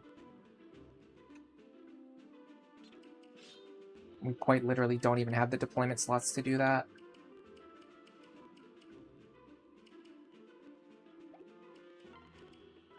Another heal staff would go a long way here. Let me go back to the world map. I need to find a way to afford another heal staff right now. I'm really thinking I want to go into Barbarian to get Despoil, because we need money so badly right now. Like between every single battle, we keep having to go into the convoy and sell stuff. just to afford like basic items. Oh, we did get a bullion. Okay, we're better off than I thought we were. Actually, buy 2 heal staffs if I want to.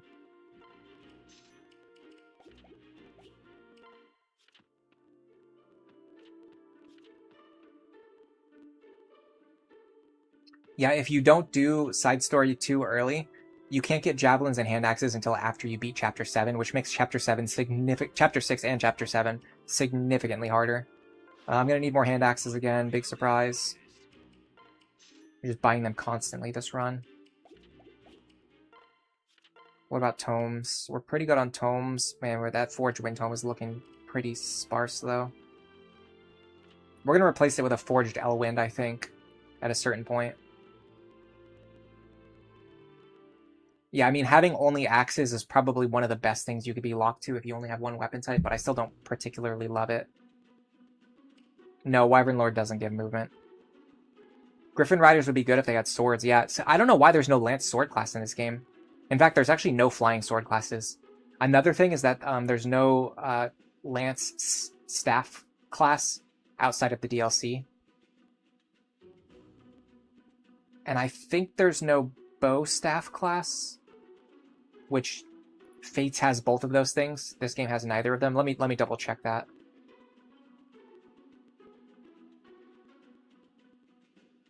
I know Bride gets Staff Lance, which is nice.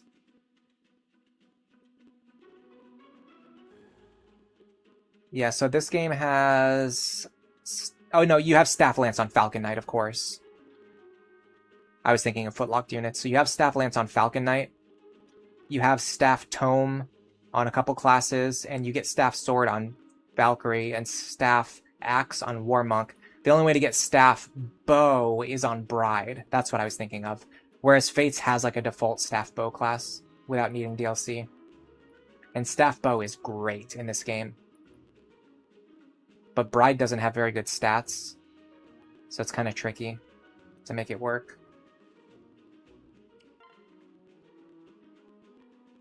Yeah, Griffin with sword would be nice.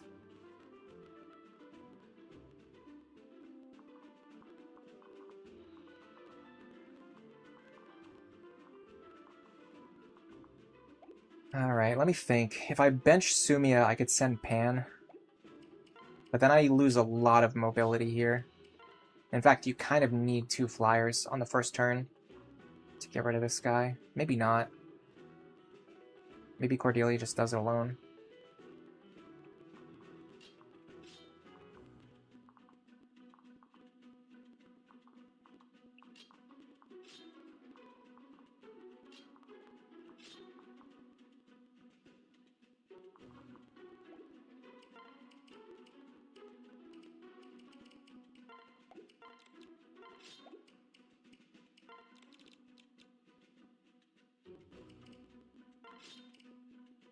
The best thing about her is that when she joins, she can already use the Killer Lance. Which is... somewhere. Where's the Killer Lance?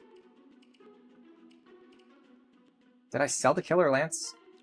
I wouldn't put it past myself. I think I sold it. Did I sell it? I don't remember selling it. Am I crazy? Does anyone remember me selling the Killer Lance?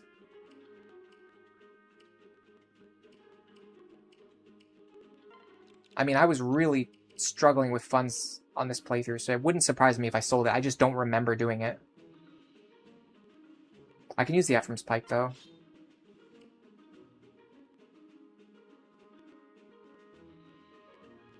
Shock Stick.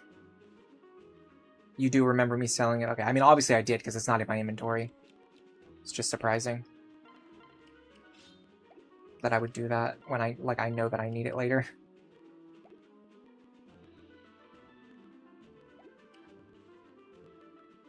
We're doing pretty good on physic charges. Doing kind of bad on everything else. We're gonna start getting money soon, though. We're almost at the point where we don't have to worry about money anymore. Okay. Well, there's one thing we can kind of try to make work, but it doesn't work because this guy has counter. Let me just see. I just want to see what this looks like. You want me to try a mod called Awakening Rebalanced? No thanks.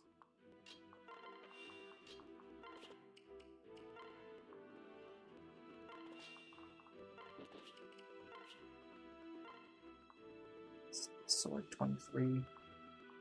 Silver Lance 30. Steel Sword should be enough.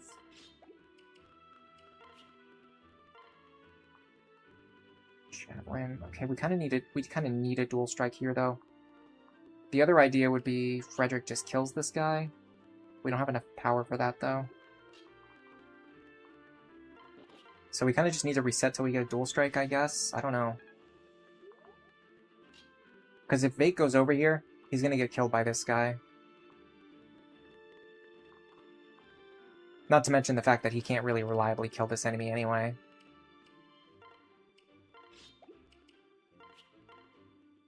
Yeah, no, in fact, he can't even do it, period. I mean, I guess Robin could kill this guy. But then this Dark Mage gets to run around for another turn. Causing all sorts of problems. And even then, we haven't solved the problem of getting rid of this guy either. So we kind of need Sumia. But it's not like Sumia's strong enough to do anything. I'm not sure. I can't figure out what I'm trying to do here to get past this guy. So normally I would have Sumia, Frederick, Crom, and Cordelia kind of all working together to kill this one enemy, which is stupid, but sometimes you have to do that on Lunatic Plus. The problem is I actually don't think I can do that. Even if I use all 4 of them, I don't think I can kill him. Certainly not reliably.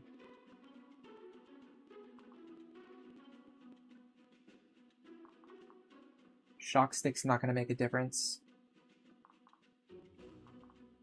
I'm not fast enough either, that's the problem. 14. 15. Nobody's fast enough to double him. What if Frederick gets strength somehow?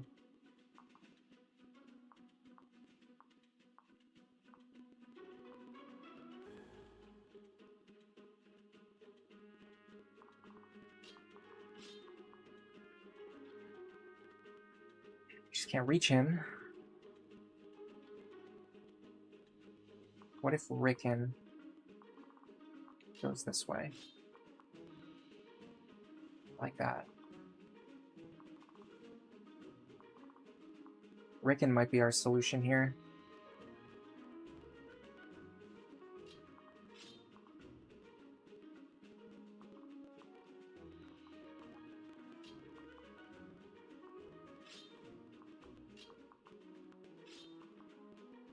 Okay, I can almost see this working.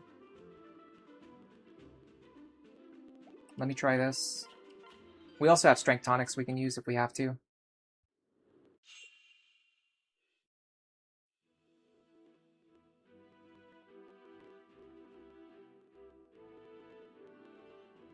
Yeah, as Blanker mentioned, most rebalancing mods don't actually try to balance around Lunatic Plus. They try to balance around Lunatic. And it's also, I don't know, like, most of the time, like, rebalancing and, like, hacks usually don't make the game more interesting for me personally. It's usually just people who've played the game a bunch trying to make it, like, harder in any way that they can. Or just, like, adding stuff that, like, doesn't really help, like, doesn't make the game more interesting or more fun. It just makes, like, their favorite units more stronger. Alright, so the idea is maybe Rickon can get us through this.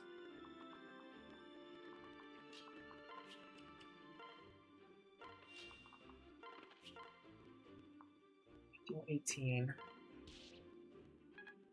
Then the problem is he rolled Pavis Plus, which again, definitely my least favorite skill in the game. If he didn't roll Pavis Plus, I could kill him right now. That would be great. Can't do that.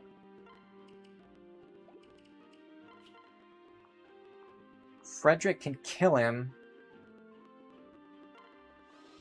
but then I'm stuck with the wrong item equipped. But I don't. This is like an idea of where we can kind of try to make this thing work. with this opener, we could do this. Now Robin's in the right position.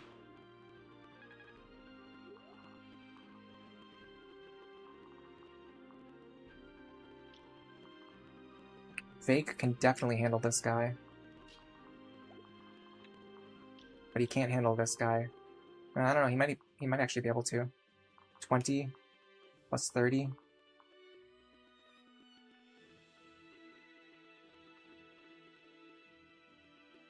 $19 plus 29. It's actually really close. It's hold on, 50 minus 11. I think we survive. 20 plus 30. That's 50 damage. Minus 11 would already be 39. And then minus 1 would be 38. Interesting.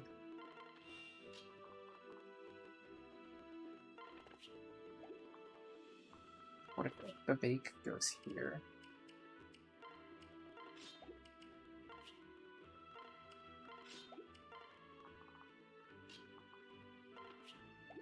I don't know that this actually works, but it's an idea. It might even bait this guy into attacking Vaike instead of Frederick.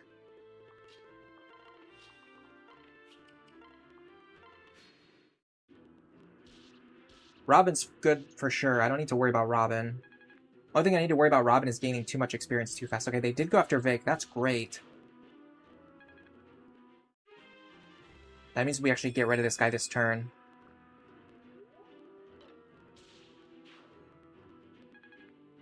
Now what's really interesting, I thought that might happen. I was going to say it. I didn't have time to say it. I was going to say what's really interesting is that because that guy doesn't have lethal on Vaike, he might actually attack Robin instead. Even though he could put Vaike on 2 HP, he can deal more damage to Robin, so he wants to go after Robin. Alright, next up, I'm going to hit this guy from as forward of a position as I can.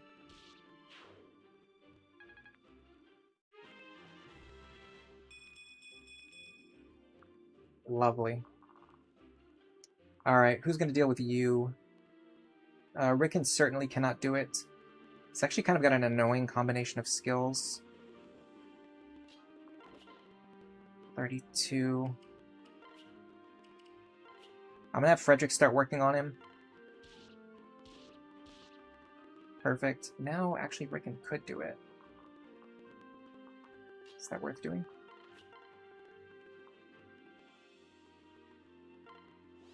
Let's get rid of him. Rickon has desert movement, so he can get back over to the other side soon.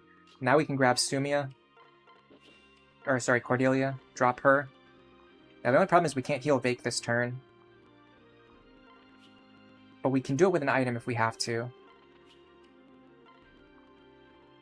He does have a vulnerary. I want to fight you. Can you take 23 damage? 22, yeah, you can. I'm a little worried about the crit chance.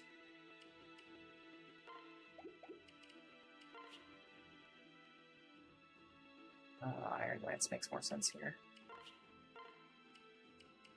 Vulnerary gets us to safety. Noe support. Gregor can pair up with Pan. Nicely done. The fact that that guy didn't hit us last turn actually helped immensely because it allowed us to fight this turn. Oh, wow. No dual strikes from dual strike, man. And that actually causes serious problems. Well, actually not really, because apparently nothing can reach me. It's kind of funny, but I'll take it. Is there anything I want to fight?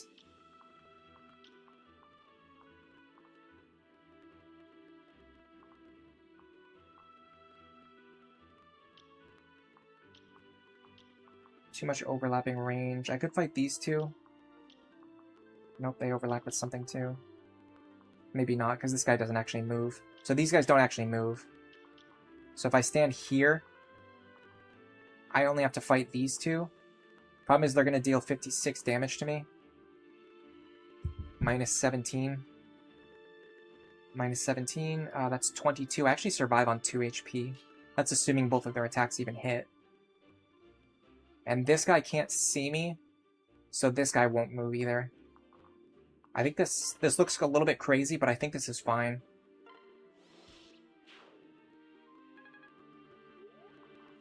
Alright, let's start working on these guys now.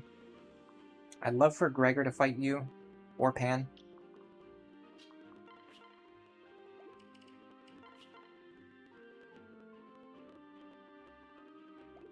Not only is it possible, it's actually a good matchup.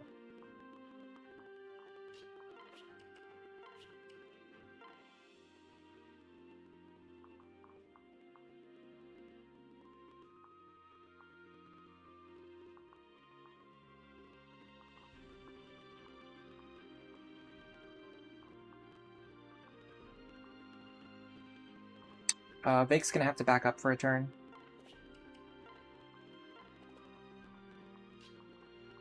Noe, I don't think I'm using this playthrough.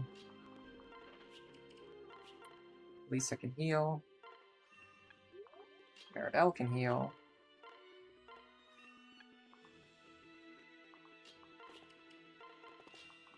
What about you? Is there anything that can only attack one square? There, but I don't think I can reach that one. Not quite. Alright, I'll just fly over here for better positioning next turn. In fact, I'll actually stand next to Gregor. Give him a slight bonus. Nice. I've just decided in this moment that I'm going to use Gregor. We got the dodge too, and the double dodge. So we're even less threatened on the left than I thought we were going to be. Can he fight these things? He can, actually. He can't fight both, but he can fight one of them.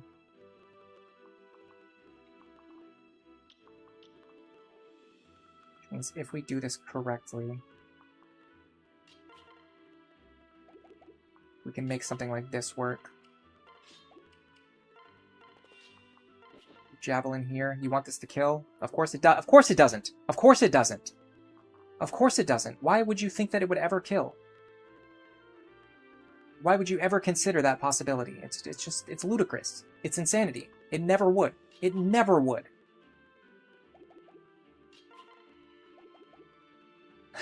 The problem now is that we can't actually fight both of these guys. We have to fight one or the other.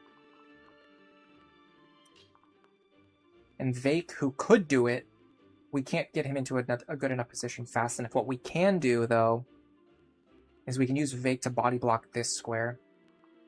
He has to be able to take 60 damage, 61, because of weapon triangle. That's 37. He takes 37. So Mr. Vaike can stand here with an Iron Axe equipped.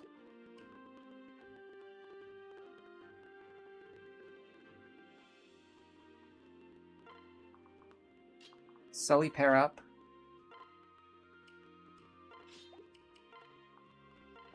Now we need to get out of his range. It's actually further than I thought.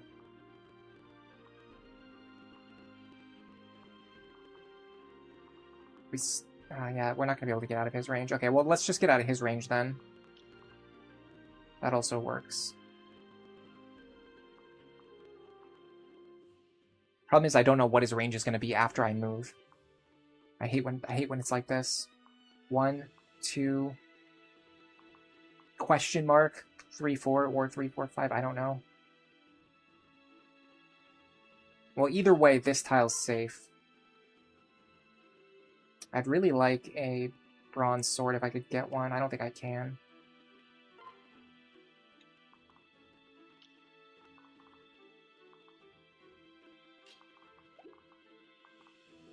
No pass. Let me get you out of here. I had a feeling that I had a strong suspicion that was going to happen. That's the main reason why I decided to move her first. Now the tricky part is I don't know how to get... I don't know how far he's going to be able to move.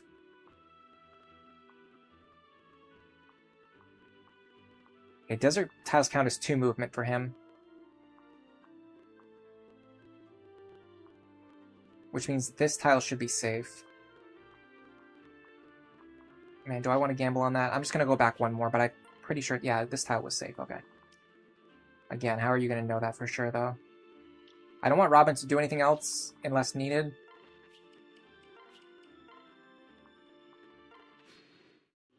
Try to train my other characters if I can. Okay, he doesn't want to attack Gregor. Why would he?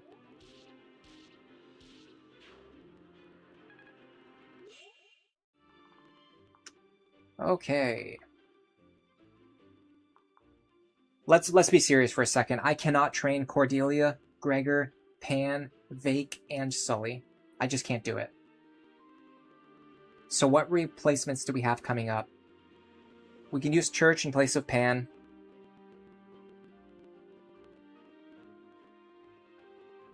That's basically it. Vaike is already trained. Sully only needs to hit level 10, and she doesn't need to do it right away. She's got time. So I think we train Gregor.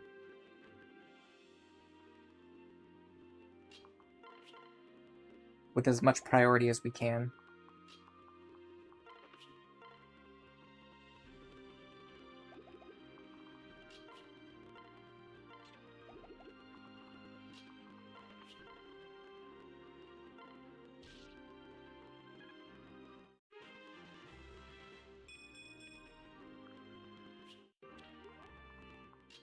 Focus is a really nice skill.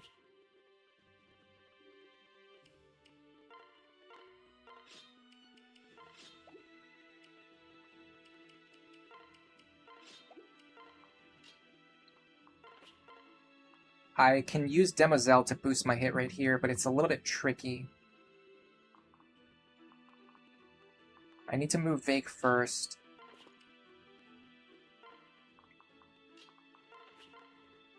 So the problem is I'm kind of backing myself into a corner where if Gregor misses, I'm kind of screwed.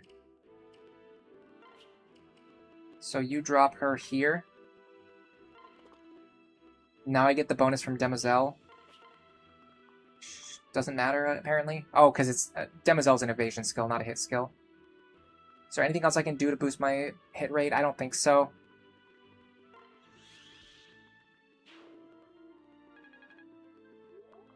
We're getting 30 experience per kill. Is that good? It's good enough. It's good enough. Another rescue staff.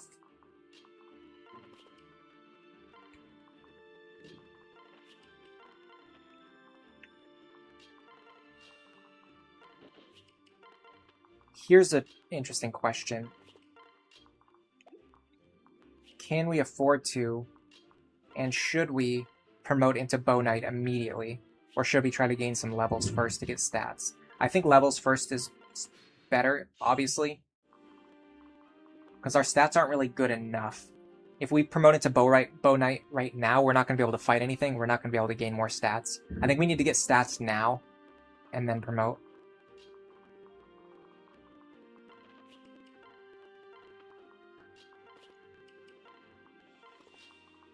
So my instincts are telling me. Is Pan good on Lunatic? I think Pan's pretty good, yeah. I think she's really good on Lunatic. I think she's a little worse on Lunatic Plus, just because the enemies you want her to deal with, they can have Vantage, they can have Aegis, they can have Pavis Plus, they can have Counter, and it makes her significantly worse. She's what I like to call a matchup-dependent character. So there's certain enemies that she's not good against, and there's certain enemies that she's good against.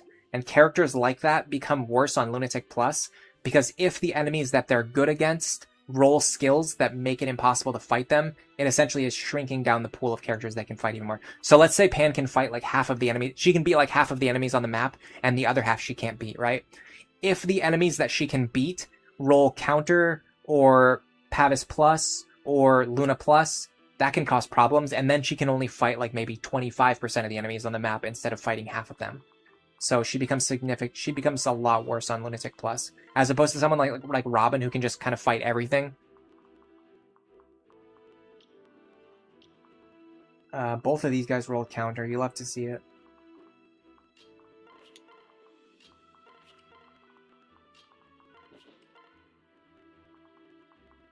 Good thing is Robin's in a very good position to just kind of destroy them.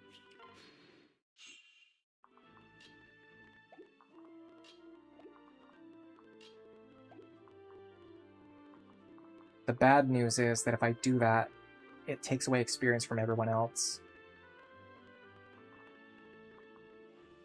But these enemies are going to be a pain to fight otherwise.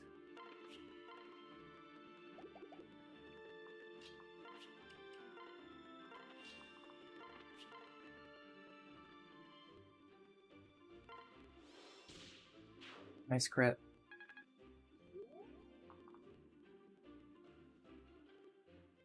Is there someone who can fight him at 2 range? Certainly Rickon can do it. He's pretty out of position though. Why is he out of position? Because I am a clown who lives in a clown world.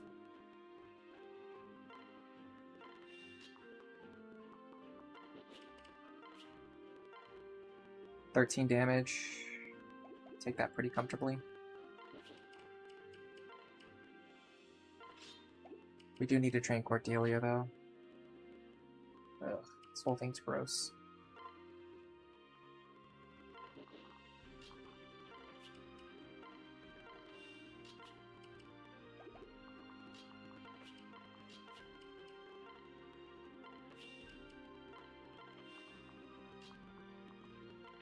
Alright, we got something going here. It looks a little bit like a successful attempt, maybe. No, we're not desperate for rally skill at all. I think it's almost never worth taking. If I stand here, Rickon can fight this guy for multiple turns, and there's no downside. So I am going to do that.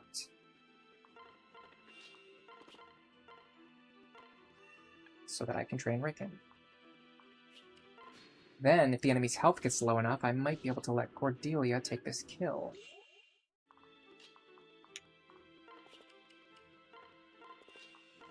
The answer is... no, because... Oh, well, yes, because even with Vantage, it doesn't matter. I survive 1 hit. And he doesn't have Nosferatu, so he won't heal. And then I will kill him. Yeah, this should be fine. Survive on 2. What do we got?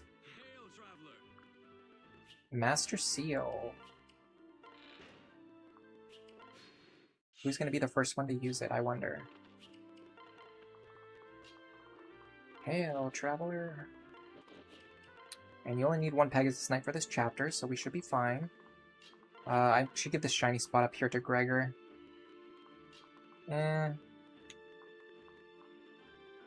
Cordelia, actually. Because anything that she gets from this is a benefit.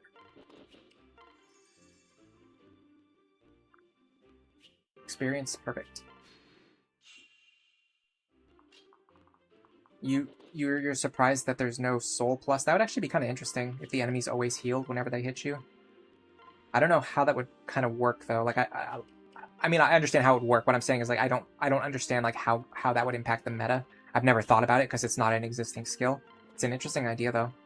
I wonder how it would affect things. Yeah, in general though, I'm not that interested in difficulty hacks or rebalancing hacks, even though I made one myself for Fire Emblem 6. But that was more of just like that was almost, I would say that was more of like a convenience hack, and I mostly made it because someone was asking about a certain feature. When I play hacks, it's usually because they do something new and original, like something completely different. Or because they allow you to do something that's like for a challenge run that like otherwise wouldn't be possible. Like in the in the Final Fantasy Tactics Advanced mod that I made that starts all the starting characters as Moogles just so that I could do a Moogle only challenge. Like that interests me. Someone rebalancing the entire game to try and quote unquote fix it would not interest me. Alright, Cordelia, we're gonna need you over here. Now the interesting question is I need to get something out of... I need to get some swords.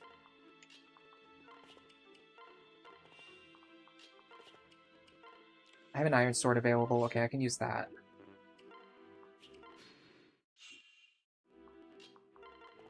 So here's the idea. 17 or 19. Well, 19 is certainly better.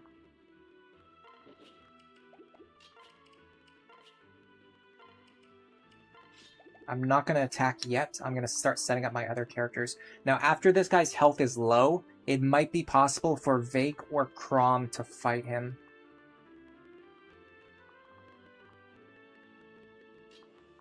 I should also consider who, if anyone, could fight this Myrmidon. It's going to be tough, though.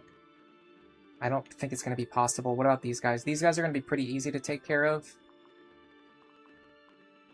I want Robin to be standing here to do that. Can I do it with my Wind Tome? I've got 34 attack. Certainly, yeah. No problem at all. Who do I want Robin to pair up with, then? Probably Maribel. Just because I don't need her for anything else. Okay, what is Crom? Well, Crom is not going to be able to fight these guys, right? He's just not trained in any way, shape, or form. I mean, maybe he can fight this guy. I'd have to use the glass sword, probably. I could deal 21. No, let's use...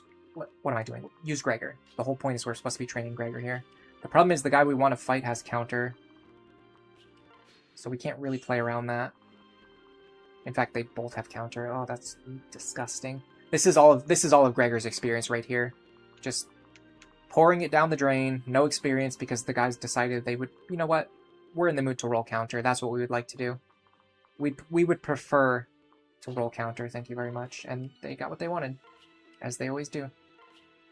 Alright, well, let's start with this, because we need to know what's going to happen here. Oh, we only get one chance to dual strike. Didn't get it, of course. Why would you? Why would you? Why would you? Why would you? It's not like one thing has ever gone right in this entire run. Or at least this entire stream. How much does Vaike deal to him? Certainly not enough. Not to one-shot him.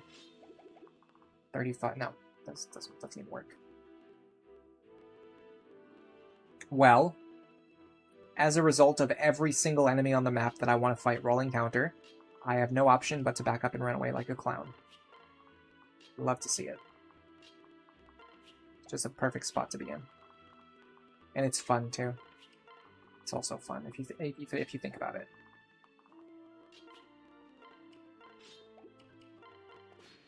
Alright, let's let Robin kill these guys first and then see where we stand.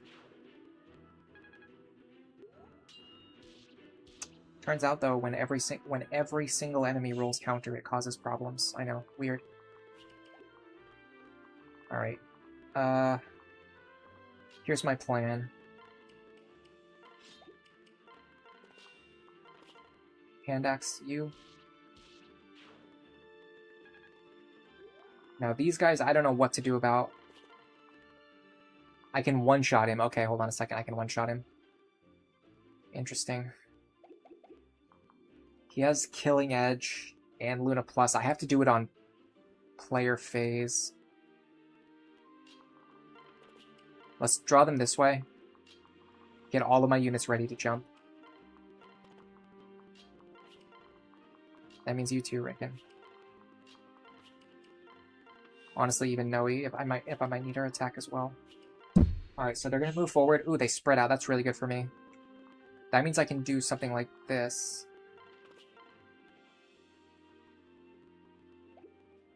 Either kill or injure this guy. Now, this guy does have counter, but he's significantly less of a threat to me.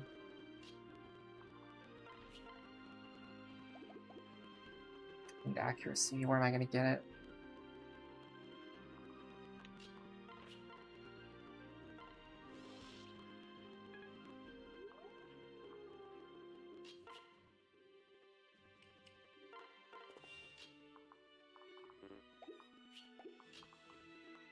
Javelin here.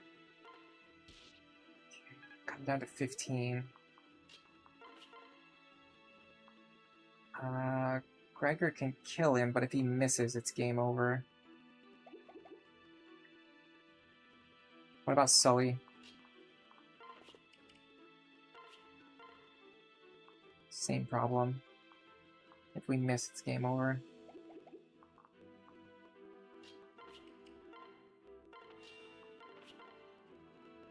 $93.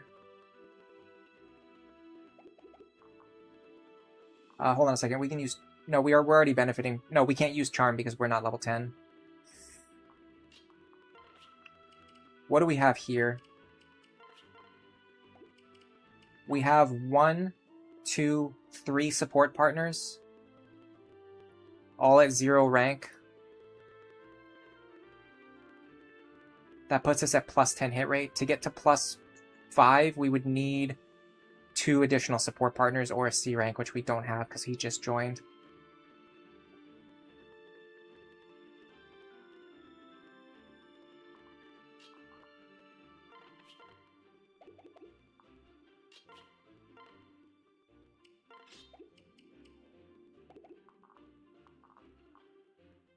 Plus 2 skill.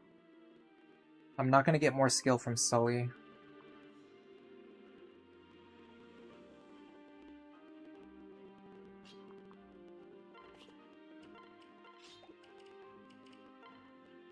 Now, if Vaike misses, he doesn't necessarily die.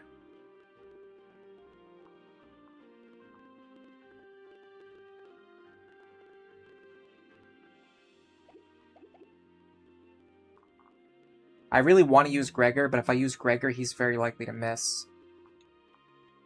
Or he's more likely to miss than Sully is.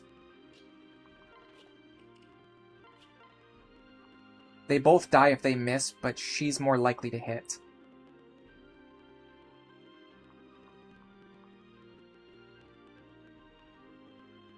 She also survives if she misses. That's absolutely the play. Alright, that was a little messy. Mostly just because of enemy skills. But once you're good enough at the game, you can kind of play around bad RNG. To some extent, of course. Let me level up first before visiting that shiny spot. Don't like wasting javelin charges, but I kind of need to. Because he has counter.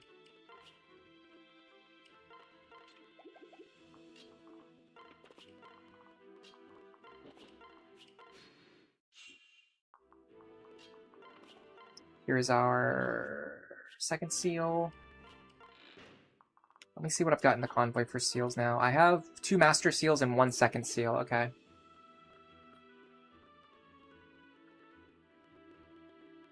Okay. That's for sure a bow knight here. Something here, I'm not sure what. Probably a dark flyer. As much as I would like Falcon Knight, I kind of need to get Gale Force as soon as possible. I don't know, maybe I go through Falcon first because it has better combat. And then I just worry about getting Gale Force later. It's a tough call, I'm actually not sure. I kind of need the speed more. Let me see what this difference is in their stats. More specifically in their growth rates. So Dark Flyer has 5% less speed, 5% less skill, 5% less strength. It would just be worse at combat overall, and I'm pretty sure it has worse base stats too.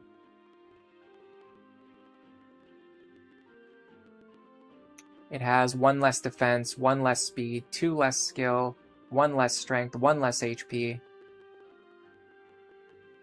It's actually not that big of a difference, honestly. It's like 1 to 2 stats. Having the staff would be nice, though. Yeah, Vaike is hungry for a Master Seal. Well, we might second seal him first. I haven't decided yet. If I second seal him, that removes the option of using Wyvern Frederick. That's the biggest reason not to do it. Rally speed would help Vaike. I mean, he's kind of fast already. He's not, like, super fast, but he's going to get fast. He has good speed growth. So he will get faster over time. We just have to level him up more.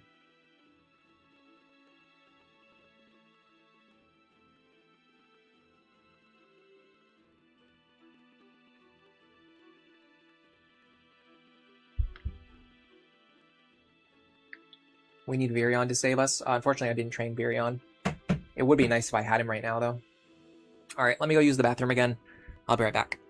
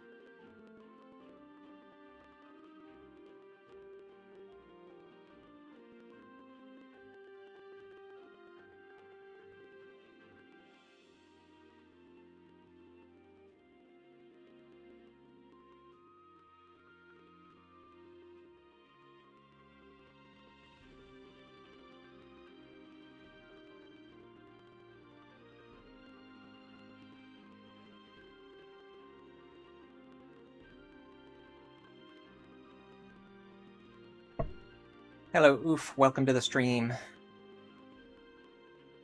Hero Vaike is unironic meta with Soul, but this is Luna Plus. Oh, thank you. I didn't know I was playing Lunatic Plus. I accidentally clicked on it 10 hours ago without noticing.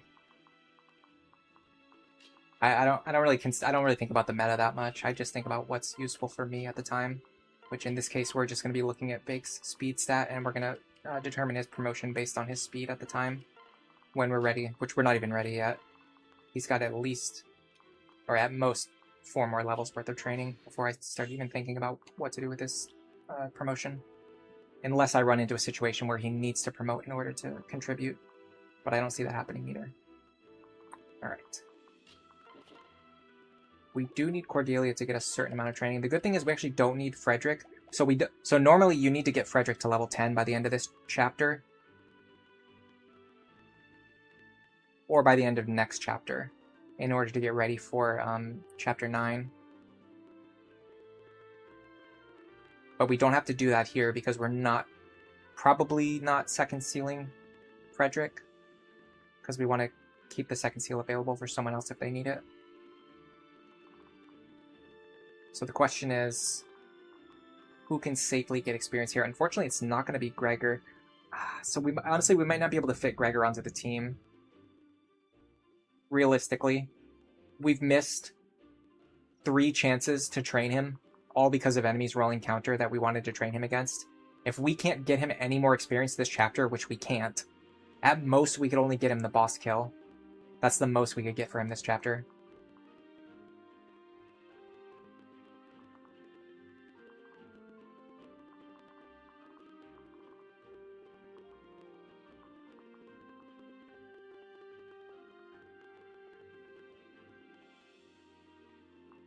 He's just going to fall further and further behind. I wanted to use him, but I don't think it's going to work now. Because he just got screwed over by enemy skill RNG.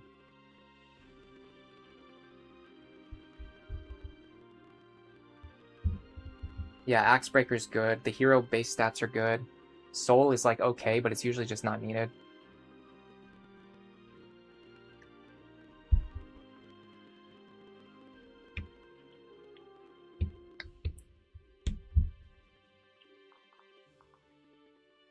You want me to second seal Cordelia into Dark Mage? That would probably be the worst use of my second seal.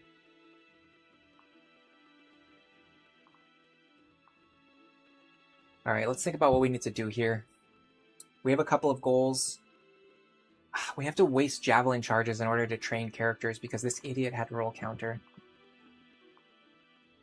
Just He desperately needed to roll counter. Maybe we train Rickon. Rickon is the cheapest option.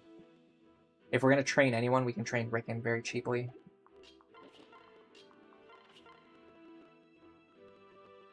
Because wind tomes are so cheap. I actually think Rickon might be the play here. Let's do 5 turns of Cordelia. So that she can get Lance rank. And then start training Rickon.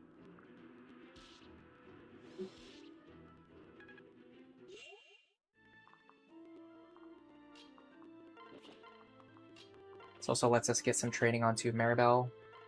And or maybe Lisa as well, possibly.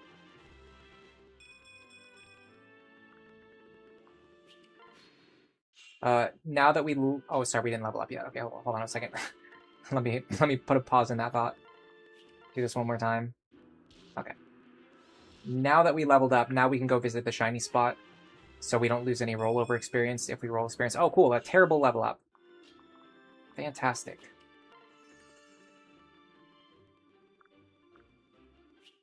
Okay, that means they're definitely going to get their C support at the end of this chapter, which is nice.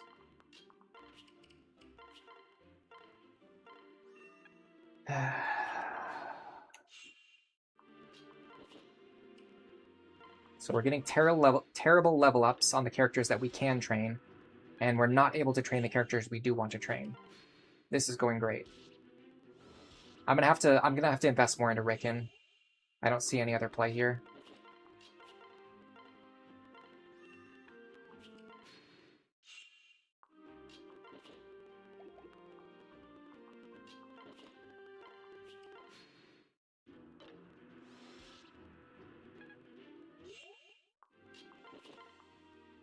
I didn't need to do that.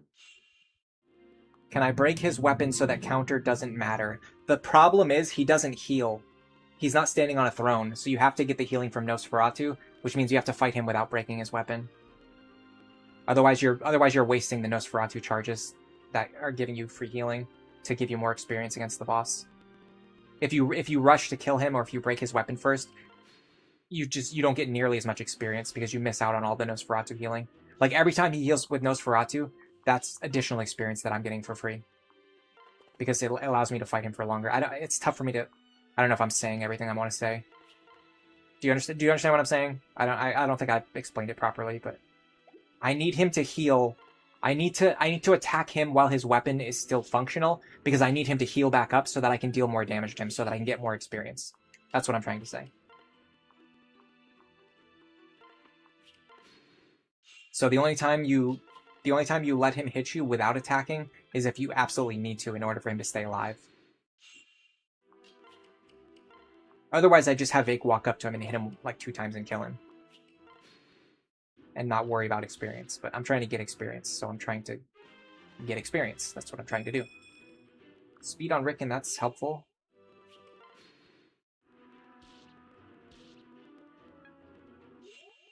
Okay, so we're starting to get fall off on the experience now.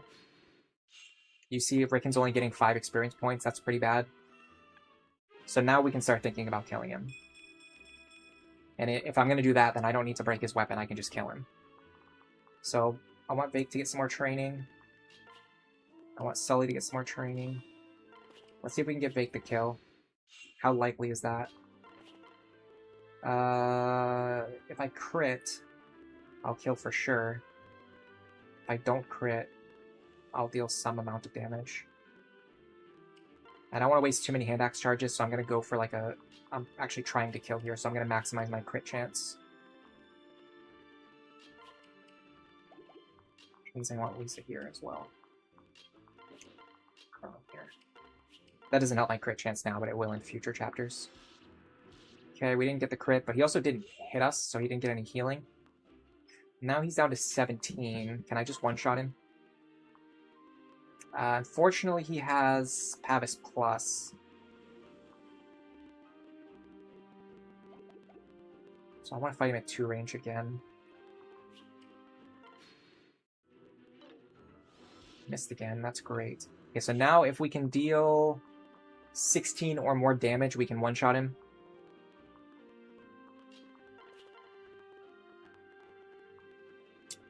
Perfect. I can even do it with the bronze axe, I'm sure.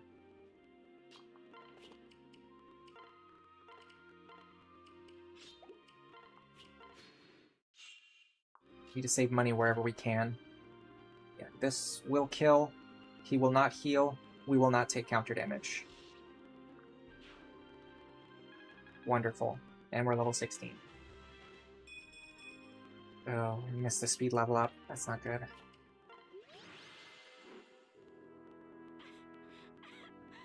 Good grieving. You can sum up this entire stream as me getting angry for 5 hours straight about Aegis and Pavis. So why would I not promote to the class that uses axes and bows? Again, the speed stat is the most important thing.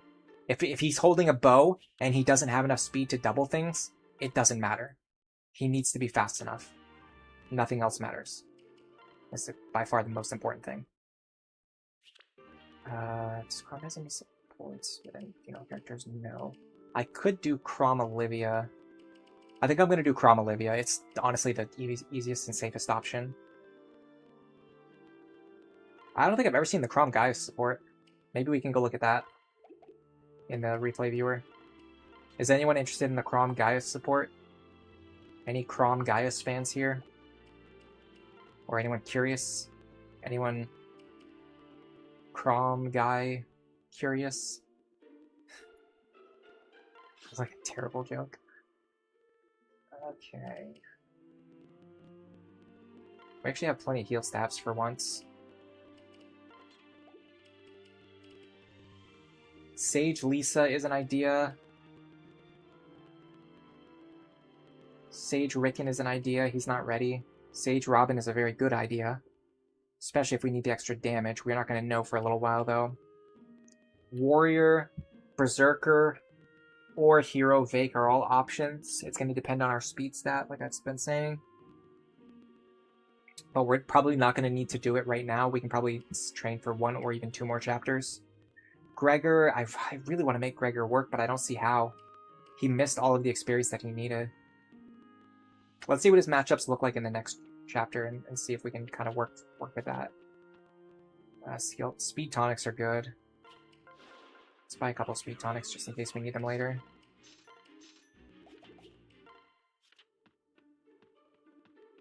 You liked Gaius when he was younger, but you don't use him anymore because he seems terrible. He's actually not bad. He's kind, in a weird way, he's like sort of a better version of Long Ku, but he's also sort of like a worse version of Long Ku. They're just like kind of like slightly different at different things. I honestly think Gaius is better in the long run, whereas Long Ku is better immediately. And I really honestly think the endgame in Lunatic Plus is hard enough that you should be worrying about the long term. All of the times that you've seen me use Long Ku in my teams in endgame, which has been like 2 or 3 times now, if I had Gaius in the same spot, it would just be the same character but with more damage.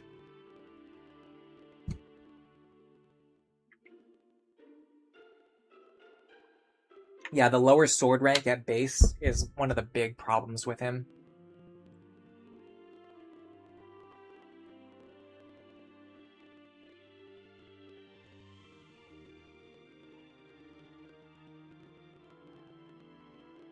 You can also put him into fighter. I've never done that. I don't think I would do it, but I guess it's an idea.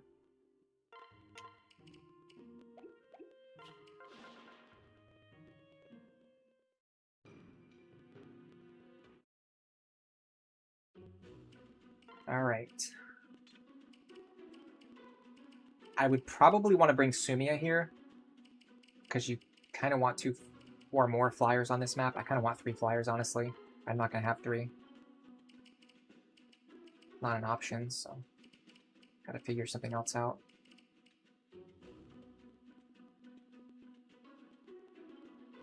Putting putting Frederick into Wyvern Lord before this chapter is quite nice too, but again, it's not an option for us.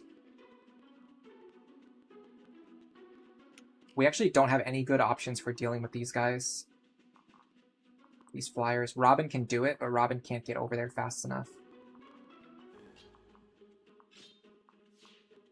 Maybe I can use Maribel to get me over there. Sort of, yeah. Can I actually take all their attacks. I guess we'll find out in a second. Can I one-shot them?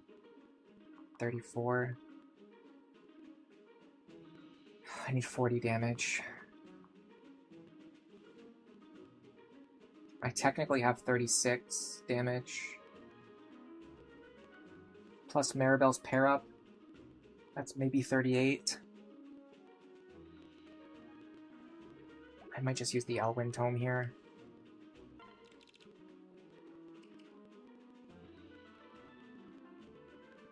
So I'm pretty sure this is cheaper than the Super Forged Wind Tome.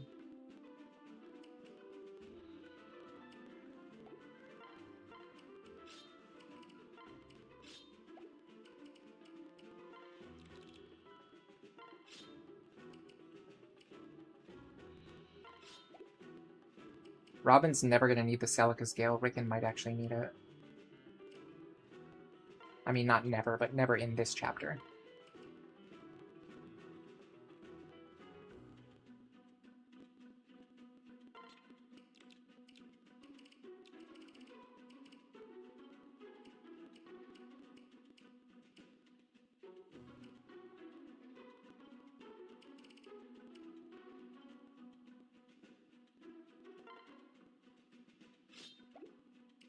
The tricky thing about Fred Cordelia is that they can kind of do a lot of work if you split them up. Whereas if you stick them together, they're kind of, I mean, they're stuck together. They have to function as one unit instead of two good units. But they're also not really that great split up individually either, so it's kind of a wash, I guess.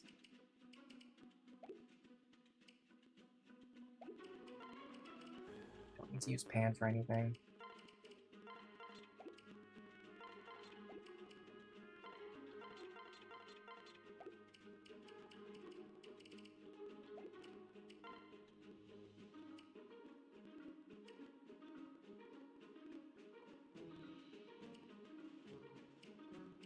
I know Frederick needs more stuff. I just don't know what he needs.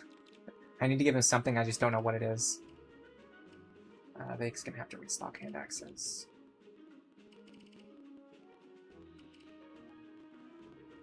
I mean, there's a lot of axe fighters in this chapter. Let me grab a steel sword.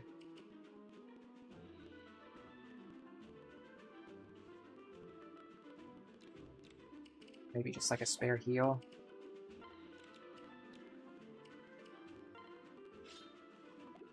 Sure.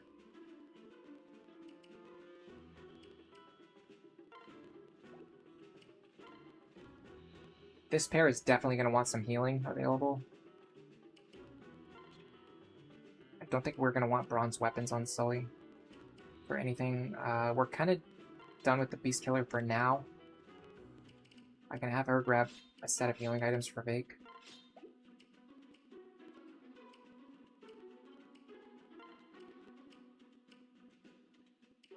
Really don't like doing this. I wonder if I buy him a fresh Wind Tome and then forge it. Not up to +6, but up to like plus something else. Just enough to one-shot these Pegasus. Is that even worth it? I mean, it's kind of wasteful, doesn't it? Well, here's a better question. What about the Wyverns in the next chapter?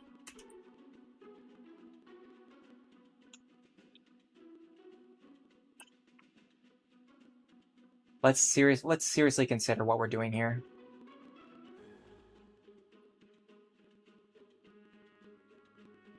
We need Paralog 3. It's actually Side Story 3. I don't know why all the wikis say paralogs. In this game, they're not paralogs, they're side stories. And then Chapter 9.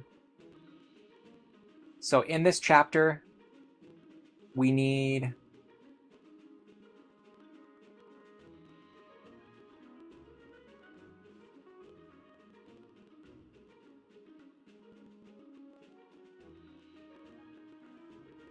...40 attack, which we already know. In the next chapter, we're going to need... I know these enemies will have lower res, but they might have significantly higher HP, like enough to matter. It's 38 plus only 1, actually.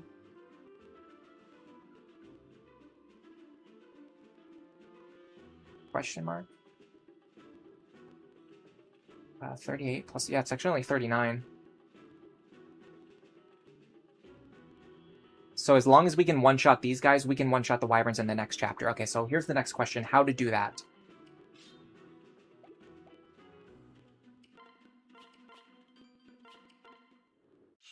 Right now, with an unforged wind tome,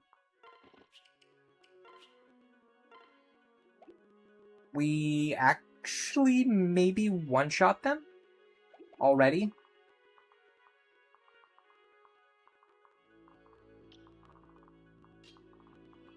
This might be true.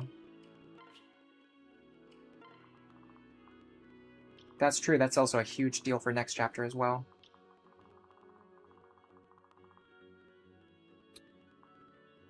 This guy's a nuisance. I could maybe take him out. Shadowing.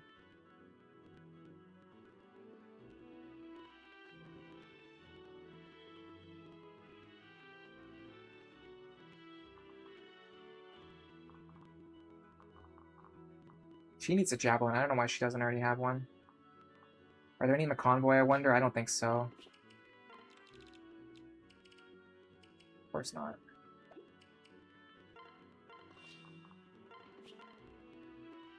$19.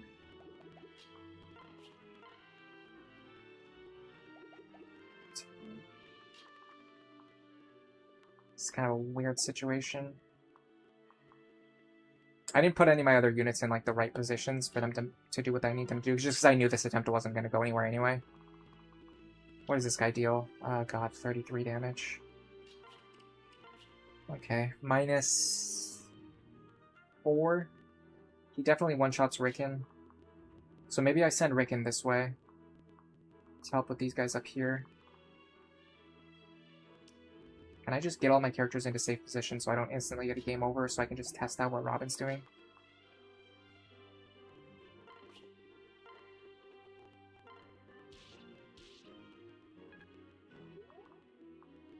I love the fact that I didn't kill that guy, by the way. It makes me very happy.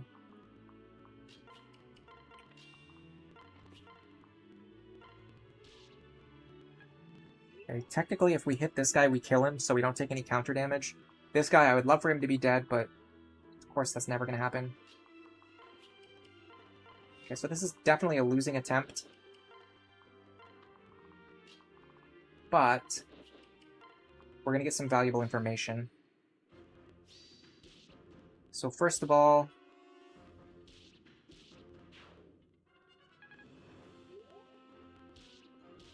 sure.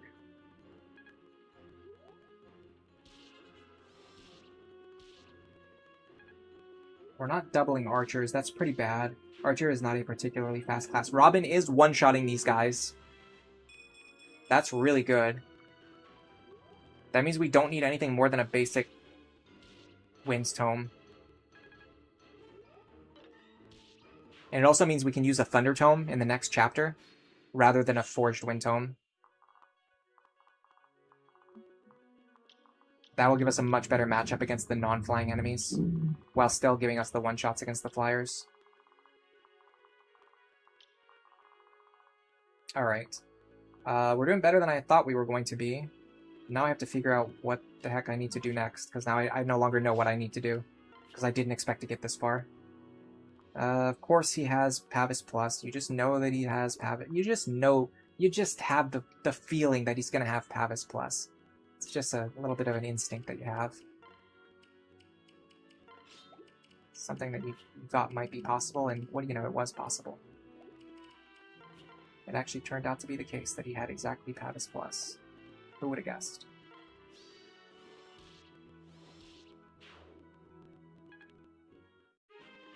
Now here's the problem. I need Robin to go down, but I also need Robin to go up.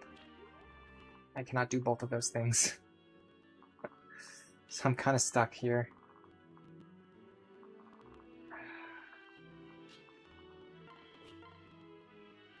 We're one short on this guy. Okay, we can use the Thunder Tome here. Oh no, we can't because I don't have it.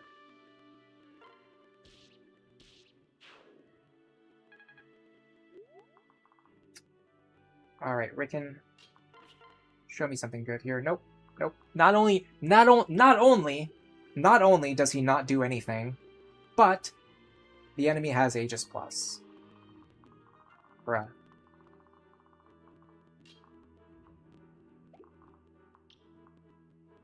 At this point, like there's a certain, I don't know what the number is, but there's a certain number of times that I can see Aegis Plus and Pavis Plus before I decide to just quit playing Fire Emblem Awakening and just quit being a YouTuber forever. Like this is getting on my nerves. It's quite annoying. If I do say so myself.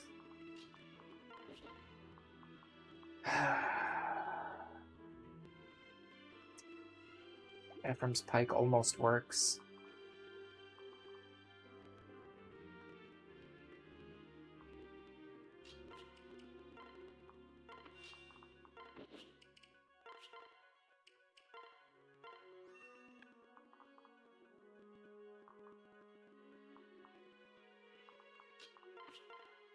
Dude, we could survive if he didn't have Luna Plus. Isn't that awesome?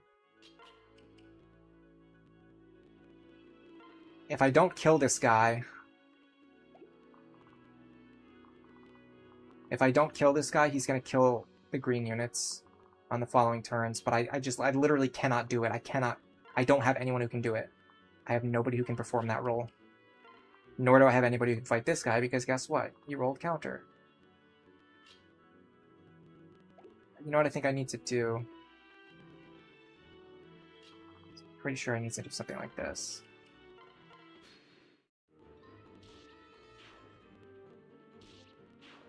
Yeah, now this green unit dies next turn if I don't clear all of the enemies off of him. So first of all, Robin's going to have to double back.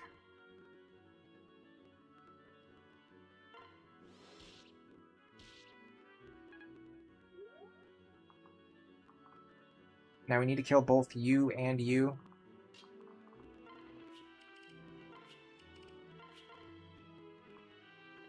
It's a good start. Oh, 1 HP, huh? Did he survive on 1 HP? Is that what we're going with? Slightly too slow on Vaike. This would be a good point for a speed tonic or a barbarian reclass, but barbarian reclass has long-term implications that we can't really...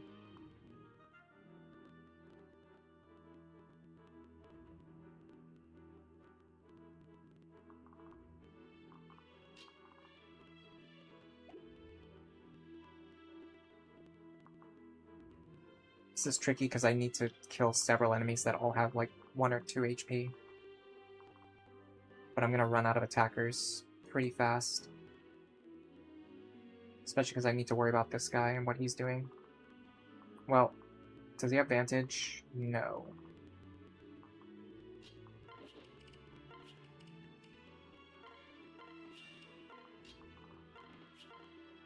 If he hits me, he will definitely not kill me.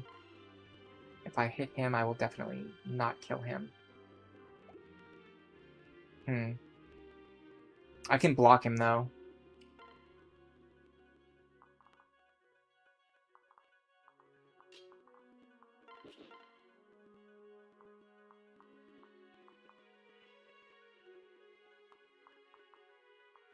I don't know what to do here. Maximize my odds of hitting, maybe? Or... Yeah, no, I can't let him attack this guy.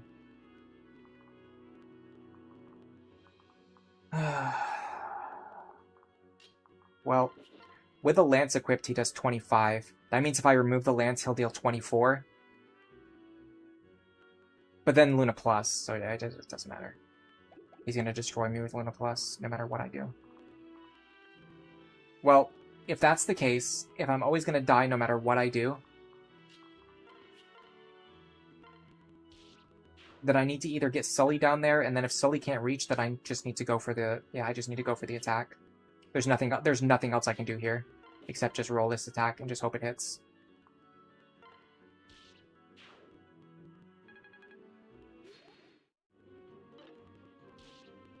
Did not plan for that. Doesn't really matter, but... Just didn't plan for it. Okay, now here's the problem. We need to get someone over here fast enough to get rid of this guy. And he has counter. What do you know? He has counter. Does he have counter? Of course he does. Don't even check. Don't even check. You know he has it. I know he has it. Everyone in chat knows that he has it.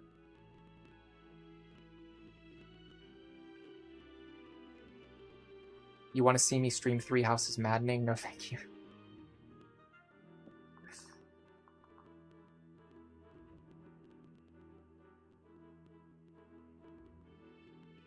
They're probably... I don't know what you're talking about. The green Donalds are in danger, yeah. I think they are numbered in the game. I just think they're called side story, not paralog, but I could be wrong about that. Yeah, this guy's gonna run right over to this zombie. In fact, we've got 1 turn to keep him alive. So we need to get over there, like, within the range of, like, now. Like, right now. I think Robin can take all 3 of these guys. I can't reach anyway, so it doesn't matter. If that's the case, can Cordelia hold this guy off?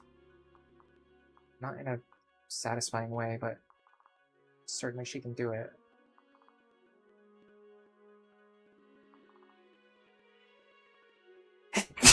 Excuse me.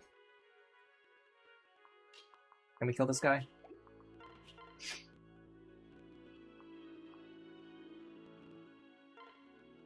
Okay, that's 1 down. That's 1 problem removed.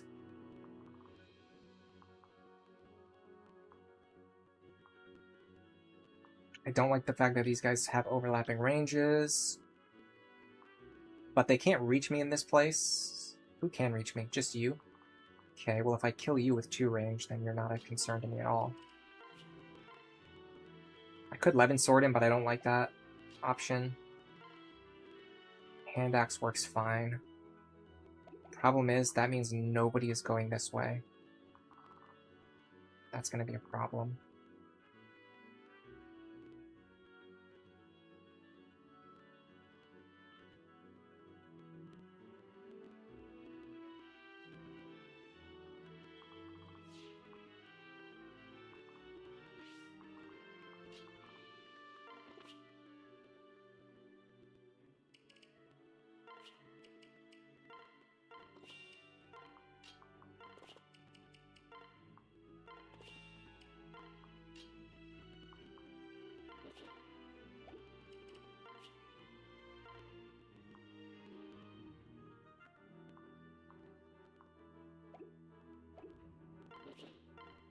Pretty low dual strike chance. 20 speed, but there's no way we're doubling. Robin kills. Okay, so what if you 2 go this way instead then?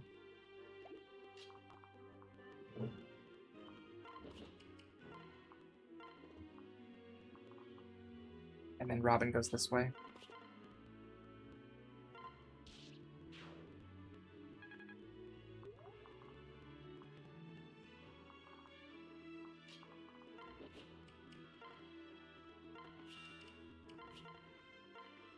The group up top is going to become a problem very quickly. Interesting. Okay, Rick can take care of this guy on enemy phase. And you guys doubted me for training Rickon. Look at what he's doing over here. He's just contributing in a way that is contributional. Alright, now here's the problem. We have no way to get past this guy safely. Or unsafely, or demi-safely, or quasi-safely. There's just nothing. We have no options available to us. We have no plan. We have no strategy. We have nothing that works. I have 1 idea. And it's very scary because I don't know where this guy's actually going to go. Or him, for that matter.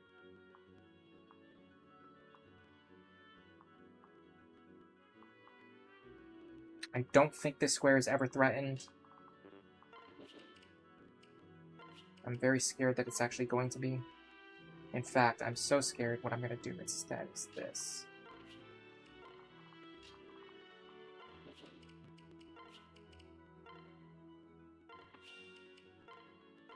Go. I need to heal you desperately. You're badly in need of healing. Now, with Frederick healed, I might be able to get something done.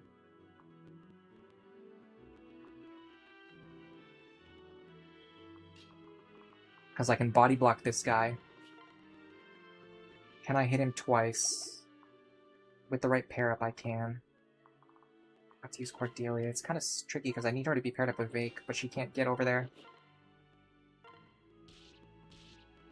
Nice. Okay.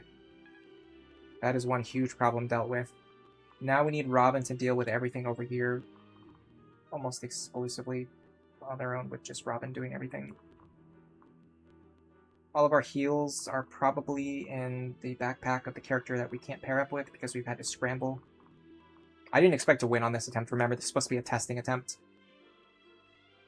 So, like, all my characters are out of position and paired up wrong. Okay. I honestly think just standing here and killing this guy works really well. Because then we'll kill the archers on enemy phase.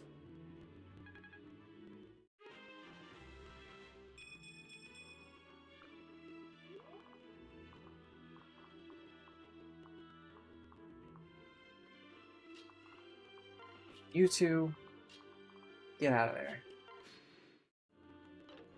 Alright. Oh, that was close.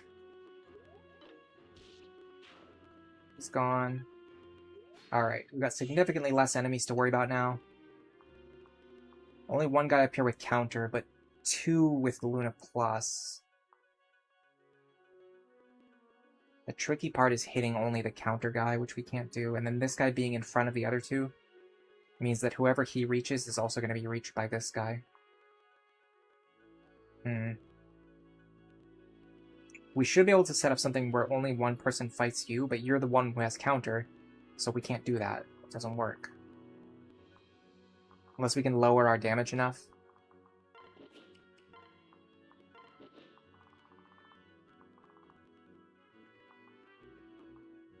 The other idea is to just have Robin kill everything, but that's a little bit tricky.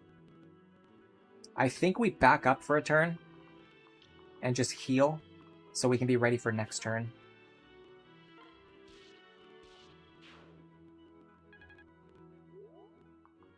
Because we have 2 characters who are low on health right now. I also need Sumia to fly over to that village over there.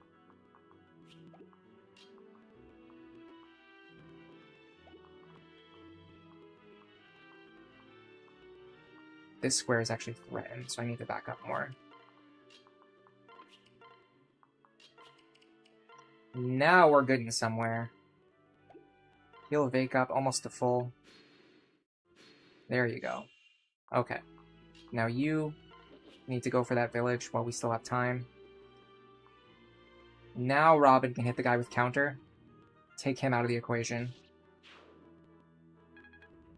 Now we have to worry about a bunch of guys with Luna Plus.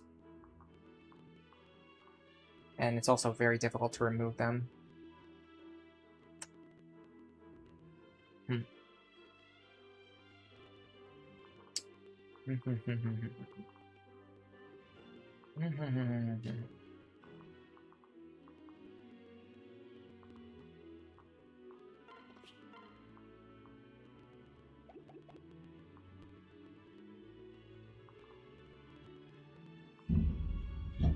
I would love a Crom Frederick pair up right now, but I have no possible way of getting it. Alright, what do these guys do to Robin? Let's be serious for a second. Let's get the calculator out.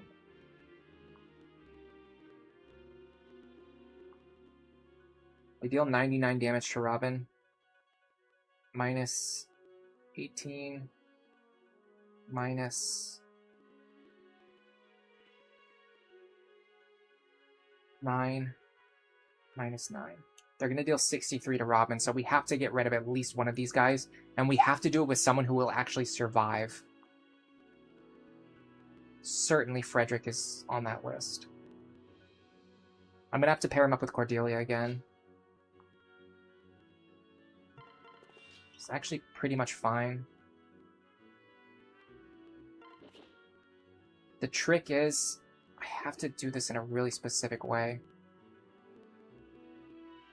I also don't have any great options for healing Vaike. What about pass? The knight has pass. I wonder if I could kill him from behind. We need +1 speed.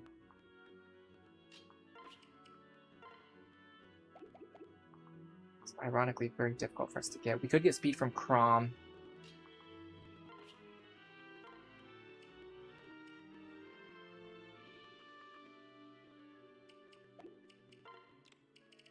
I sold the rapier. That makes sense, actually. I don't need that for anything. Except for this exact moment where I do need it, but usually you don't need it for anything. If I use the 11 sword here, and I dual strike, it will deal more damage, I'm pretty sure. 11 damage, oh boy. Isn't that something? I mean, my other attacks deal way less, so it's kind of my only option.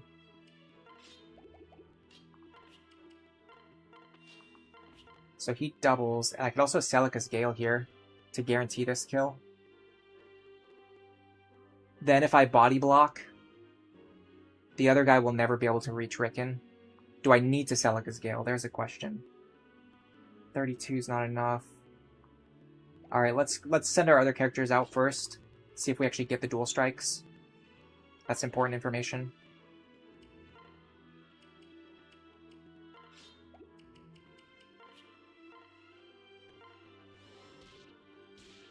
Okay. Very nice. That's going to allow us to do this.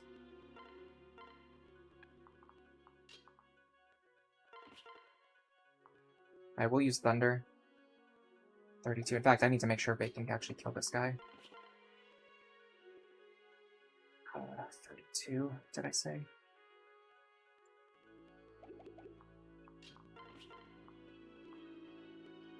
So he'll have 7 left, so I need to be able to deal at least 14 damage. Yeah, okay, Vaike will be fine. 11 sword. Dual strike, man! Let's go! Alright, you are not a threat now because I can body block Rickon. I don't think it's worth using a hand axe here. Because I can just enemy phase this guy anyway. Take him out over 2 turns instead of 1 turn. Nice. Alright. Good lord. There's our Blessed Bow. Also known as Money. Okay, what does he have? Actually, he is a good trading partner for Vaike or Cordelia. And Cordelia needs some training. So I'm leaning that way.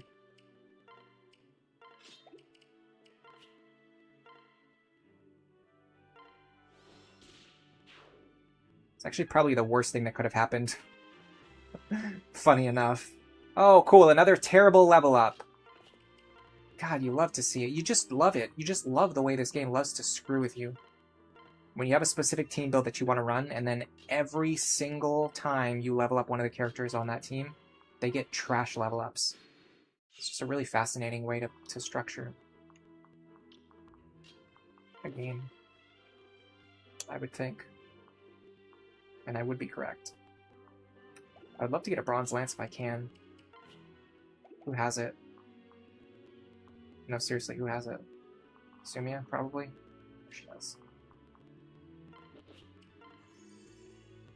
Should I abandon the Cordelia project? It's getting close to that point. But I mean, I need her. There's no one else for Frederick to pair with. Maybe Fred Church.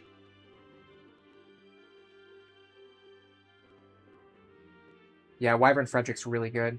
You beat it deathless, that's awesome.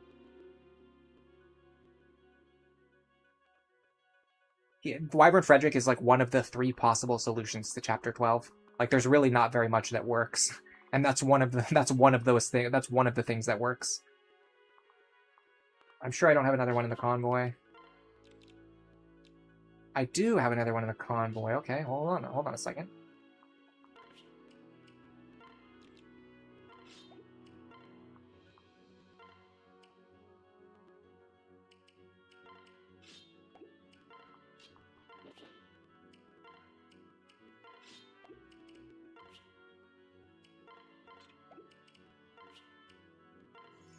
Time to get a bunch of turns of chip experience. That's kind of helpful. It's like progress towards their B support.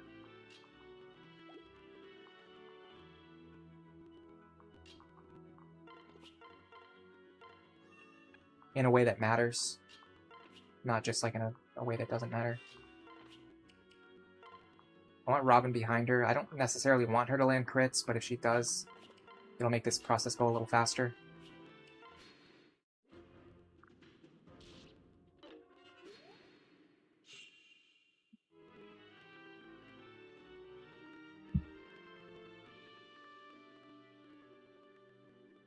I'm silently raging right now. I'm silently raging. Oh my god. Really though? Really? In that moment of all times? After everything else that's happened, after the terrible level ups, all I want to do is train you, and you can't even land an attack with a bronze lance.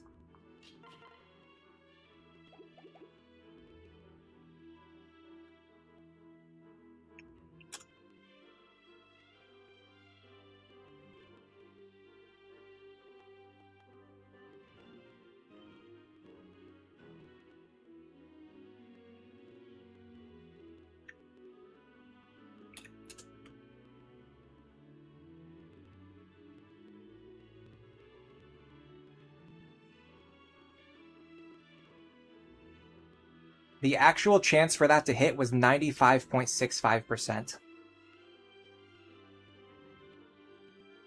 In that moment. She just needed to miss. That was a requirement, really. It's a little bit of a necessity, I would think. Okay, sure. Sure. Why not?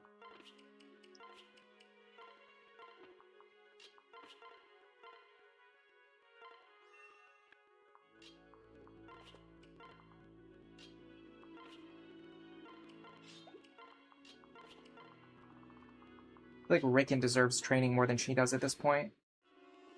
And that's saying a lot. Okay. Here we go. Rickon. Probably wants Lisa pair up.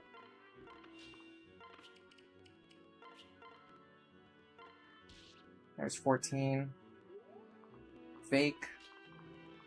For sure wants the Sully pair up. It's 10 damage or more. Okay. Now here's an interesting idea. I doubt Cordelia gets this kill, which is a little unfortunate because I'd really like her to get it. I can do it with the Ephraim's Pike. I need to heal up though. More than that.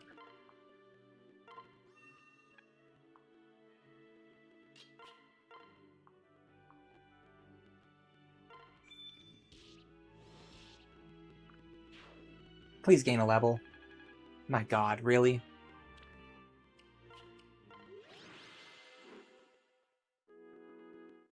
You very rarely see this, but this is the run where Cordelia is an absolute failure. Like nothing, she cannot do anything right.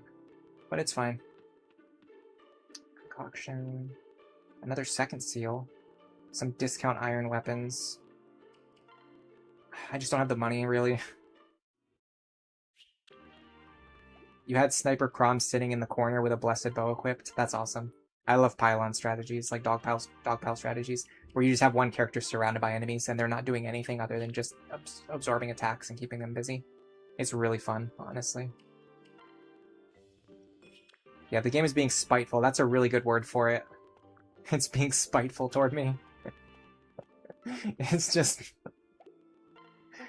It's developed intelligence and it has chosen to punish me out of pure malice. Oh god, let's go buy a Wind Tome. What can I fix you with?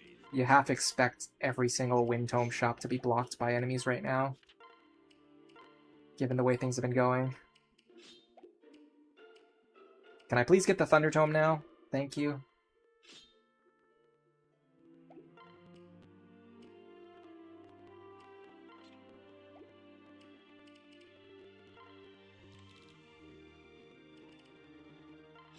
I don't want to use that Elwind Tome unless I absolutely have to, but I'll keep it there just in case I do need to.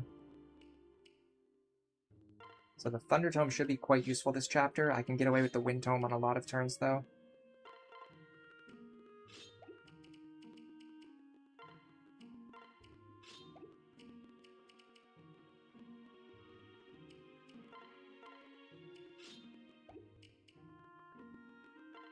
Alright.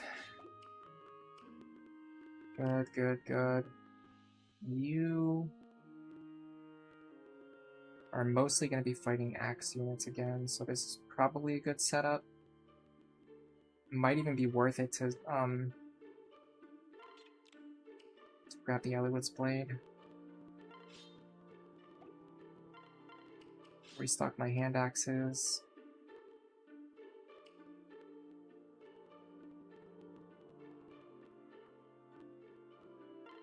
Stock your hand axes. The iron axe is looking a little bit threadbare. Should I upgrade her weapons? Not sure. I'll think about it. By upgrade, I don't mean forge. I mean like giving her steel weapons or killer weapons. Whatever I have available instead of iron weapons. He's gonna want more tomes.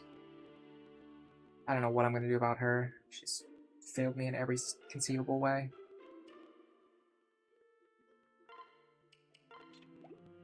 We don't have a good bow user for this chapter. This would be the time to go Bow Knight if I was going to, but again, we just totally failed. Gregor completely failed us. Cordelia's failing us. Prom is failing us. We do have a good Robin, Frederick, and Vaike, and that's like a good core. Sully's looking okay. She's underleveled. Rickon has turned out pretty good. I don't know how this compares to his average stats, but this Rickon feels pretty good to me.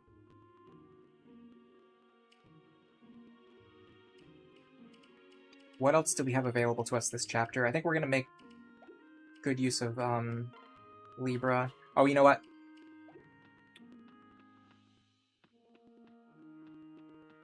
Excuse me. Yeah, we can make good use of Libra. I feel like I've remembered something else that I needed to buy, but then I immediately forgot it. Was it tonics? We have a couple defense tonics. We have at least one magic and one strength tonic if we need them. We even have speed tonics if we need them. Let's examine Vaike. 12 speed. I feel like he's behind on speed.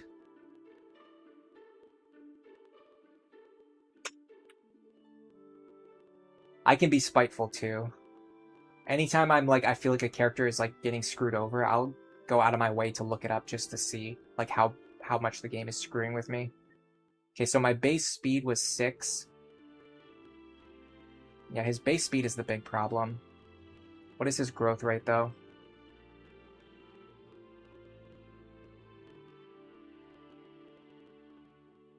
$50. I forget what his starting level was. I should have checked that. I think it's 3.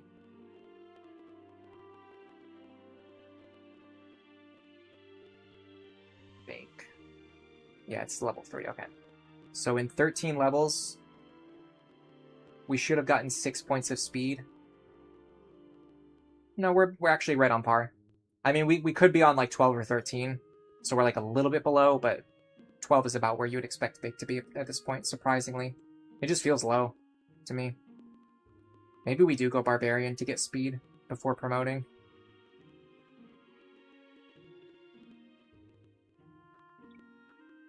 What are his growth rates in Barb? Should be higher, right? Yeah, it's 55 in Barb. That will give us a significant number of levels where we get more speed. And then we can still go either Warrior or Berserker later, depending on which one we want to do more.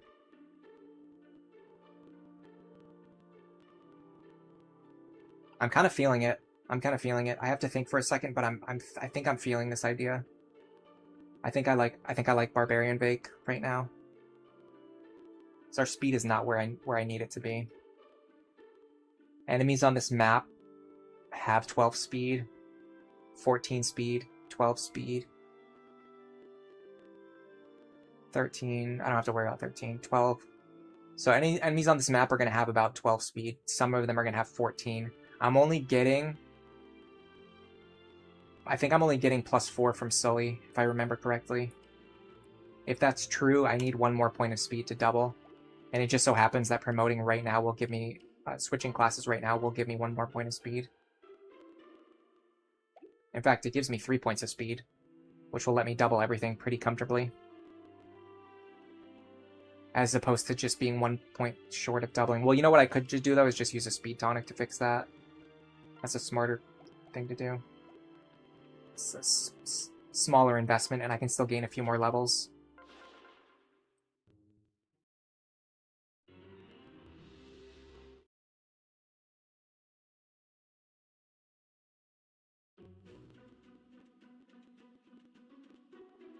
I think I am going to go Barbarian. I'm just not going to do it right now. I think I can train a little bit more before switching classes. Like, in the middle or the end of this chapter, I think. If we do it at the end of this chapter, we can also train him up by having him fight the boss.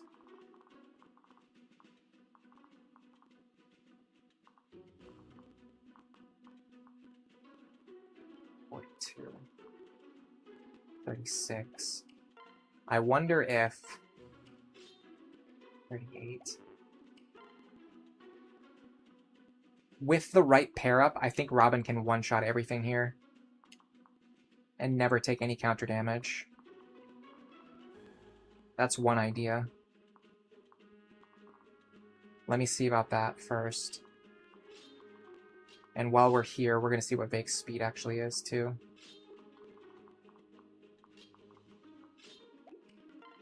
See what we need to do for tonics.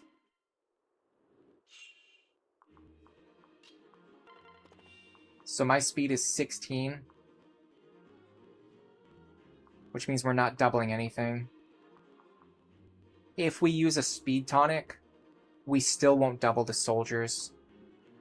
We'll only double the archers and the wyverns, which is bad because the main thing we need to fight are the soldiers. If we go into Barb right now, we'll have 19 speed, which will allow us to double everything. Maybe it is time to go Barb then.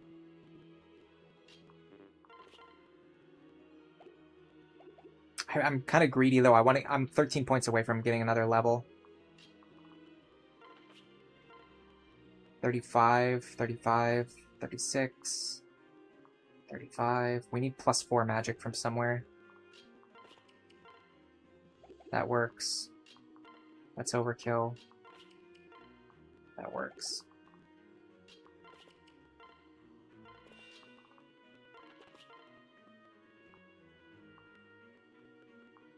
Yeah, now we can one-shot everything.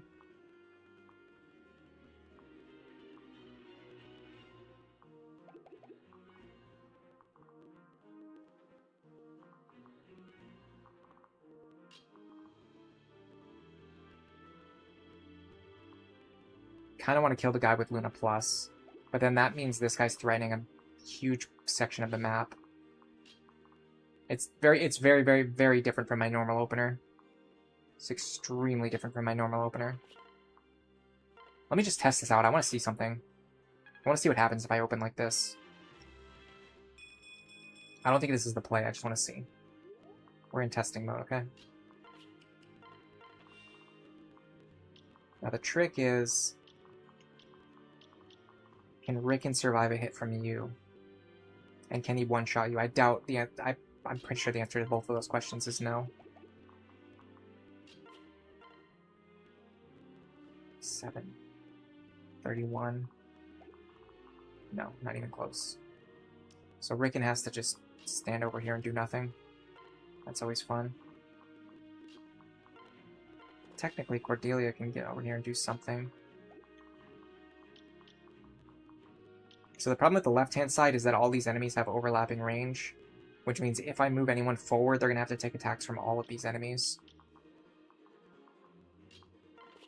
So I don't think having Vaike go here is really the play, but I want to test it out. You always expect that to miss, so don't worry about that.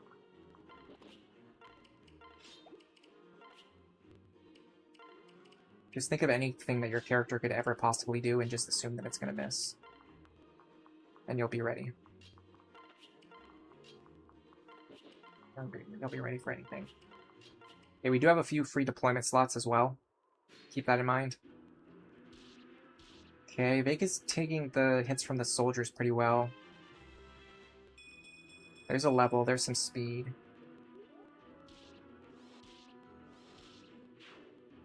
Can Robin survive all this aggression in the center? That's actually good. That pulls an attack off of Vaike.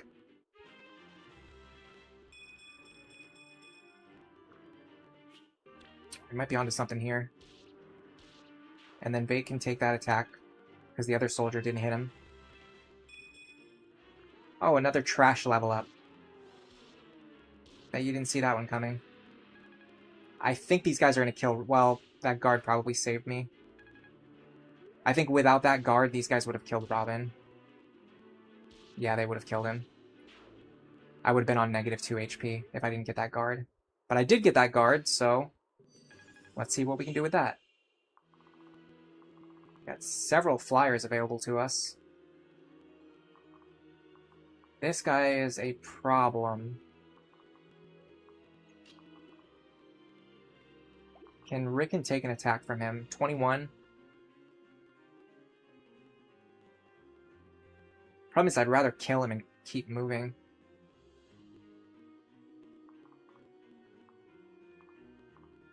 What about this? I kind of need Crom. I don't know what to do. I have several characters who each need to do multiple things. Okay, let's go back to the start. Can Rickon take an attack from this guy? 21. 10 speed, yes.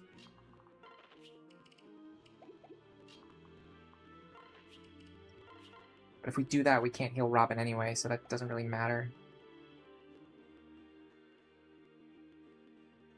I'd also like to rescue Libra if I could.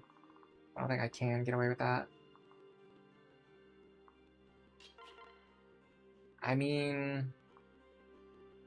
What if we just do this? Get him out of the way.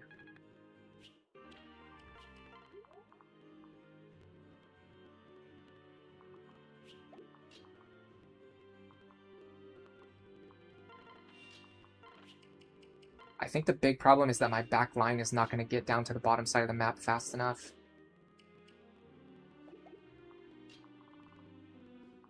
Interesting.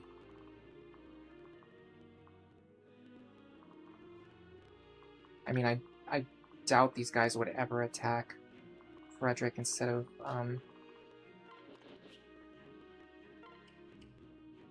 Libra. But I guess it's worth a shot. Try to draw them this way. If not, well, at least we tried. Where can Libra go? Interesting.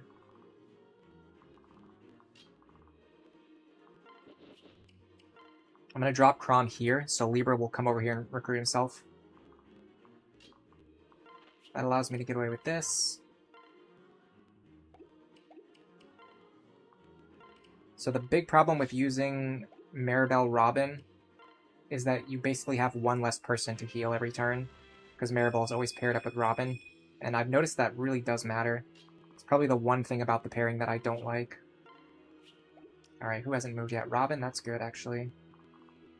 I would like for Robin to go pretty far down if I can. Get away with it. Oh, counter on that guy is not good. I can one-shot him. So it's actually not that bad. Let's see if they actually move. That means Libra's not going to be able to recruit himself because now the way forward is blocked. Also, the guy who I don't want to have Pavis Plus rolled Pavis Plus. How many times have you heard me say that today? Hello, Lance Nightmare. Welcome to the stream. Haven't seen you in a while. I think your name might be different, but I recognize your profile picture. Perfect. Well, guess what? As it turns out, when the enemies perfectly move to block you and have the exact skills to block you, kind of screws you over. Shocking stuff, I know.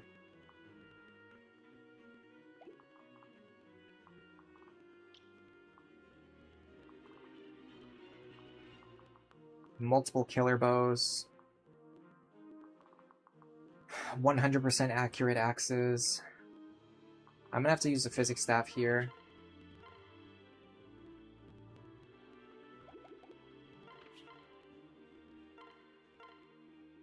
And then I guess we do this. I really don't know.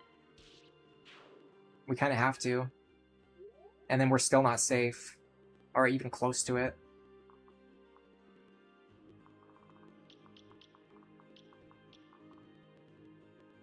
We need to recruit Libra right now. And then somehow also survive. Oh, cool. He has Vantage. He has Vantage, so don't worry about that. He's got that under control. The one skill that he needs, in addition to Pavis Plus, which he already rolled. The other skill that he needs to screw me over, he has that one too. So it's fine. No concerns there. If you thought there was any chance that I wasn't getting screwed over, don't worry. The game has done its due diligence. And it has found a way to screw me over.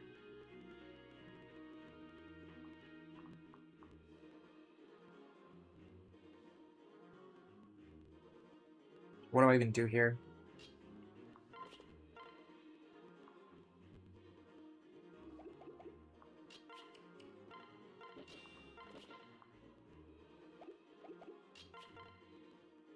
$11 won't kill me.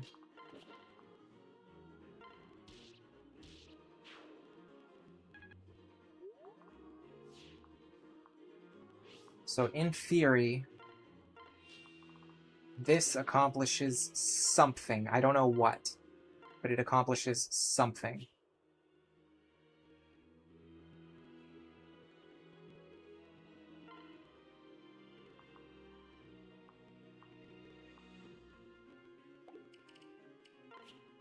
I think I have to kill this guy right now.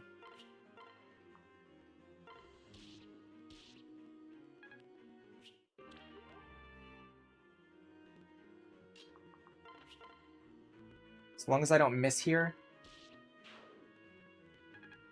Now I just have to let the Dark Mage attack whoever he wants, which of course is Vaike! And ends the run. Perfect. Well, that was a test run anyway, so it doesn't really matter. It's annoying that I could have won, and I just failed because of everything going wrong. You're very proud of Rick in this run? Me too. Can I rescue a rescue user? Yes. But no, I don't want to do that.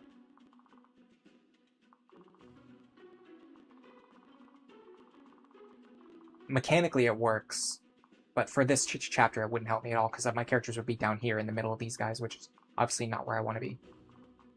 Alright, so what did we learn?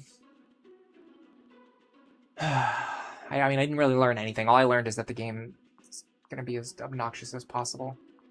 Do everything in its power to screw me over. That's really the only thing I learned.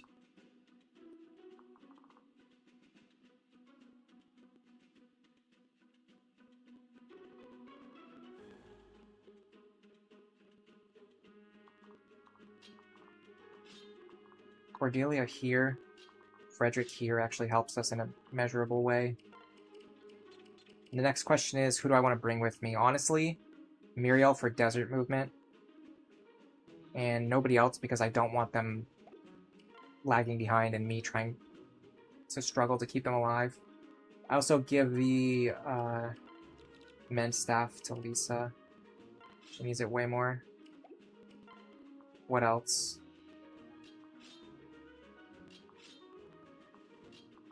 Don't really have a good spot for this character.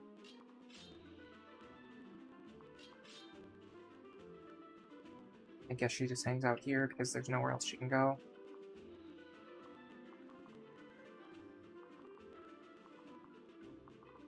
Well, not technically true. No, because I need Robin to do this.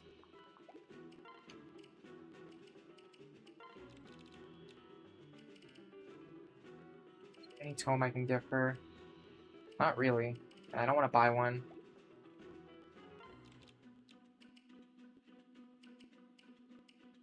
Honestly, I'm just using her for desert movement.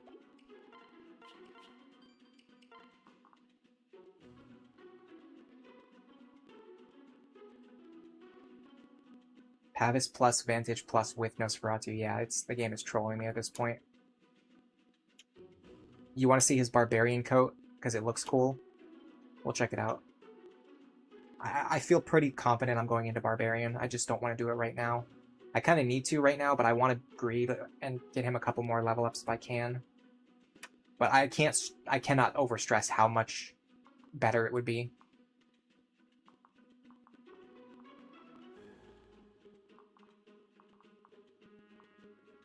If I went into Barbarian right now and just let this 87 experience go.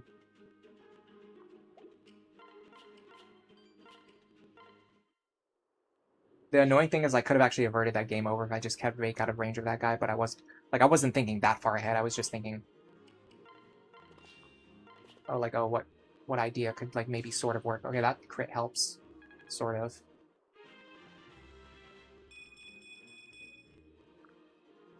Now...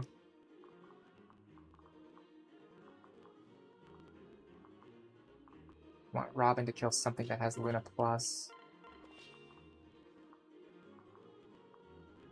Probably you, because you have Hawkeye.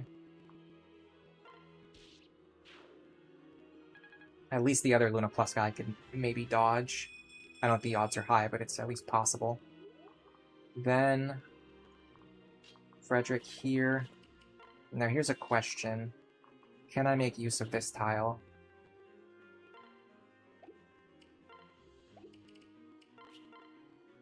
No, I don't deal enough damage to matter.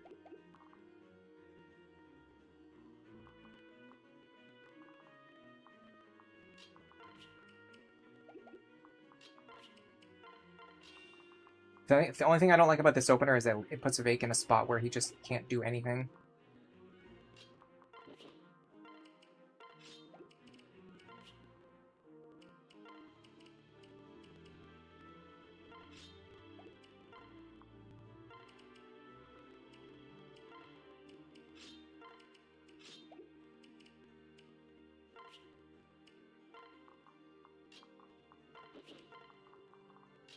Alright, the good thing is we have a bunch of desert movers now. In fact, let's see the vision. What if I do this? I love the Barbarian Skelet. Oh, we did dodge the Luna Plus. Look at that. My decision making actually paid off. Okay, so knowing that this guy will shoot over Vaike's shoulder and then not activate his own counter is really useful for future attempts planning, which is you're seeing now is what I'm doing. Oh, and look at that. Look at that. Look at the little skill that he rolled. I won't say what it is. You know what it is. And we know, unfortunately, that this Spear Fighter will block Libra's path forward, so trying to clear a path for Libra doesn't really work. So we should be thinking more about the future turns rather than what we're going to do this turn. In fact, the path is blocked this time anyway. Oh, look at that. They all rolled Pavis Plus. Every single one of them rolled Pavis Plus. And why wouldn't they? Why wouldn't they? Get rid of this guy right now. I like that.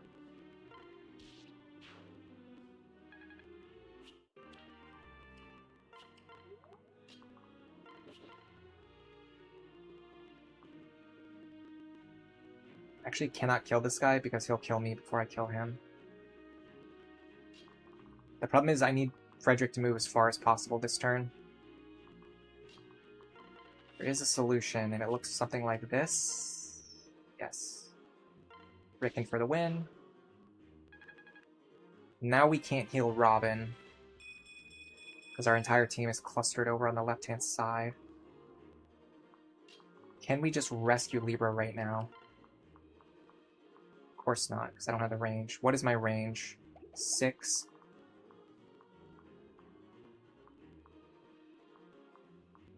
I would need to get plus 10 magic. That's obviously not happening.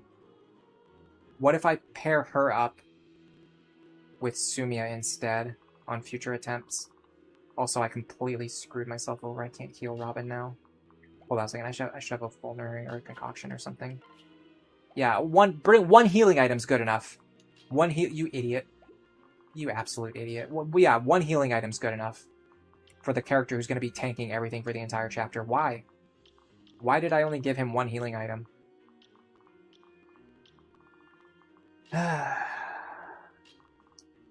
It's a fun world that we live in, isn't it? It's a waste of concoction. This is not going to be a winning attempt anyway. I need to figure something else out to do with Libra. This is obviously not it.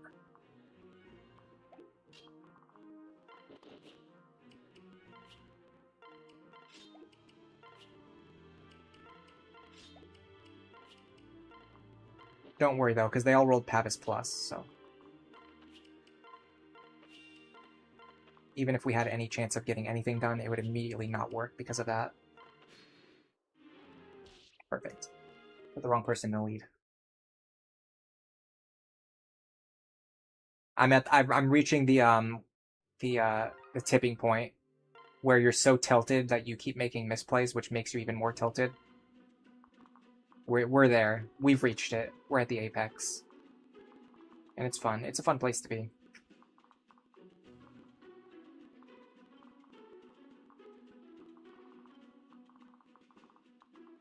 I can't really identify any stat boosters or item, like, inventory changes that I should be doing. There's probably something I should be doing in order to optimize my inventory. I just, like, I'm not, like, tuned up enough right now to figure it out.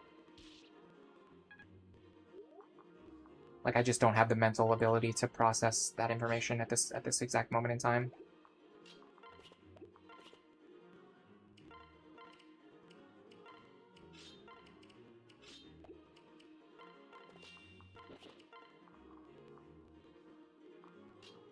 Okay, first of all, let's not pair up all of our characters when they don't need to be paired up.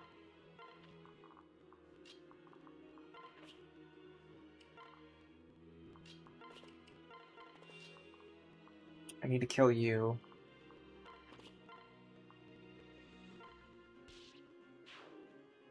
I can enemy phase the rest of them. Would a snack break help? I doubt it. I had 2 snacks already earlier. I shouldn't be eating more right now.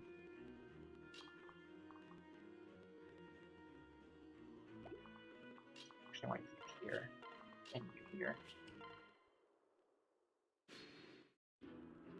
There's just like there's a certain limit. There's like a certain amount of Lunatic Plus you can play in a single sitting before you just need to stop.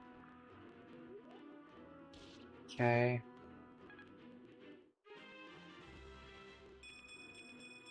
I should have given Robin more healing items, the thing I was just complaining about 10 seconds ago. That would have helped. Nice crit.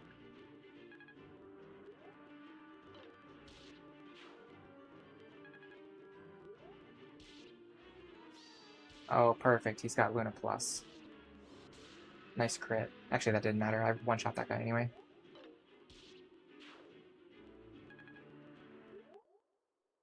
Alright.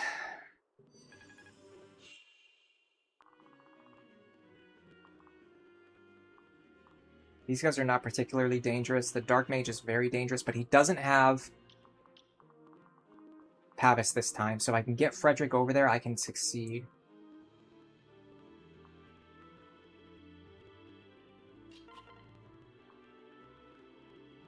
I love the fact that I can one-shot that guy with the hammer. It's not a particularly useful item otherwise. If I could heal Cordelia, I would. But I don't think I should do that.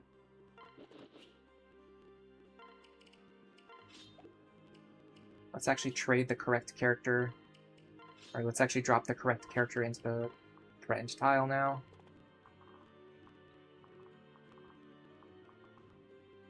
This guy has Aegis counter, but it doesn't matter. He's going to attack me at 2 range anyway. This guy having Luna Plus is pretty bad.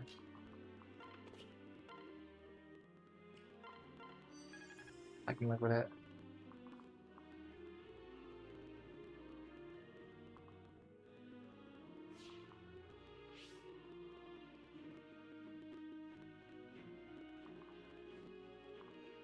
So what I could try to do is... Okay, rescuing Libra won't particularly help me right now. I think it's better to get Crom into position.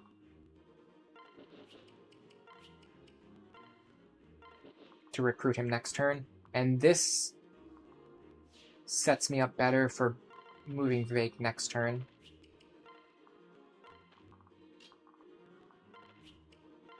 Yeah. Perfect. Alright, here we go. Now, he doesn't have Aegis Plus this time, so we can actually kill him. Or Pavis Plus this time, so we can actually kill him.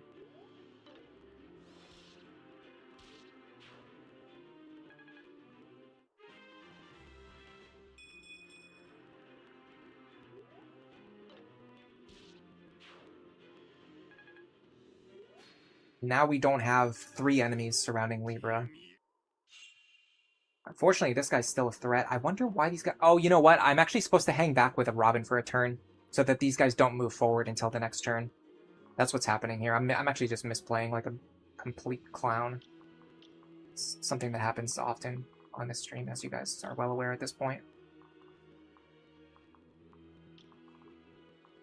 I think I can just power through... I think I can just like power through this, though. Like, I think I could just brute force it, but this is only happening because I'm misplaying to an extreme degree.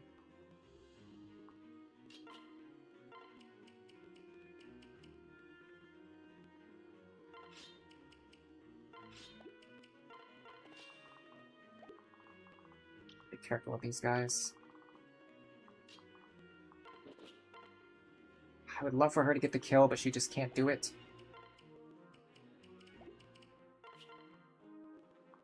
I have to be Frederick. And here's the tricky part. Can Sumia actually get into the corner? She cannot. Well, well, well. I might need... I don't want to burn a rescue staff here. Libra's going to be fine for... No, he's not, actually. This guy's going to kill him. Yeah, this guy won't kill him. He'll injure him. He won't kill him. Might even help keep Robin alive. Yeah, I actually think maybe we just... I think we just wait here for a turn. This might be a misplay, but... I'm not sure yet. Alright, now we can finally start moving our other characters over here where they should be 3 turns ago. And then for you, I don't know what to do with you. Let's just hang out here for a while. Alright, let's see what happens. Okay. I'm actually curious to see if he would possibly attack Robin instead of attacking Libra. I'm pretty sure he goes for Libra though, right? Yeah, he goes for Libra. God, we survive on 2 HP. It's gross. I believe we have a full turn before the reinforcements show up. Yeah, we have a full turn to clean up here. Libra recruits himself. The problem is I have to get Crom over to Saria to recruit her. Which means I have to kill everything else that would otherwise threaten me once I get over there.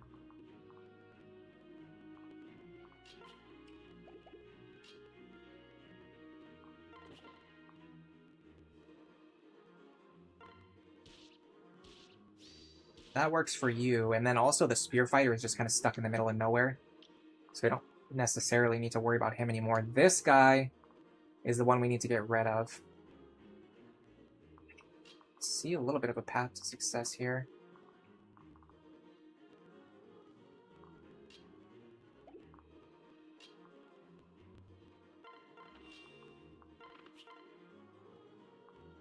I don't think I need to Celica's Gale. So the big problem we're facing right now is that Crom has to be swapped over to Robin, and then Robin needs to recruit Saria. But that means I need to get rid of this guy without using Robin. Which is looking pretty dubious. 29 damage. I mean, Rickon survives. So we could also just let Rickon survive. But then also he would attack Sumia for 29. Yeah, so Sumia will die. Libra could work. In fact, what if Libra just kills this guy? Not quite. In fact, especially not because of, you know the name of the skill. The one you don't want him to have, he has it. Shocking, I know. Okay, I'm seeing something that kind of works. Out of here. Okay, so we do this, then this. I'm just gonna mend. I need to. You can tell this is a trap because they left the entrance to the fortress open. True.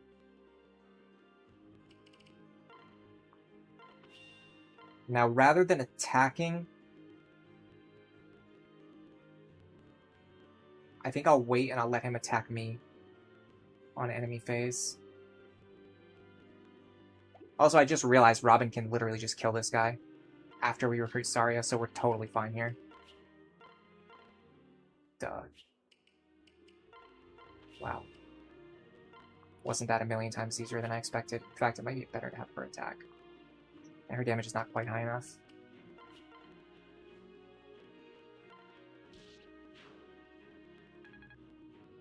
Support points? Nope. 13 experience, though. I guess that's something. And we can also trade Frederick's equipment now. Actually, I don't know about that. Yeah. We can actually give him the Iron Lance. Okay, perfect. Now get these two over here. Now, there shouldn't be any reinforcements this turn, but now, this turn, all the reinforcements are going to spawn. So we need to plan accordingly. First of all, the double forts at the bottom. There's a soldier here and a mage here.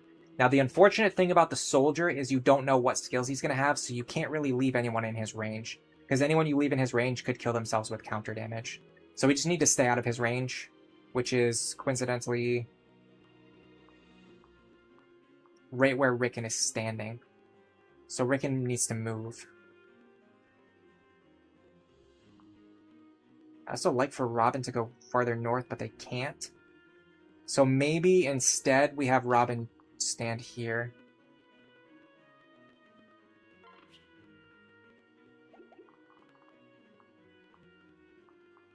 The only thing I don't like about this is that if the enemy has exactly Aegis counter, we actually kind of get destroyed. Maybe we fix it this way. Maybe we have Robin stand in this square. Now, even if they roll exactly Aegis counter, we should be okay. We'll deal damage to ourselves, but not enough to, like, die.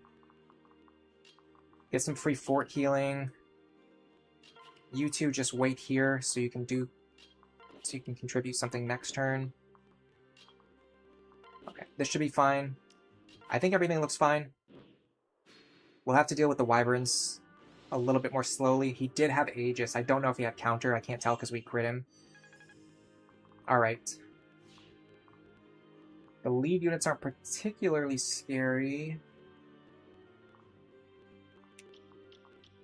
This square right here would be nice if I can survive all three of these hits. Can I? I don't know.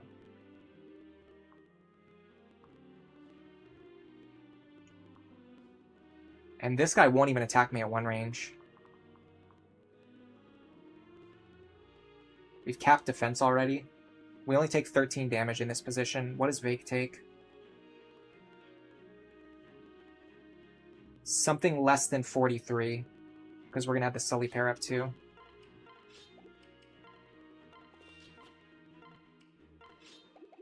So 18. We'll take 31 damage. My only concern is that the guy with counter might move into one range for some stupid reason that I can't foresee. Because let's face it, that is known to happen. Alright, let's confirm the situation with this guy first, before we do anything else. I kind of need to get some healing done, too. It's more difficult than I expected, because I put Cordelia in a bad spot. Alright, considering the fact Cordelia is not going to be able to contribute, I think we heal Frederick, and then pair these two up. And then we likely want to send these two over here. Frederick can kill this guy whenever I need him to. So I can have Rickon kind of screw around a little bit. I don't like the crit chance, though. I need to pair up with Maribel so that I can't get crit.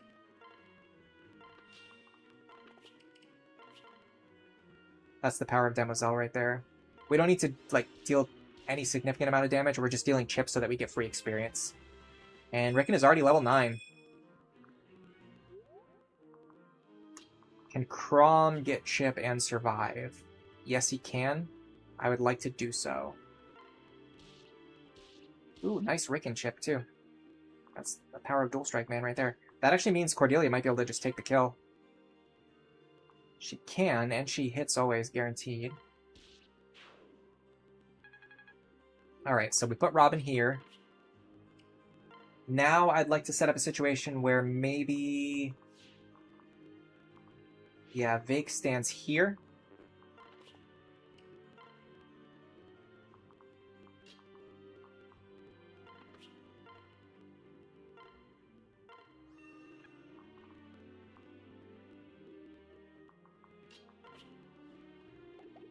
Let me move you first. I'm very worried about what you're going to do.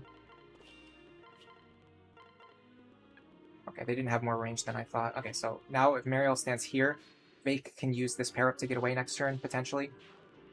They are seeming to prefer to attack Robin. No, okay. They do like attacking Vaike. I like the fact that Robin's defense is already capped. That's really cool. I talk about this in a script that I'm working on right now. I'm almost ready to throw that script away and restart it from scratch, though, because there's parts about it that I don't like. But I talk about how your main carries will reach their stat caps before Chapter 12, and then they will reach their stat caps again at the end of the game, so the caps actually do matter. Which is kind of important, because in the past I talked about how like caps don't really matter that much, aside from like the very like post-game stuff. But I've definitely changed my opinion on that, and I want to make it known that I've changed my opinion on that.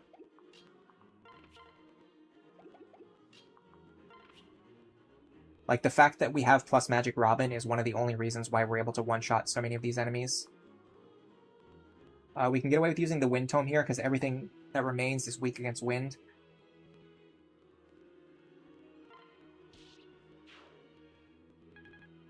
Robin can for sure survive in this position.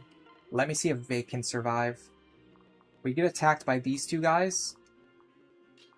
We would take 30 damage, unfortunately. Which means we probably can't stay here. That's even assuming we got rid of him, which we might not be able to do. What about Freddy Boy?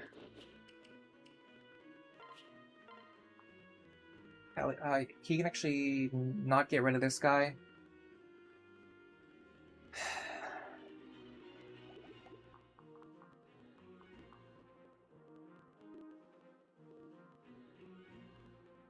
I just assume everyone should be spamming Pavis Plus in chat constantly, because this is getting obnoxious.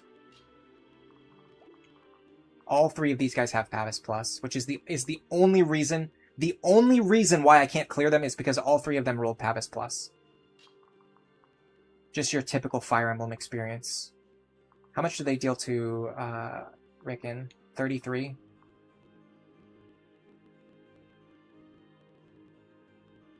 If I could get plus 1 HP, I could keep Rickon alive. I might even be able to do that.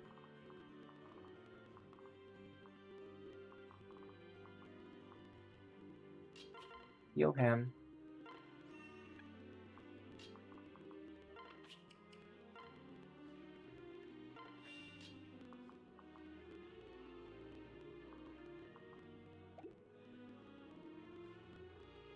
Okay.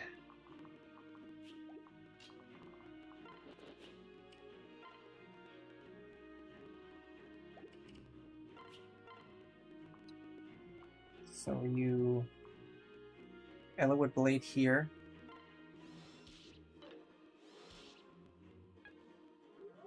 Now we trade you to the Hand Axe. Then we Hand Axe this guy. We have just enough damage for the kill. Now, Rickon can take out the guy on the right. And then, astoundingly, he can actually survive when the other guy flies over to attack him. I'm going to put him next to Robin. Look at this. Clean. Clean Rickon kill. You rarely see those.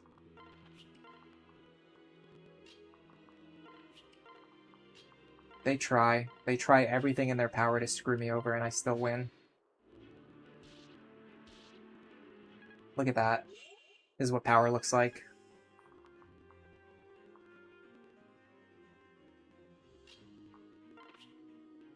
We're going to need to promote Robin. In fact, I'd like to promote Robin before gaining any more levels. Because the only thing I could gain is like maybe a point of speed.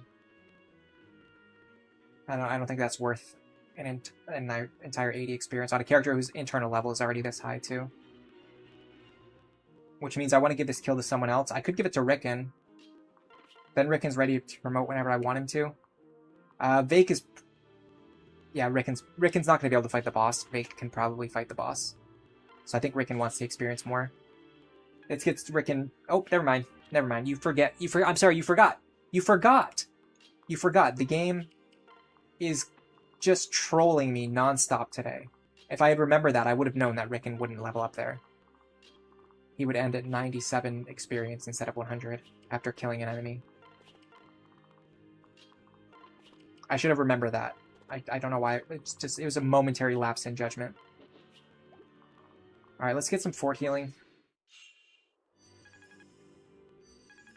Yeah, one of the things I really love about doing these streams is I show off, yes, all of the bad plays, all of the misplays, all of the frustration, all of the salt, all of the, you know, game, like, the crap that you just don't want to see, you don't want to deal with. But at the same time, moments like the one earlier where, how I cleaned up at the end of chapter 7, and, like, this moment right here, like, keeping Rickon alive on 2 HP, when every single enemy on the map had Pavis, and you needed Rickon to move into a forward position, showing how even when you get like really terrible skill RNG, you can still win.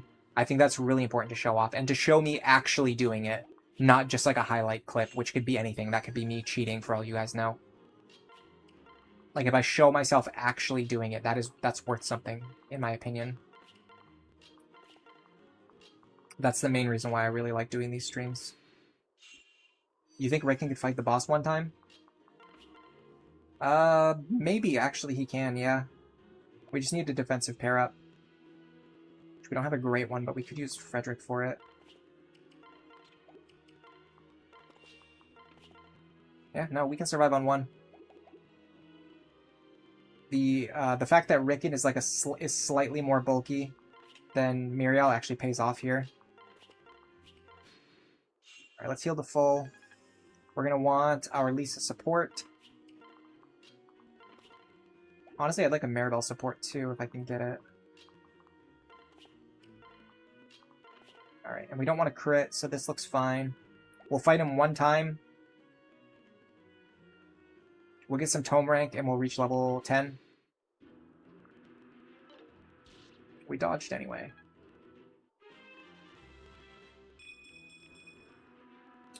You used plus strength Barbarian Robin to one-shot... what? The wyverns in this chapter or something else?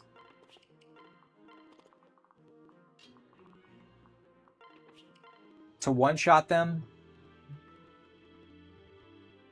with a strength-based character and no effective damage would be a lot harder. You would need 55 effective attack.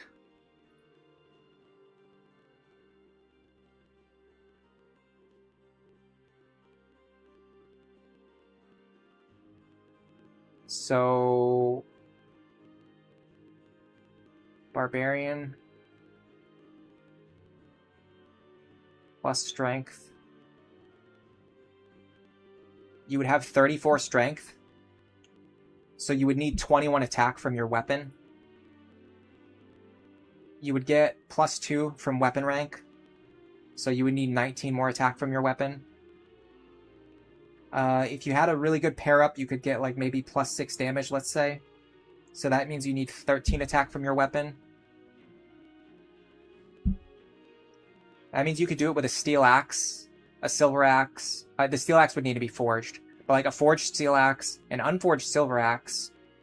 Hammer, obviously you don't want to forge the hammer for that though. You would just use the steel axe instead. Killer axe could almost do it. I mean, I could see it. It would help a lot if you could like maybe get a bolt axe early, but I don't see how you would do that. Glass axe could do it. Volant axe could obviously do it. So honestly, with a forged steel axe, it should be possible. I can see it. It should work. You would just need capped strength, which presumably you would have if you were running a plus strength Robin, just like we have capped magic right now. Speaking of that, let's promote.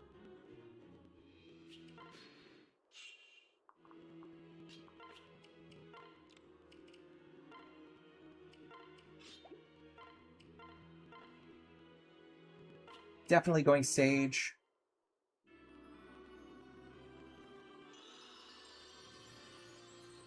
Yeah, if you can one-shot those Wyverns with Strength, which is apparently possible, that means you should be able to one-shot everything else. The problem is you can't do it with a hand axe. That's the thing where plus Magic Robin really shines, because all of their weapons are basically they're not compared to the steel axe, they're compared to the hand axe. So realistically, plus Strength Robin would be using a weapon with 3 might, whereas plus Magic Robin is using a weapon with like much higher might, and also against enemies with much lower resistance. Maybe promoting into Berserker could help close the gap a little bit, but the damage difference between the hand axe and the steel axe is 8 points. So you would need to get 8 extra points of damage somewhere. Maybe you get a little bit more from the pair up than what I marked down. I doubt it though. Plus 6 is like pretty standard for this point in the game. Yeah, like you're not really seeing characters giving more than plus 6 in even their best stat. Alright, so who do we want to train against this guy? I need to start training you.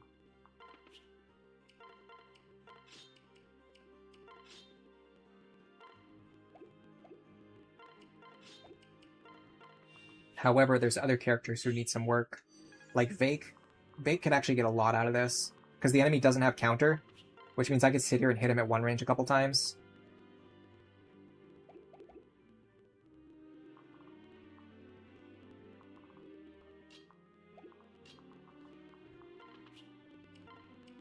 I could use a Crom pair up for this. That way Crom can get sword rank, and we can get support points with each other. And I can double. Doubling doesn't really matter, but... He hits me for 20. I can actually... Oh no, hold on a second. He has counter. I have to be careful.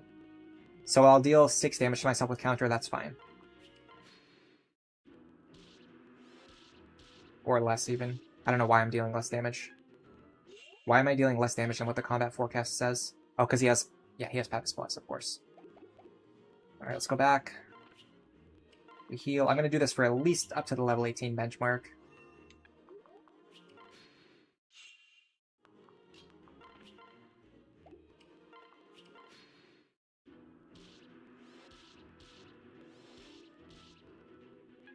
Okay. We fought the enemy 3 times so far. We can get weapon experience 2 more times. Is there anyone who needs weapon experience more than Vaike? Yeah, Saria actually needs weapon experience. Let me get her the weapon experience. If she can take the hit. Which she can. I actually don't want her to kill here. If that's the case, let me let Vaike fight 1 more time. Just to make sure if she crits, I don't accidentally kill the boss and lose all the experience. There's free sword rank for Crom. No cost, because the Falchion is free to use. Alright. This could be a good time to switch over to Berserker. Or, sorry, Barbarian.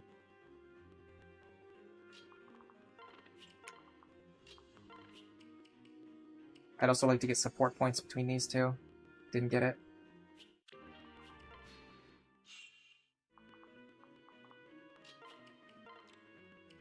I do have an option for a Master Seal or a Second Seal. I think I'm going to wait till next chapter and promote based on what I see on the map. I think that's the smartest way to do it. Alright, I want to not crit here, please. Perfect.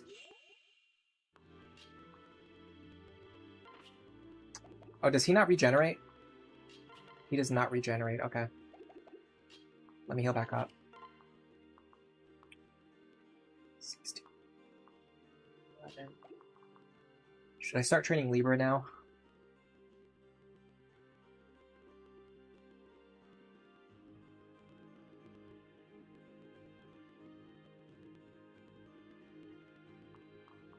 Realistically, who is Maribel pairing up with?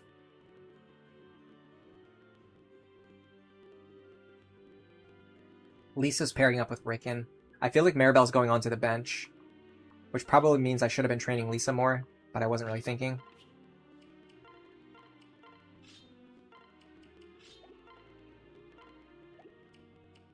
I should have been training Lisa more and just keeping Maribel on the sidelines. Alright. I kill now. Do I want her to kill? No, I want Robin to kill.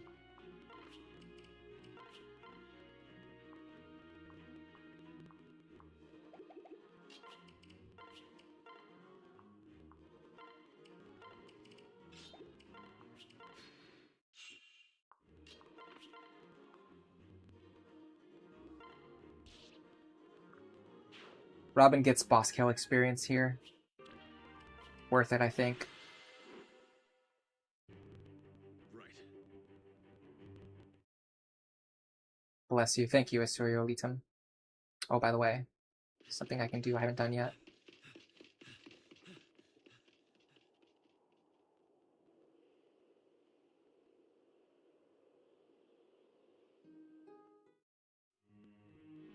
Some free gift memberships.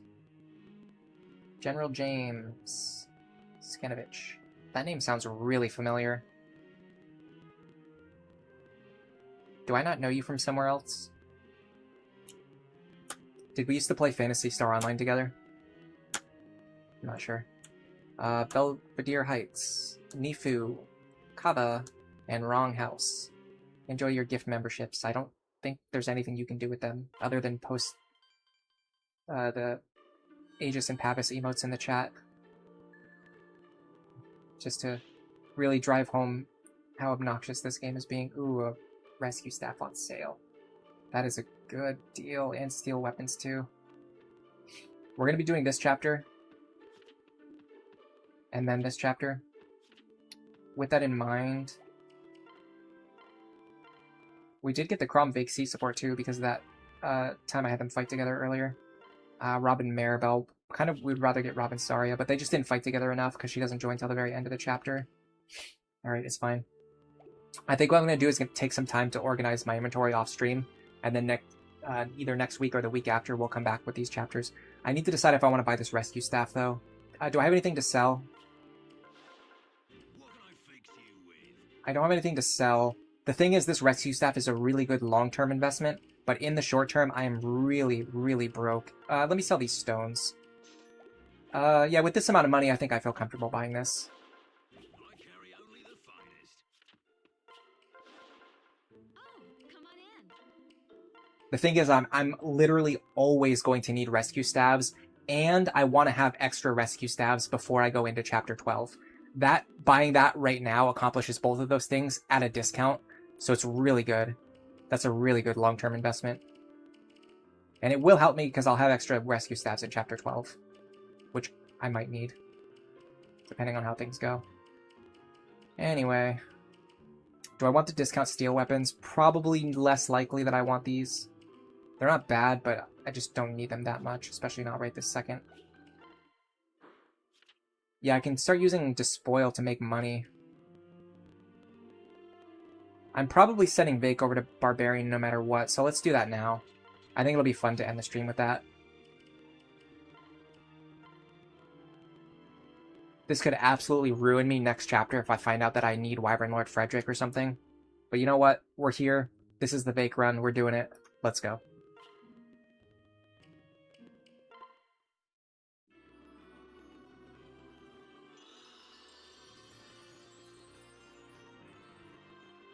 This is going to give us time to get to cap our stats before we promote. Somewhere between Barbarian 10 and Barbarian 20, we'll promote either Warrior or Berserker. That gets us up to 16 speed. Now we're going to be doubling a lot of enemies that we couldn't double before. The only thing we lost in exchange is a tiny bit of skill, a tiny bit of defense. And like pretty much all of our important growth rates just went up. which means not only do we have more levels to gain stats, but we're going to have higher growth, so we're going to be gaining more stats. And we're going to be getting Despoil procs. Not that often, but we will get them. I believe the proc rate is exactly equal to your skill? Question mark. I'm looking it up right now. The answer is... it's actually luck-based. So 12% chance. So about 1 in every 10 enemies we kill, which is going to be nice because we're gonna start killing enemies. Like, we're going to start killing a lot of enemies with Vaike. So we will start getting those Boyons. And our luck stat will go up too. So everything is just kind of working out. Next chapter, we'll deal with that map up there.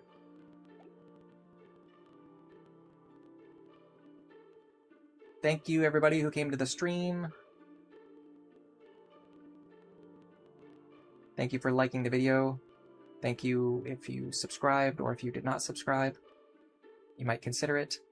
Thank you, Red Watcher, Asuriolitum, Zero, Snow Warning, Scuba Luigi, Skywing, Blank, Hoshino Tokoro, Pizza Hut Kidman, Keyboard Master, Sir Winston IV, Miracle Dang, Tricky, Olorin, Greybell, Oof, Ungala Te Manalfa, Lance Nightmare, Clem, QPY6ZC, Cactus Pear Gamer, Riversum, Sukasa Adventure was here today, Milk Toast was here today, IGM, Nailrise, Nick is a Neat, Sophia Rodriguez, Aspiring Girl 4422, Aid 117, Iku Larg, Finley Cream, Locamellia, oh that's Io Camellia, sorry, Asius, Alpha C, Chris Like AMV, K Gravile, Fire Emblem Challenges, Mr. Do, No.117, Zoo Carita, Conguado, and Cheetah R. Thank you, everybody, and goodbye. For now, enjoy the rest of your day.